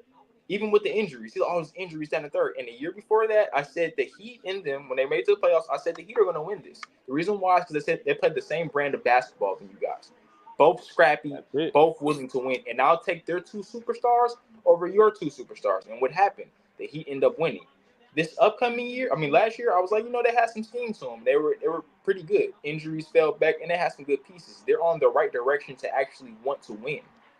This year, by them getting Mikal Bridges, that can get them to the Eastern Conference Finals. That's all I'm saying. I don't think they're a championship. I definitely say Eastern Conference Finals, but I think if you look at their 2 teams, I say the Knicks got a better roster, and I think Paul George has a harder adjustment than what the Knicks got. Because like you say, it's a bunch of B+ niggas over there. So it ain't really going to be – and like LA said, they didn't play with each other already for real. So it's like shit. Paul George, he might say okay, let's see once Paul George put up 8 shots in one game. Go on that podcast, start bitching. And watch Joel. You know what Joel do. He gonna throw that nigga on the bus immediately. Bro, he don't like soft people, bro. Ben Simmons. Who else? Somebody else, too. Which somebody else? Who else? Oh, James Harden. He got Harden up out there. He got Doc Rivers up out there. The only person he loved wholeheartedly was Jimmy Butler. That's the only person I've seen him love wholeheartedly. Them 2 mindsets not gonna work for a championship because Joel. And I'm not saying Philly gonna win a champ. I don't think Philly gonna win. I don't think Philly gonna win a championship either. But do I got them going further than the Knicks here? Well, Philly getting rid of Tobias Harris was a W for them. You know what I'm saying? You could have. I would have traded that nigga for Stunning. Philly only gonna go as far as take them though. At the end of the day, though, it don't really matter about Paul. But that's George. why I feel like they got better between. Exactly, I feel like they got better between the margins. And when Joel misses 20, 25 games during the year, they not gonna slide from 3rd to 7th like they did. Like it's just that's just me. Like that's just that I agree with you with because that's what I'm saying. Like I'm saying, the margins. You still have a good team on the floor without Embiid is what I'm saying. I don't think I'm not. Kelly Oubre is their only value, and Drummond is their only 2 valuable rotations. So I'm saying you go. So your starting lineup turns into to what? PG, Maxey, Oubre, Drummond, and whoever else you throw in there. Like I feel like that's a squad that can still compete in the East. Like that's a squad that can compete in the East, especially if we already got a lead. Like we in 3rd, bro. We just trying not to bottom out. We're not trying to run the East. We're trying to hold on until bro get back. Okay, so and you don't have to rush back. Is what I'm saying. You gotta put out an 8 to 9 whatever rotation. You putting out Reggie Jackson, Kyle Lowry, and fucking. I'm probably not putting Reggie Jackson out there. If we're talking just playoffs, I'm probably putting Kyle Lowry out there. Why are you putting Kyle Lowry over Reggie Jackson? Reggie Jackson in the playoffs? Yeah, Reggie Jackson played the last playoffs.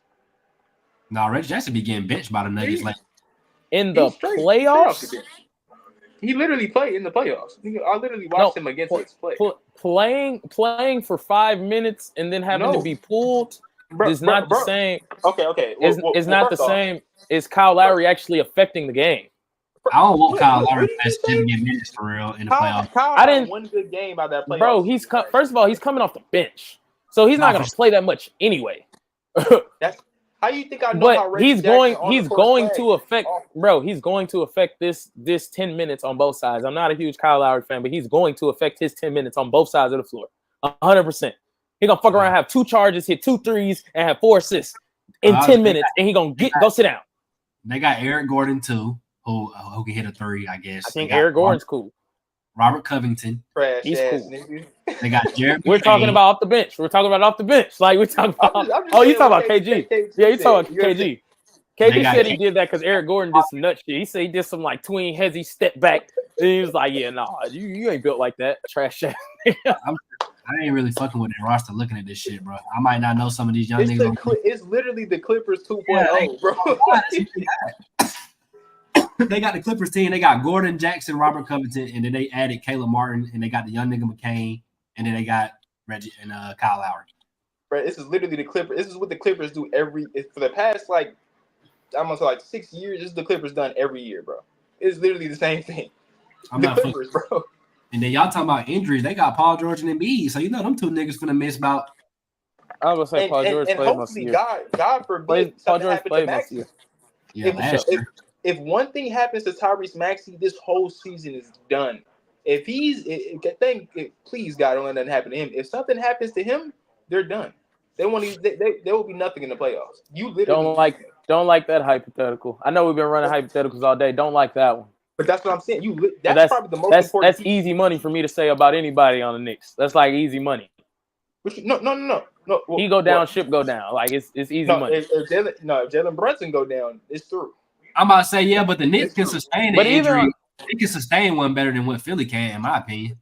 But I'm saying even if you injure OG again, like they can sustain that better than what Philly can sustain. I guess that Well, I guess it needs. No, yeah. That's what I'm about to say. I sound good, but I don't think so. I think it's overstated though. I think that part is. Yeah, I agree with JC. I'm gonna have to agree with him. The Knicks might sustain that better than the Philly would. Yeah, maybe. To me, Philly got 3 key calls, bro. If one of them go down, it's over with. Like the Knicks, they can get by without if like DiVincenzo got to miss some time or Mikal get hurt a little bit or OG or Mitchell Robinson. Like they play like a team. Like they play like a real team. Like Jalen's a star, he gets his. They play like a team though. That's what I'm saying. That's what aspect? Because we finna get off here. Because we've been out here a while. But in what aspect do they play? Like, do they play team basketball? Because I had this conversation with somebody the other day. They play team in it. Josh Hart is going off. Sometimes DiVincenzo's going off, but all the time Jalen Brunson's going off. But them two interchangeable. McBride even went off in one of the playoff series. What nigga? Name. When's the last time? That doesn't mean they play like a team. Deuce McBride. That doesn't mean they play like a team. They don't play like a team. The only time they play like a team is in transition. If the ball is in the half court, we know who's getting the ball. We know who's going to shoot it. I think it's still playing like a team. And you just added Mikal Bridges. Nigga, 1-4 flat. When does 1-4 flat ever become playing like a team? Okay, all right. When did you think? When does 1-4 flat ever become playing like a team? That's you're totally right. You're totally right. But when did you think Deuce McBride would drop 23 in a playoff game? Bro, I didn't know who he was before last year. But that doesn't, nigga, you can't say that just because he on the Knicks. You can't say that just because he on the Knicks, bro. Bro. What? There's a lot of niggas you didn't know who they was until you watched them play a game. It's duh. Name me a person on the team during this playoff run who got some shot, who dropped 23 just on some randomness. I think his name is Deuce.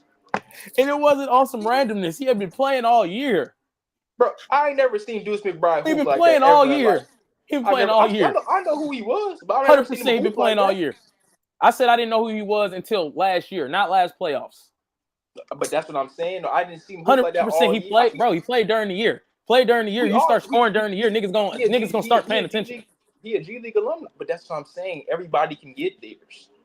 Because they're playing as a team. Yeah, how is Philly gonna play? Like, what's they go to? Give it to Embiid in the post, and then what? Oh no, I have no idea how Nick Nurse gonna run that. That's what I'm saying. Like, I can he'll figure it out. Though. But I'm saying my rebuttal was to him saying they play like a team, and they do. The only thing they do is hit ahead and transition, nigga. They don't play like a team in half court at all. Then why? It's nigga save me. It's captain save a nigga, and that's it. Why do you think he shoot 30 times a game? Then why does Josh Hart go off for 20 some games and 10, and then DiVincenzo goes off after this nigga 15, miss? 18. After we in 1-4 flat, nigga, I'm by the rim or I'm at the 3-point line and finna crash. Hartenstein gives you 15 and 11. Deuce McBride is playing once Jalen Brunson comes off the court. Sure, shoot the ball, nigga. Who else is in here? And he still dropped 23 points. Niggas finna be telling Kyle Lowry to go in the game and get a basket in 2020. Kyle Lowry. Reggie Jackson. No, we're not telling him to go get a basket at all. You are, because who else you got? No, you're not. You saying hit this open shot. The same way you saying a Deuce. Same way you saying a Deuce, nigga. Defend and hit this open shot. You feel confident telling Kyle Lowry to do that shit in 2024? To hit a shot? Absolutely. 100%. 100%. Y'all, bro, come on, bro. Come on. Y'all trying to think about talent level, like individual talent level or something like that. When you talking about Kyle Lowry, you're talking about an actual like team guy. Nigga, somebody that is going to, bro, as much as you talk about the Lakers needed somebody who's gonna hit a shot. If you had Kyle Lowry, he would hit a shot. I don't want him. He would 100% hit that shot. Hit that shot you begging for niggas to hit. I'm okay. We don't need Kyle. I feel it. I feel it. Y'all all going on individual skill and not how he fits. He's a 40%. Y'all are 100% going on. Y'all are 100% going on how he is as an individual and not how he fits on this team, bro. It's cool. I watched him tumble twice in one game in that playoff. This is what I'm going off for. Hey, bro, like you can't be a championship contending team and then the first niggas off your bench you getting the Kyle Lowry. Like, come on, bro. He's not my six man. No, there's no way. Like, nigga, Boston is not going to niggas like Kyle Lowry. He probably wouldn't even crack their rotation for real. Who does Boston go to? Going into 2025, he's not my six man. Who does Boston go to as a six man? Since we're talking about top heavy too. Like Al Horford. Boston got a few off the bench that came in hitting threes and playing defense. What you mean? I give you Al. He old. I give you Al. You gonna say Sam Hauser? They had him and they had the Pritchard nigga. He was hitting threes too. Is that what we gonna do? Nah. Al Horford was a six man. Al Horford was definitely this. He started the second. He started to start at the end of the year. Boston had about 2-3 niggas coming off that bench. Nah, Porzingis was starting because when he was hurt, Then he got hurt. Then here come Al. Yeah, but when Porzingis came back, he said it's sit on the bench, nigga. Niggas throwing in the TikTok. Porzingis was on the bench when he got hurt. They was bringing Porzingis off the bench. Like, where are they wings? Nigga, they did that. They even did it in the finals. What are you talking about? No. That's the only time that they did it. But when he came back initially in the first playoff, they didn't bring him off the bench. Nigga, in the finals, he came. I just got it right now. Because he went. That's when he came off the bench in the finals. You sure? Yes. Hold on. 20 points. Celtics off the bench. He was minutes restrictions versus the Mavs. He was on a minutes restriction. He scored 20 points in like 15 minutes. The Mavs. Something probably died. That means it's time to get out of here. This is blasphemy. Y'all killing me. I hope it work out for them boys, man. I really do, but y'all killing me. Eric Gordon, Kyle Lowry, Robert Covington, like them ain't the first two things I want to throw off my bench. I ain't gonna lie to you. I'm just saying, who has this starting five sitting on their bench? Like who has that? Bro, it's about niggas for the modern NBA right now. Like first of all, we naming all guards. The only wing we named was Covington. They signed all guards. They signed Reggie Jackson, Gordon, and Kyle Lowry. First of all three niggas probably ain't gonna play in the playoffs anyway because they're all guards, and you already got Maxey.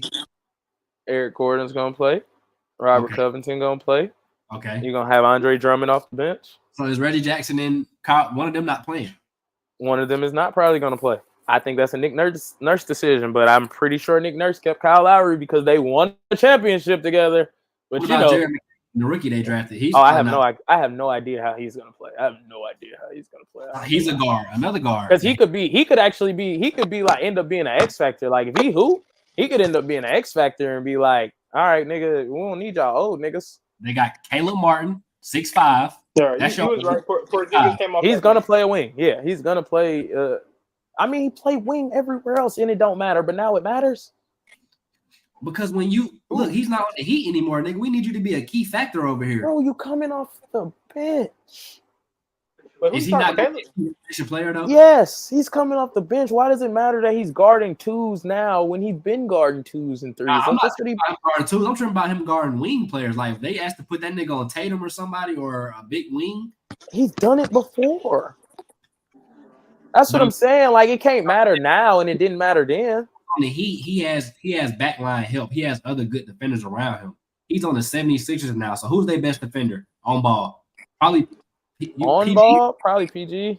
Now, yeah, on ball. So you got to ask your supposedly second or third highest scorer to be your best on ball defender. Mind you, he's what 30 something now plus, like 34. A lot of mileage on his tire. 34. That's a combo you glad to throw out there, bro. They do it though. Like that's literally how it works, nigga. That shit. Anybody who can defend, any wing that can defend is probably going to guard the best player on the other team. If you have a wing on the floor and he can defend, he's going to guard the other best player wing. Me and you literally had this conversation. No, you're not going to ask your best defender to go out there and give you 30 points because you're going to be dog ass tired trying to chase niggas around and then. Right, but then exactly. So nigga, I don't have to shoot all the shots either. If you asking me, if you telling me to guard these niggas for let's say just the fourth, you want me to guard them all fourth? Okay, cool. It's like cool. But you think Philly, bro? I still got help. We finna put you on such and such in the fourth, but we need you to get a fucking bucket when Joel getting double team and Maxey don't got it going. Bro, if you can't, I ain't gonna lie. I don't know how much legs you need after defending in the NBA to hit a wide open jump shot. Because if they double in and B, he's gonna be wide open. So that's what I'm saying. I don't know how much legs you need after running around with one of them guys on the other end. I can't speak to that. But he's gonna be wide open if it's a double. I think that shit definitely plays a key factor. But like I'm saying, even if you don't, okay, if he's only guarding them to the fourth, who are you? Robert Covington? Oh, I don't know. Well, now that's the thing. Hey, that's the thing. You might even. Okay, Oubre. Yeah, they got Oubre too, but that's a scheme thing too, though. That is a Nick Nurse scheme thing. I don't know. I don't know who would guard him the first couple quarters, or if you're gonna throw different people at him, and it also depends on who you playing and who you throw. Why are you throwing them at? Like, you know what I'm saying? Like, that matters. And Embiid on the court at the same time, in my opinion. Probably not. No, I mean Embiid don't be down there, so he don't really clog the paint too much. But yeah, I feel you. I wouldn't either. Only in select lineups, maybe against the Bucks or something because they big, they huge. But maybe not. Like maybe not with that one. I don't know. I just think Paul George, like banking on him at this point, that shit kind of pointless. Because I definitely think Philly has championship aspirations. Like to me, when I look at Philly, if they don't win a ring next year, that shit's kind of like that should be they goal, win a ring. When you get Paul George and you got Embiid and Maxey, 100%. They swung for the fences.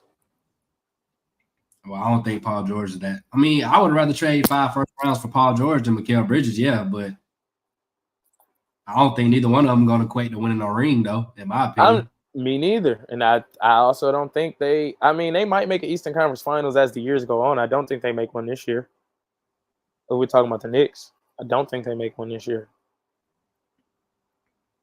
Like, I think it's going to be Boston again. And who else would you say make it, though? Because I don't like what the Bucks got going on unless Dame and Giannis can play hero ball. I was going to say, if they figure it out, that would definitely be a thing.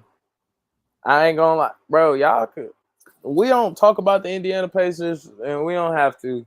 But the way they play basketball makes life difficult for everybody guarding them.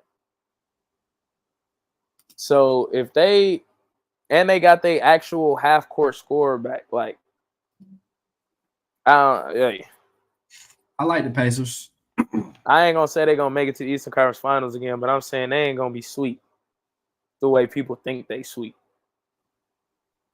And I think, I don't know that no, not in the Eastern Conference Finals. That's the conversation we have. But I do think the Heat is gonna get better only because I think Jimmy got a chip on his shoulder, not even chip on his shoulder, because they don't want to pay him. And yeah, so he's gonna come out actually playing games this year. So I think they'll be better. If Kenny Atkinson, this is another if, but if Kenny Atkinson, I like Kenny Atkinson as a coach.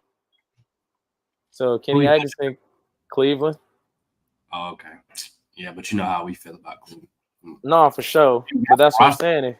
He got the roster, so if he could figure that out, like, you know, I think the Magic could be a lot better this year.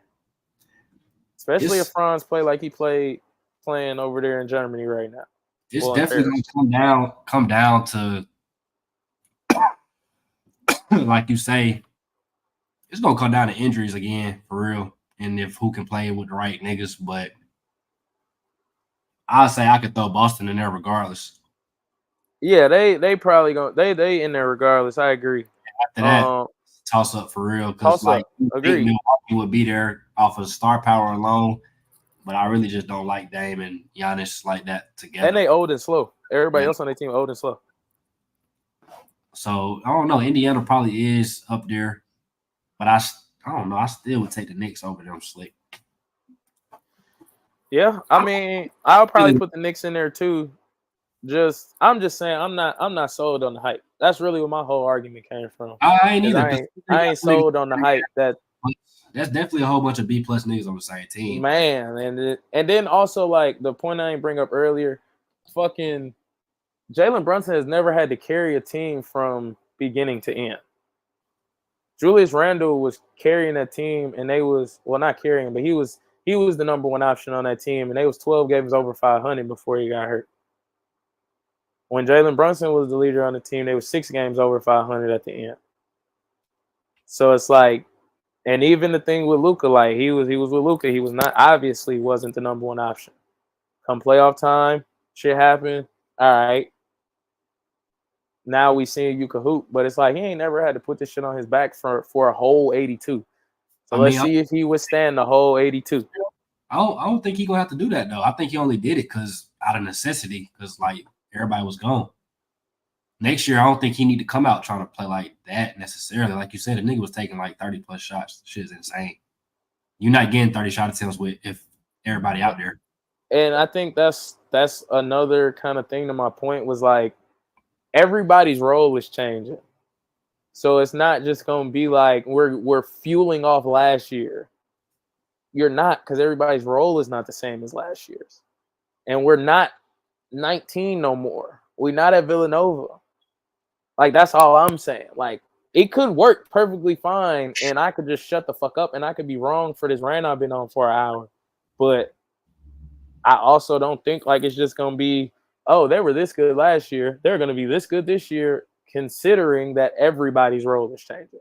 I get what you're saying, for sure. Like every single person on the team role changed. Year to year, they roles change, but I definitely think the Knicks probably have an easier transition than with like Philly, because you got to think Mikal Bridges' best time was in Phoenix. He kind of going back to that role now. We didn't see he not the number one guy, but he got a taste of the limelight too. So who said he don't think he a better suited second option though? Him going to Brooklyn should show that nigga you're not that. You're not a one. You're not a one at all. But who to say he don't feel like he could be a 2? Because he did have 45-point nights. I mean, some nights you can be the 2, but it's not going to be every night. I think Brunson is the clear-cut 1, and Randall should be the clear-cut 2.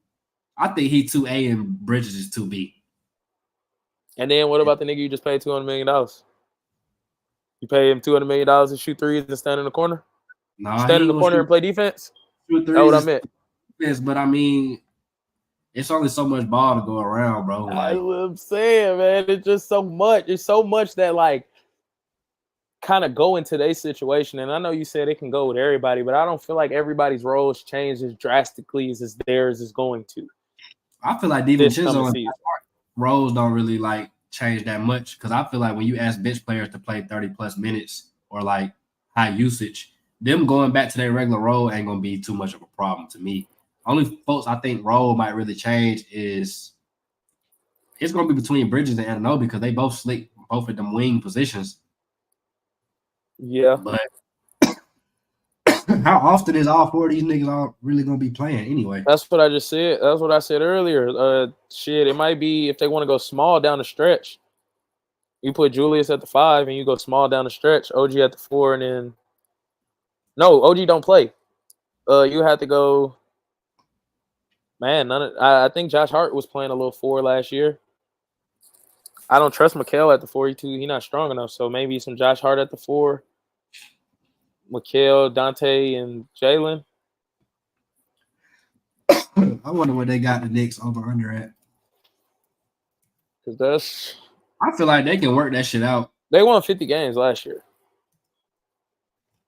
I don't know if I got them winning 50 this year. They won 30 before they won 29 before Julius got hurt, I think.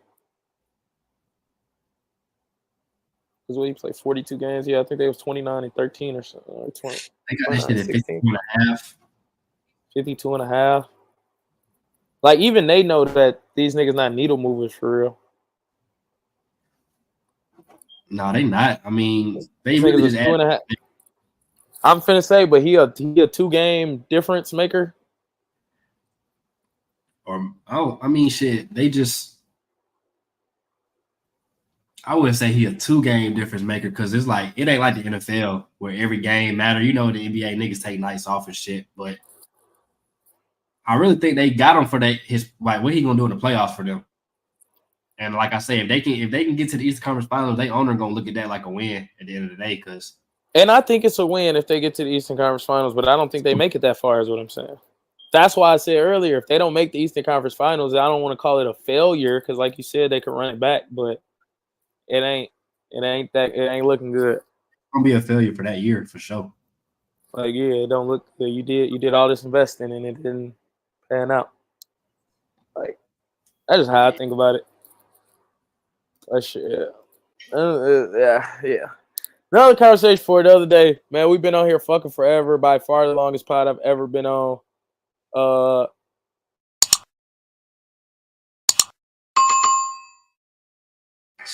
gotta remember to do that. Yep.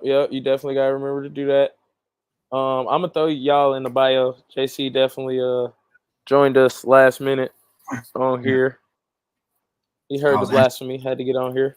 Editing some shit on our shit that I got up now. I'm gonna go ahead and post that shit now so anybody tuning in. Okay, what is it? Look, 10 person video about the quarterbacks to prove next year. I could have picked out anybody, but I just did a little 10 and I thought I had the most going on.